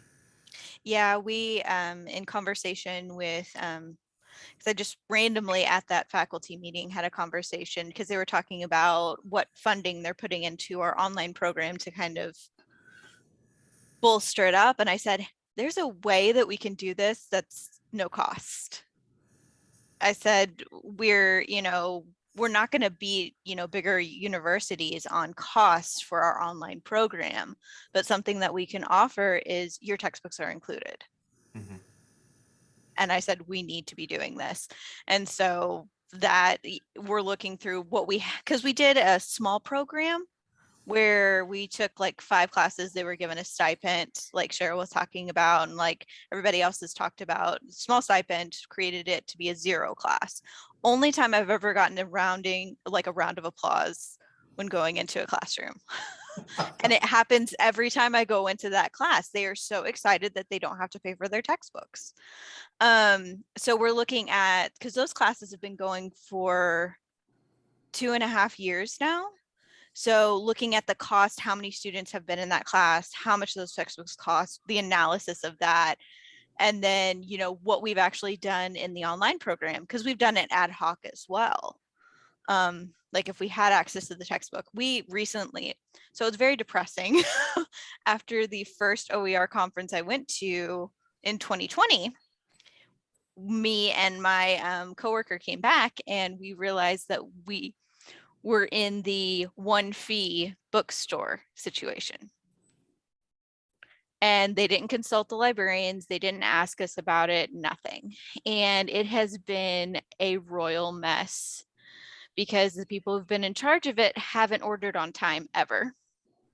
And we know with shipping issues, basically they said the textbooks would be there day 1. They weren't. This year they were sent to the student's home address and not their school address. And so we had to come up with a LibGuide very quickly that said textbook issues, here's what you need to do. Because those, it's been a mess. So, working on the cost analysis, and then hopefully next time we do bookstore, we'll actually talk to the librarians, the people who deal with books, maybe. So anyway, but I've been talking your guys' ear off. How is everybody else doing with OER? Not at all. Anybody I wanna kind of pitch? like the idea of exploring stipends for people who are really going to go in depth on developing OER courses. I know that when I first came to South Ark about 10 years ago, they were doing stipends for people that were changing courses over to online courses. And it was something like $1,500 that you could get over a semester for changing your course over to an online course. And I had come from California, where I had spent 11 years working as an adjunct between 3 different community colleges. And at that point, we were just beginning to explore OER before I came here to Arkansas. And the interesting thing is as I started getting into OER here and doing some research, I actually ran across a course for math and science and early childhood education that was from one of the former colleges that I taught at as an adjunct. And as I started looking at this course, now they were part at that point, that's been a few years ago, you had to actually pay to get access to the full course and everything. But as I started looking at it, I realized I had written that course. And it was exactly the course that I had written and was teaching at that college, because as an adjunct, I was the only one teaching a section of this particular course. I thought, oh, okay. Well, I guess that was who owns the intellectual property at that point, and I guess it was the college that owned it.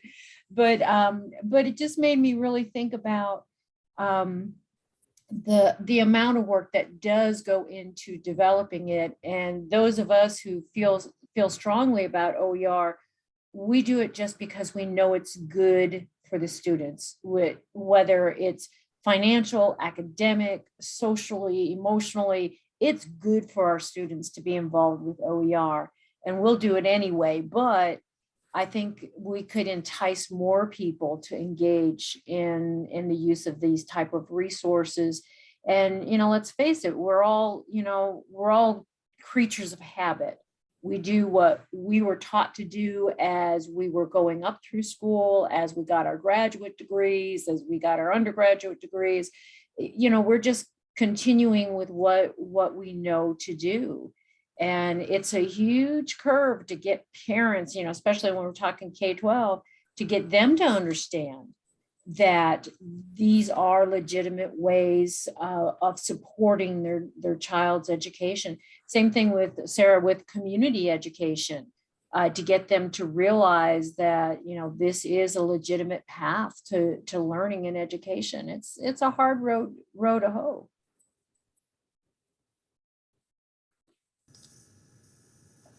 What about you, Sherry, there at Tech? I mean, you're talking about an OER in terms of your leadership project, which is actually more or less how OER as a institution-wide initiative started here at South Ark as well. I'm wondering if you could tell us a little bit more about that. Well, I've had my plan was to start with a survey of faculty. And I've had that for some time. It's already IRB approved. And we've had some changes in leadership here. Our director is and VP of Academic Affairs has been changing. So I haven't done anything with it yet. So I brought it to the group, and we are planning to do the survey, get the feel of the climate, see how many people have not heard of it, how many faculty are already doing it. And we want to get an advisory board together out of this from all over campus, from staff to recruiters to admin. And then we'd like to have a plan. So I guess the first thing would be, where do you get the money for stipends right off the bat? So I know Rolinda was talking about grants. So yeah, that's why I wanted to ask her that question too.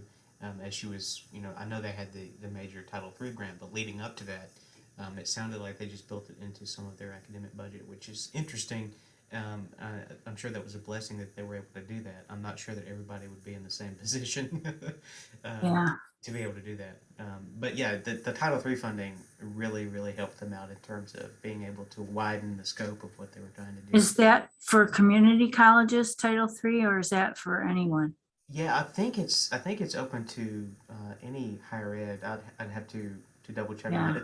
It's a federal grant, strengthening institutions program, Title III. Oh, well, maybe that's something to look at. Yeah, and it's only offered every other year, so I think the next time won't be until 23. The other thing I was just thinking, Philip, is maybe what about through the Perkins grant, because that would go a little bit more toward some of those CTE courses and things like that. But they, and vocational, they might also have some funding that could be worked into something like that too. Yeah, I think you're right, and I think it's a matter of really taking a look at the grant opportunities that folks have kind of normally in their programs or in their departments, and is there a way to tie some sort of innovative or kind of outside of the box initiative to that existing program related to OER? Because there could be untold opportunities just to broaden the resources that are existing, and let alone pursuing something completely new.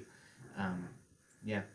My hope with all of this is to get administration's ear and get some funding from somewhere within. Do you have like a department that focuses on faculty development? Yes.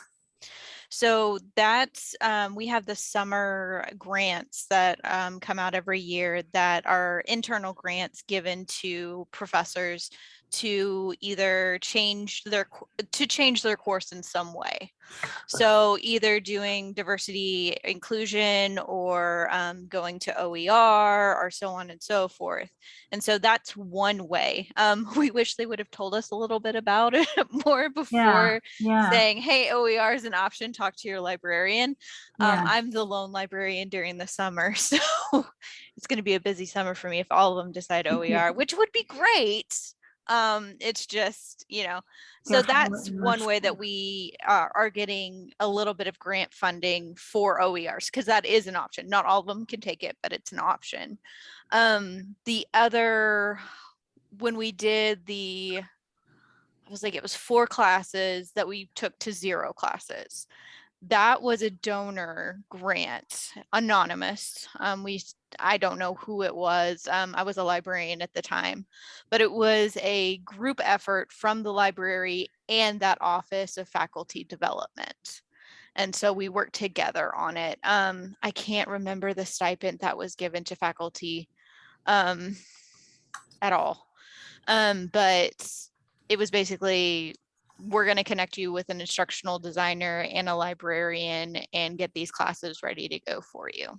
So as far as I know, all the classes still use the textbooks and resources that we found for them. But I mean, that's another, if you could find someone who that's a passion of theirs, like maybe even the Walton Foundation has educational grants occasionally. So that might be an option. If it's education in Arkansas, they're interested in it because they want to recruit people for Walmart. But yeah, OERs, it might be an option. So there are things out there, but yeah, I would definitely look at within. Well, and Cheryl's got a note here and too about the COVID relief funding. That there's some flexibility with that, and I know We did get some of that money. Yeah, so that might be an option. The other thing I was thinking about, and we have here at South Ark, is through our college foundation, and I'm thinking your university foundation might have something.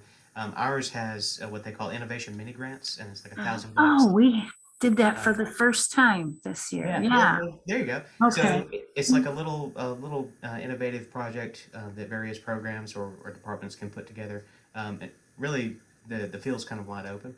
But they do a number of those every year, and so that might be a possibility. Yeah, that was something new they did this year. Innovation grants. And it's $1,000. It's not a huge grant, but it is it's $1,000. You can do something with it. Yeah. They had a program for stipends for people putting their classes online. So. Awesome. Probably the Center for Excellence in Teaching and Learning, like you suggested, Taylor. We have a faculty member who got a USDA grant. They're in nutritional sciences, and they wrote OER creation into that federal grant. So that might be another option too. That's fantastic. Something that's not entirely grant related, but I found if you can get the professor to show you their textbook, the textbook that they use with all the information in it, specifically the table of contents, right? If you can get them to show you that and you can show them an OER that matches, they're willing to go that way. What about math? Math with all of those homework, self-grading homework things. Is there anything comparable to that out there in OER? Cheryl is shaking her head. Yeah, Yes. I'm excited to hear. I'm sorry if I missed your program. I'll be waiting for the recording. Oh, no problem. Yeah, I know. If you talked about it already, I apologize.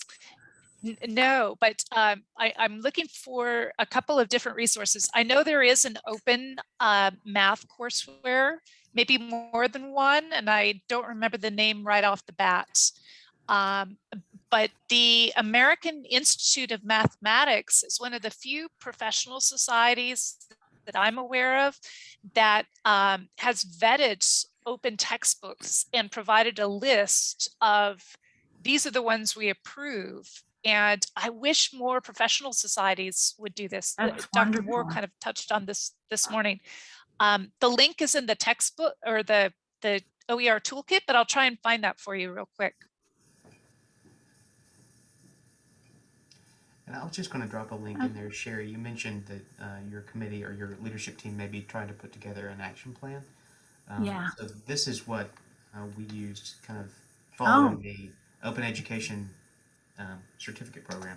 If you want to take a look at that. Great. That'll help a lot. Oh, wow. Very nicely done. Yeah, I'll share that with the team. Well, it's it's obviously institution specific, Yes. but at least it's an idea. Yes. Very nice.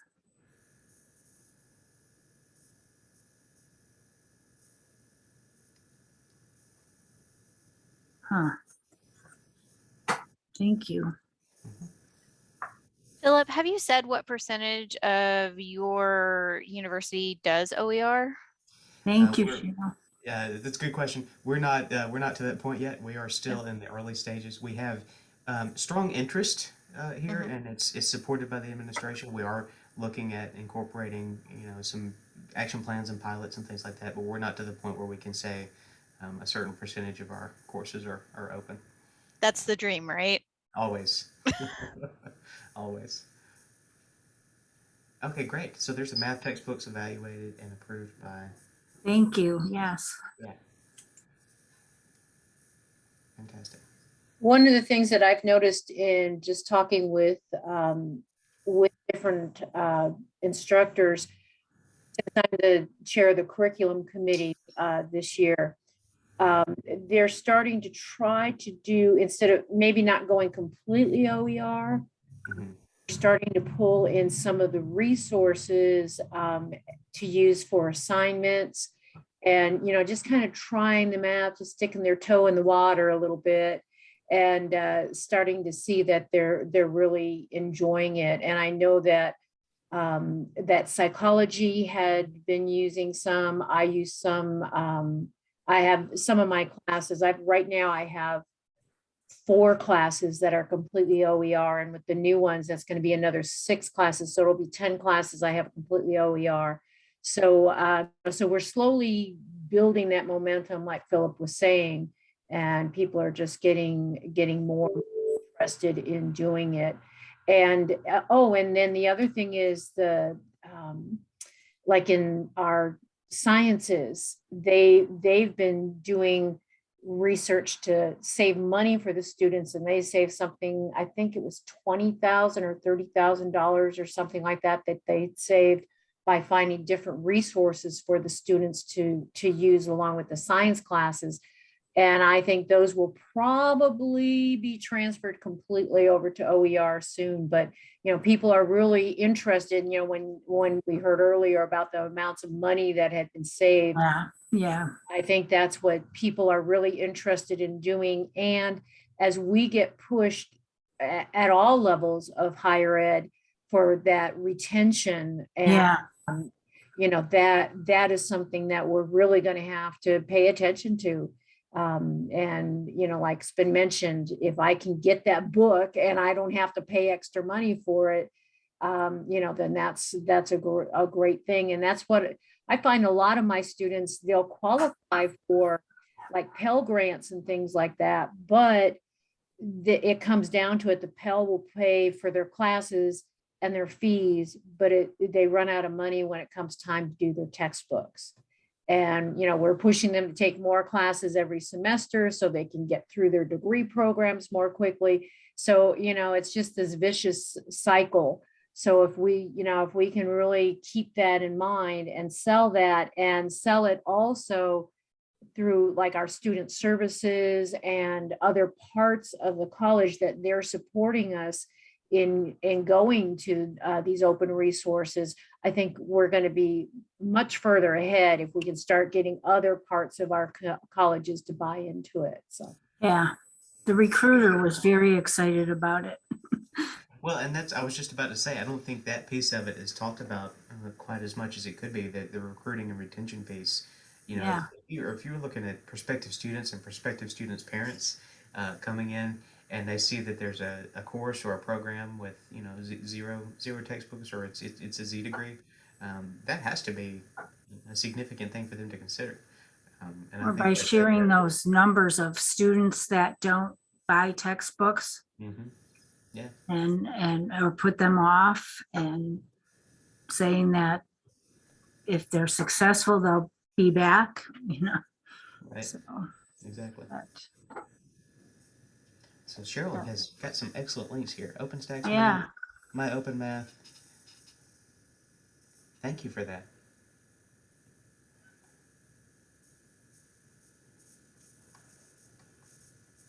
Now, the math department head, she's on our team. She had said that she had checked out OpenStax, and I'll have to take a closer look at these.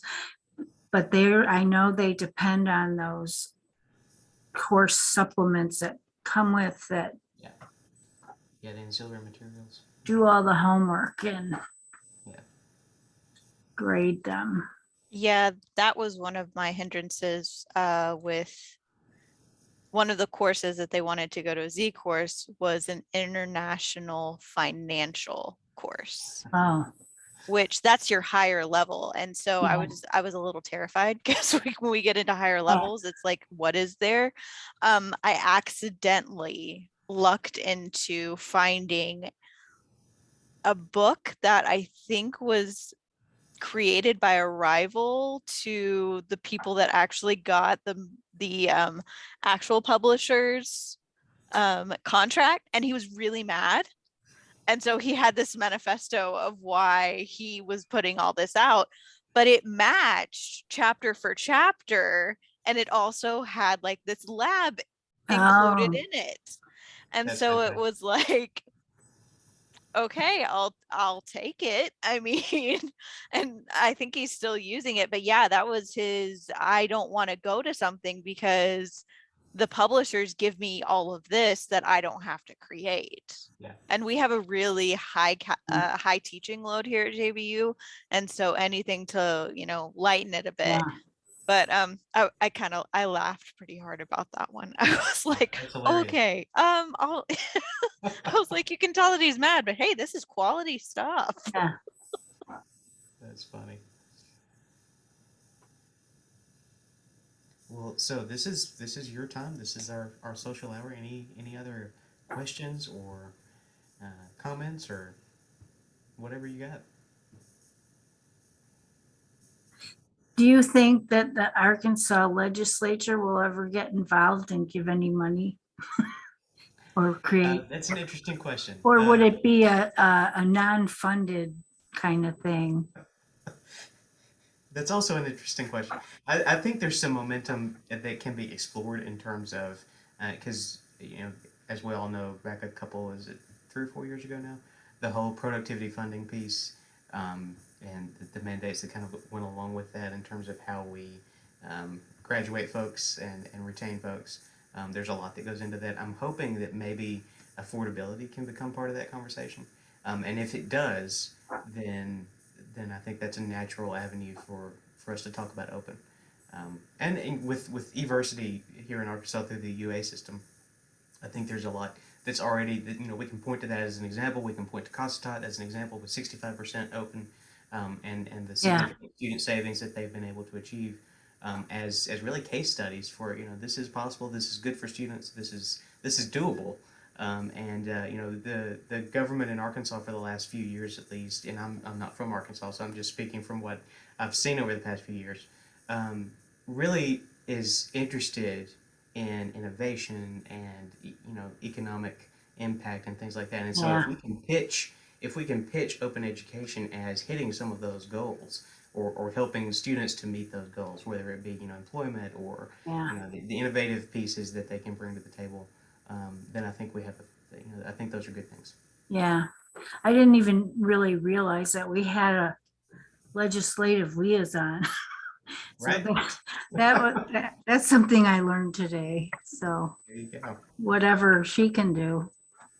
Well, and so I'm in talks with Verlinda and Cassandra both, and I may try to see if Dr. Moore can join us as well for the ARLA conference, which is happening in October. It's going to be back in person this year, and try to get a panel together or a roundtable to talk about some of those legislative issues and what the path forward might look like. So stay tuned for that, I guess. Yeah. Well, I can't wait to hear what Rolinda's news is. I know. Sounds exciting. Does anyone know about the the Reimagine Arkansas Workforce Project? That's something at UA, isn't it? Yeah, something in the University of Arkansas, but I wonder, it's 75 online training programs that meet grant funding guidelines. So it's absolutely free if you qualify. But I wonder, since it's with the U of A, is it connected in OERs? Is that, because it's vocational, a lot of it is vocational training. Yeah, I know Tech got some kind of assignment from the state to do some training that would be free to, I don't know if it's the same type of program or not, Interesting. but I'll have to look into that. Well, I'm going to have to scoot. All right. Obligations and I'm looking at our weather here and it's 63 degrees, but by 10 o'clock tonight, we're going to have little to no snow accumulation. So it's supposed to start Fingers snowing crossed. about 10 o'clock, they said. I woke up this morning and last night it was supposed to be a dusting. We currently have probably about 3 inches on the ground right now, and it was very heavily coming down this morning. But it's not on the parking lot anymore, and it's not on the road outside anymore, so that's a good sign. yeah. I love Arkansas. Definitely. Well, we missed our Snowmageddon episode this year down here in the South. Last goodness. year, it was earlier in February that we had I had about a foot of snow at my house. Yep. We've Yeah, so had we- just so much, like 6 inches one time, 8 inches the next time. The ice, which no thank you, and now we've got 3 inches. I'm hoping it's done. I really Although last Saturday now we had a nice little icing on our trees, but it melted within probably about an hour or so. But it was kind of fun watching the ice build up on the trees and stuff like that, because I hadn't seen that in years. It was Pretty. fascinating. We got a lot of that when I lived in Missouri. So okay, y'all, thank you. It was fun joining y'all, and we'll be in touch, I'm sure. And Philip keeps us all in the loop around here, and I'll try. just motivated and Nice to going. meet So you. Nice to nice meet to you. meet y'all too. Bye-bye. Take care. You too. Yeah. I guess that's probably it anyway, right? Well, I was going to ask Philip, the connection with high school librarians. I know that is supposed to be my thing with ArcLink, and I've got a lot of things going on. Yes, you do.